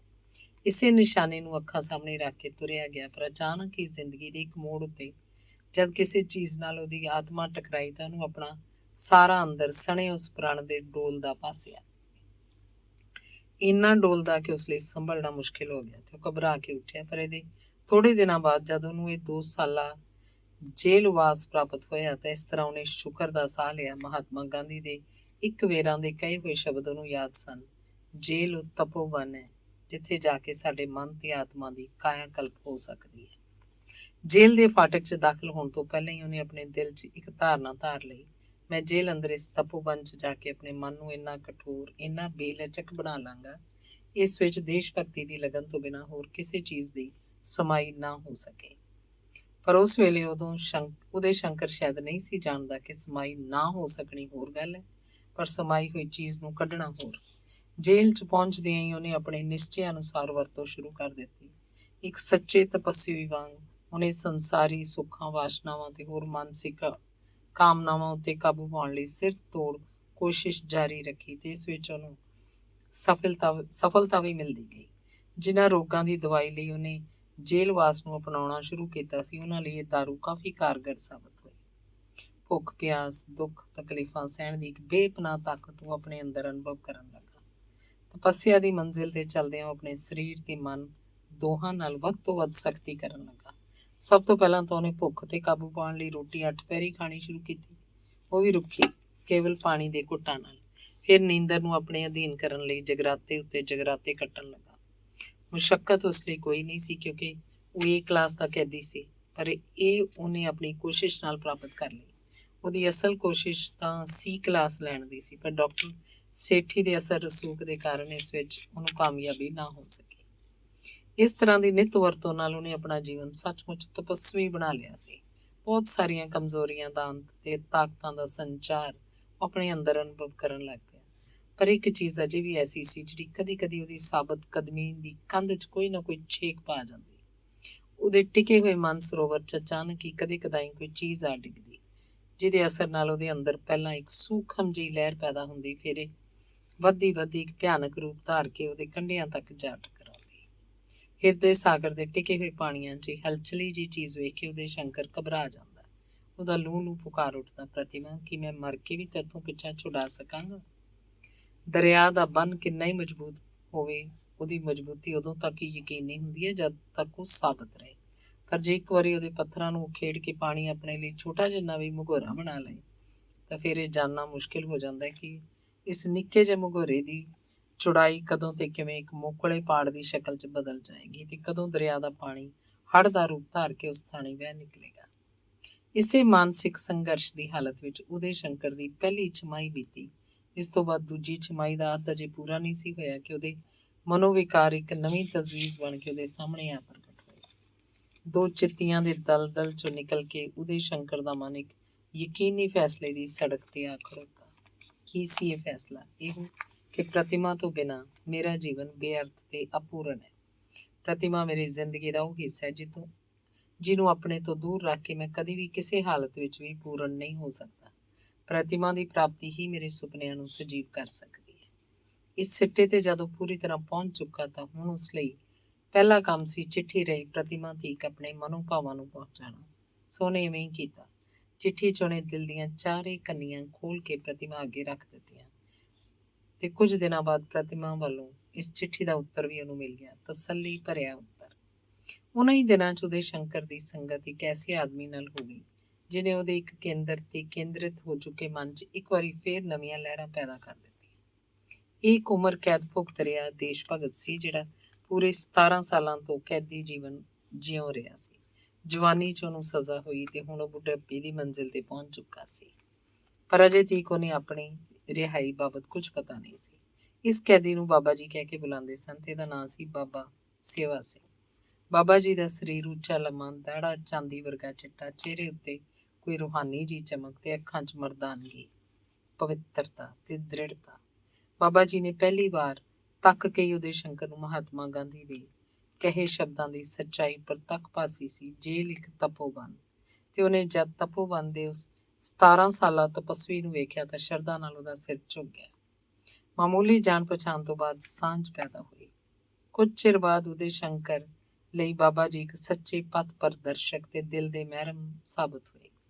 ਉਹਨੇ ਆਦ ਤੋਂ ਅੰਤ ਤੱਕ ਆਪਣੀ ਜੀਵਨ ਕਥਾ ਦੇ ਨਾਲ ਹੀ ਮਨ ਦੀ ਹਾਲਤ ਅਥਵਾ ਇਸ ਸੰਬੰਧੀ ਆਪਣਾ ਅੰਤਮ ਫੈਸਲਾ ਸਭ ਕੁਝ ਬਾਬਾ ਜੀ ਨੂੰ ਸੁਣਾ ਦਿੱਤਾ। ਇਸ ਜਾਣ ਪਛਾਣ ਦਾ ਮੁੱਢ ਇੱਕ ਸਧਾਰਨ ਜਿਹੇ ਢੰਗ ਨਾਲ ਬੱਝਾ ਸੀ। ਉਦੇ ਸ਼ੰਕਰ ਭਾਵੇਂ A ਕਲਾਸ ਦਾ ਕੈਦੀ ਸੀ, ਪਰ ਉਹਨੂੰ ਆਪਣੀ ਖੁਸ਼ੀ ਨਾਲ ਰੋਜ਼ਾਨਾ C ਕਲਾਸ ਦੇ ਕੈਦੀਆਂ 'ਚ ਜਾ ਕੇ ਸ਼ਾਮਲ ਹੋਣਾ ਪੈਂਦਾ ਸੀ ਮੁਸ਼ੱਕਤ ਲਈ। ਉਹਨਾਂ ਹੀ ਕੈਦੀਆਂ 'ਚ ਉਹਨੇ ਉਸ ਬਿਰਧ ਕੈਦੀ ਨੂੰ ਵੇਖਿਆ ਤੇ ਵੇਖ ਕੇ ਜਿਹੜੀ ਸਭ ਤੋਂ ਵੱਧ ਹੈਰਾਨੀ ਉਹਨੂੰ ਹੋਈ ਉਹ ਇਹ ਕਿ ਜਿੱਥੇ ਹੋਰ ਕੈਦੀ ਰੋਂਦੇ ਚੀਕਦੇ ਆਪਣਾ ਕੰਮ ਕਰਦੇ, ਉੱਥੇ ਉਹ ਬੜੇ ਚਾਅ ਤੇ ਉਤਸ਼ਾਹ ਨਾਲ ਇਹਨੂੰ ਸਿਰੇ ਚੜਾਉਂਦੇ ਸੀ। ਇੱਕ ਦਿਨ ਜਦ ਕੰਮ ਤੋਂ ਵਾਪਸ ਆਉਂਦਾ ਹੋਇਆ ਬਾਬਾ ਜੀ ਦੀ ਕੋਠੜੀ ਅੱਗੋਂ ਲੰਘਿਆ ਤਾਂ ਥੋੜ੍ਹੀ ਦੇਰ ਲਈ ਉਹਨਾਂ ਕੋਲ ਠਹਿਰ ਗਿਆ। ਬਾਬਾ ਜੀ ਨੇ ਆਦਰ ਨਾਲ ਉਸ ਨੂੰ ਬਿਠਾਇਆ ਤੇ ਦੋਹਾਂ ਨੇ ਕੁਝ ਪੁੱਛਿਆ, ਕੁਝ ਦੱਸਿਆ। ਜਦ ਉਦੇ ਸ਼ੰਕਰ ਨੂੰ ਬਾਬਾ ਜੀ ਦੀ ਜ਼ਬਾਨੀ ਪਤਾ ਲੱਗਾ ਕਿ ਉਹ 17 ਵਰ੍ਹਿਆਂ ਤੋਂ ਜੇਲ੍ਹ 'ਚ ਹੀ ਰਹਿ ਰਿਹਾ ਤਾਂ ਉਹਦੀ ਦਿਲਚਸਪੀ ਪੈਦਾ ਹੋ ਗਈ। ਖਾਸ ਕਰਕੇ ਜਦ ਉਹਨੇ ਬਾਬਾ ਜੀ ਦੀ ਰਹਿਣੀ ਬਹਿਣੀ 'ਚ ਉਤਸ਼ਾਹ, ਉਹਦੀਆਂ ਗੱਲਾਂ 'ਚ ਨਰੋਆ ਹਾਸਰਸ, ਉਹਦੀਆਂ ਹਰਕਤਾਂ 'ਚ ਪੂਰੀ ਜ਼ਿੰਦਗੀ ਦੀ ਤਸਵੀਰ ਵੇਖੀ ਤਾਂ ਉਹਦੀ ਦਿਲਚਸਪੀ 'ਚ ਹੋਰ ਵੀ ਵਾਧਾ ਹੋ ਗਿਆ। ਉਸ ਵੇਲੇ ਉਦੇ ਸ਼ੰਕਰ ਦੇ ਅੰਦਰ ਜਿਹੜੀ ਸਭ ਤੋਂ ਪਹਿਲੀ ਸੋਚ ਉੱਠੀ ਉਹ ਇਹ ਕਿ ਕਿਸ ਮਿੱਟੀ ਦਾ ਘੜਿਆ ਹੋਇਆ ਆਦਮੀ ਹੈ ਕਿ ਉਮਰ ਦਾ ਸਾਰਾ ਤੰਦਰੁਸਤ ਹਿੱਸਾ ਇਹਨੇ ਜੇਲ੍ਹ 'ਚ ਬਿਤਾ ਦਿੱਤਾ। ਚਿਹਰੇ ਉੱਤੇ ਫਿਰ ਵੀ ਗਮ ਦੀ ਰੇਖਾ ਤੱਕ ਨਹੀਂ, ਅੱਖਾਂ 'ਚ ਉਦਾਸੀ ਦਾ ਨਾਂ ਨਿਸ਼ਾਨ ਨਹੀਂ। ਇਹ ਮਨੁੱਖ ਹੈ ਕਿ ਕੋਈ ਦੇਵਤਾ? ਪਹਿਲੀ ਮੁਲਾਕਾਤ ਵਿੱਚ ਵਾਲੇ ਉਹਨੇ ਪੁੱਛਿਆ, ਕਿਉਂ ਬਾਬਾ ਜੀ, ਕਦੀ ਘਰ ਵੀ ਚੇਤੇ ਆਉਂਦਾ ਕਿ ਨਹੀਂ? ਘਰ? ਬਾਬਾ ਜੀ ਨੇ ਹੱਸਦਿਆਂ ਜਵਾਬ ਦਿੱਤਾ, ਮੇਰਾ ਘਰ ਤਾਂ ਇਹੋ ਹੈ ਜਿੱਥੇ ਤੁਸੀਂ ਰਹਿ ਰਹੇ ਹਾਂ। ਫਿਰ ਵੀ ਬਾਬਾ ਜੀ, ਜਿਸ ਘਰ 'ਚ ਅਸੀਂ ਜੰਮੇ ਪਲੇ, ਜਿਨ੍ਹਾਂ ਦੇ ਲਾਡਾਂ ਪਿਆਰਾਂ 'ਚ ਅਸੀਂ ਪਰਵਰਿਸ਼ ਪਾਈ, ਉਹਨਾਂ ਦੀ ਯਾਦ ਕਦੀ ਨਾ ਕਦੀ ਤਾਂ ਆ ਹੀ ਜਾਂਦੀ ਹੈ। ਤਾਂ ਖਿਮਾ ਕਰਨਾ, ਦੇਸ਼ ਭਗਤੀ ਦੇ ਸਕੂਲ 'ਚ ਦਾਖਲ ਹੋ ਗਏ ਤੁਸੀਂ ਅਜੇ ਤੀਕ ਇਹਦਾ ਊੜਾ ਐੜਾ ਵੀ ਨਹੀਂ ਸਿੱਖਿਆ, ਤੇ ਜਾਂ ਫਿਰ ਤੁਸੀਂ ਲੋਕਾਂ ਪਾਸੋਂ ਵਾਹਵਾ ਲੈਣ ਦੀ ਗੱਲ 'ਚ ਹਾਰ ਪਾਉਣ ਲਈ ਹੀ ਦੇਸ਼ ਭਗਤੀ ਦੀ ਲਾਈਨ ਫੜੀ ਹੈ। ਕੀ ਮਾਂ ਨਾਲੋਂ ਵੱਡਾ ਕੋਈ ਰਿਸ਼ਤੇਦਾਰ ਦੁਨੀਆ 'ਚ ਹੁੰਦਾ? ਮੇਰੀ ਮਾਂ ਦੀ ਬੇਇੱਜ਼ਤੀ ਮੇਰੀਆਂ ਅੱਖਾਂ ਸਾਹਮਣੇ ਹੋ ਰਹੀ ਹੋਵੇ ਤਾਂ ਕਿ ਉਸ ਵੇਲੇ ਮੈਂ ਦੂਜੇ ਰਿਸ਼ਤੇਦਾਰਾਂ ਨੂੰ ਯਾਦ ਰੱਖ ਸਕਾਂ। ਉਦੇ ਸ਼ੰਕਰ ਦਾ ਸਿਰ ਬਾਬਾ ਜੀ ਦੇ ਕਦਮਾਂ ਤੇ ਝੁਕ ਗਿਆ। ਫਿਰ ਵੀ ਉਹ ਇੰਨਾ ਪੁੱਛਣੋਂ ਬਾਜ਼ ਨਾ ਰਹਿ ਸਕਿਆ, ਤੁਹਾਡੀ ਕਿੰਨੇ ਕੁ ਲੜਕੇ ਬਾਲੇ ਨੇ ਬਾਬਾ ਜੀ? ਦੇਸ਼ ਦੇ ਸਾਰੇ ਬੱਚੇ ਮੇਰੇ ਬੱਚੇ ਨੇ। ਤੁਹਾਡਾ ਵਿਆਹ ਨਹੀਂ ਹੋਇਆ? ਹੁੰਦਾ ਵਿੱਚ ਹੀ ਰਹਿ ਗਿਆ। ਕਿਸ ਤਰ੍ਹਾਂ? ਵਿਆਹ ਤੋਂ 20 ਦਿਨ ਪਹਿਲਾਂ ਮੈਨੂੰ ਮਾਂ ਨੇ ਆਪਣੀ ਸੇਵਾ 'ਚ ਸੱਦ ਲਿਆ। ਉਹ ਤੇ ਤੁਹਾਡੀ ਮੰਗੇਤਰ ਦਾ ਕੀ ਹੋਇਆ? ਹੋਣਾ ਕੀ ਸੀ, ਉਹ ਹੋਰ ਕਿਸੇ ਨਾਲ ਵਿਆਹੀ ਗਈ ਹੋਏਗੀ। ਕਿੰਨੀ ਲਾਪਰਵਾਹੀ ਨਾਲ ਬਾਬਾ ਜੀ ਇਹ ਗੱਲਾਂ ਕਰ ਰਹੇ ਸਨ ਜਿਵੇਂ ਕੋਈ ਬੜਾ ਮਾਮੂਲੀ ਜਿਹਾ ਵਾਕਿਆ ਹੁੰਦਾ। ਸੁਣ ਕੇ ਉਦੇ ਸ਼ੰਕਰ ਦਿਲ ਹੀ ਦਿਲ ਵਿੱਚ ਆਪਣੇ ਜੀਵਨ ਨਾਲ ਬਾਬਾ ਜੀ ਦਾ ਤਿਆਗ ਦਾ ਟਾਕਰਾ ਕਰਨ ਲੱਗਾ। ਫਿਰ ਉਹਨੇ ਪੁੱਛਿਆ, ਬਾਬਾ ਜੀ, ਤੁਹਾਨੂੰ ਦੁੱਖ ਨਾ ਹੋਇਆ? ਬੇਸਮਝੀ ਜਿੱਥੇ ਹੈ ਉੱਥੇ ਦੁੱਖ ਸੁੱਖ ਦਾ ਅਹਿਸਾਸ ਹੁੰਦਾ ਹੈ। ਮੈਂ ਵੀ ਉਦੋਂ ਬੇਸਮਝ ਸਾਂ, ਮੈਨੂੰ ਵੀ ਦੁੱਖ ਹੋਇਆ ਸੀ, ਪਰ ਜੇਲ੍ਹ 'ਚ ਆਉਣ ਤੋਂ ਬਾਅਦ ਮੈਂ ਸਮਝ ਗਿਆ। ਉਦੇ ਸ਼ੰਕਰ ਦੇ ਅੰਦਰੋਂ ਕੁਝ ਬੋਲ ਉੱਠਿਆ, ਪਰ ਮੈਂ ਤਾਂ ਅਜੇ ਤੀਕ ਨਹੀਂ ਸੰਭਲ ਸਕਿਆ। ਉਸ ਤੋਂ ਬਾਅਦ ਉਹਨੇ ਹੌਲੀ-ਹੌਲੀ ਮਨ ਦੀ ਸਾਰੀ ਵਿਥਿਆ ਬਾਬਾ ਜੀ ਨੂੰ ਸੁਣਾ ਦਿੱਤੀ। ਉਸ ਦਿਨ ਤੋਂ ਬਾਅਦ ਉਦੈ ਸ਼ੰਕਰ ਬਾਬਾ ਜੀ ਨਾਲ ਸਾਂਝ ਪਾ ਲਈ। ਹੋਰ ਥੋੜੇ ਦਿਨਾਂ ਬਾਅਦ ਉਹ ਜੇਲ੍ਹ ਦੇ ਅਫਸਰਾਂ ਦੀ ਮਿੰਨਤ ਤਰਲਾ ਕਰਕੇ ਆਪਣੀ ਇਹ ਕਲਾਸ ਛੱਡ ਦਿੱਤੀ। ਬਾਬਾ ਜੀ ਦੀ ਕੋਠੜੀ 'ਚ ਜਾ ਡੇਰਾ ਲਾਇਆ। ਉਹਦੀ ਜ਼ਿੰਦਗੀ 'ਚ ਇੱਕ ਵਾਰੀ ਫੇਰ ਨਵਾਂ ਪਲਟਾ ਆਉਣਾ ਸ਼ੁਰੂ ਹੋਇਆ। ਬਾਬਾ ਜੀ ਪਾਸ ਕੁਝ ਅਜਿਹੀਆਂ ਜ਼ਾਤੀ ਕਿਤਾਬਾਂ ਵੀ ਸਨ ਜਿਹੜੀਆਂ ਉਹਨਾਂ ਨੇ ਜੇਲ੍ਹ ਕਰਮਚਾਰੀਆਂ ਦੀ ਆਗਿਆ ਨਾਲ ਰੱਖੀਆਂ ਸਨ। ਉਹਨਾਂ 'ਚ ਬਹੁਤੀਆਂ ਧਾਰਮਿਕ ਸਨ ਜਾਂ ਸਵਾਮੀ ਰਾਮ ਤੀਰਥ ਦੀਆਂ ਰਚਨਾਵਾਂ। ਉਦੈ ਸ਼ੰਕਰ ਨੇ ਸਵਾਮੀ ਰਾਮ ਤੀਰਥ ਦਾ ਲਿਟਰੇਚਰ ਬੜੀ ਦਿਲਚਸਪੀ ਨਾਲ ਪੜ੍ਹਨਾ ਸ਼ੁਰੂ ਕੀਤਾ। 2 ਛਮਾਈਆਂ ਬੀਤ ਜਾਣ ਤੇ ਜਦ ਤੀਜੀ ਸ਼ੁਰੂ ਹੋਈ ਤਾਂ ਉਦੈ ਸ਼ੰਕਰ ਨੇ ਇੱਕ ਵਾਰੀ ਫੇਰ ਆਪਣੇ ਆਪ ਦੀ ਦੇਖਭਾਲ ਕੀਤੀ। ਹੁਣ ਉਹਨੂੰ ਆਪਣੇ ਅੰਦਰ ਆਤਮ ਸੰਜਮ, ਆਤਮ ਤਿਆਗ ਦਾ ਪੂਰੀ ਤਰ੍ਹਾਂ ਅਨੁਭਵ ਹੋ ਰਿਹਾ ਸੀ। ਪ੍ਰਤਿਮਾ ਦੀ ਉਹ ਹਰ ਵੇਲੇ ਤੰਗ ਕਰਨ ਵਾਲੀ ਯਾਦ ਕਿੱਥੇ ਗਈ, ਉਹਨੂੰ ਖਿਆਲ ਤੱਕ ਨਹੀਂ ਸੀ। ਕਿਤਾਬਾਂ ਤੋਂ ਛੁੱਟੇ ਬਾਬਾ ਜੀ ਦੇ ਉਪਦੇਸ਼ਾਂ ਦਾ ਵੀ ਫਲ ਸੀ, ਜੋ ਉਹਨੂੰ ਅਕਸਰ ਕਿਹਾ ਕਰਦੇ ਸਨ, ਮੋਹ ਮਾਇਆ ਤੋਂ ਦੇਸ਼ ਭਗਤੀ, ਇਹ ਦੋਵੇਂ ਚੀਜ਼ਾਂ ਕਦੇ ਵੀ ਇਕੱਠੀਆਂ ਨਹੀਂ ਰਹਿ ਸਕਦੀਆਂ। ਦੇਸ਼ ਭਗਤ ਅਸਲੀ ਅਰਥਾਂ 'ਚ ਦੇਸ਼ ਭਗਤ ਹੈ ਹੀ ਨਹੀਂ ਜੇ ਉਹਦੇ ਅੰਦਰ ਰਾਈ ਦੇ ਦਾਣੇ ਜਿੰਨੀ ਵੀ ਵਾਸ਼ਨਾ ਮੌਜੂਦ ਹੋਵੇ। ਦੇਸ਼ ਭਗਤ ਦਾ ਪਹਿਲਾ ਕੰਮ ਹੈ ਆਪਣੇ ਮਨ ਨੂੰ ਬੇਲਚਕ ਤੇ ਨਿਰਮੋਹ ਤੇ ਕਠੋਰ ਬਣਾਉਣਾ। ਤੇ ਜਦ ਉਹ ਆਪਣੀ ਪੂਰੀ ਸਜ਼ਾ ਕੱਟ ਕੇ ਬਾਹਰ ਆ ਰਿਹਾ ਸੀ ਤਾਂ ਉਹਦਾ ਦਿਲ ਸੱਚਮੁੱਚ ਬੇਲਚਕ, ਨਿਰਮੋਹ ਤੇ ਕਠੋਰ ਸੀ। ਆਤਮ ਸੰਜਮ ਤੇ ਆਤਮ ਤਿਆਗ ਦੀਆਂ ਫੌਲਾਦੀ ਕੰਧਾਂ 'ਚ ਸੁਰੱਖਿਅਤ ਤੇ ਬੇਖਬਰ ਜਾਪ ਰਿਹਾ ਸੀ ਉਹਨੂੰ ਆਪਣਾ ਆਪ। ਧੰਨਵਾਦ।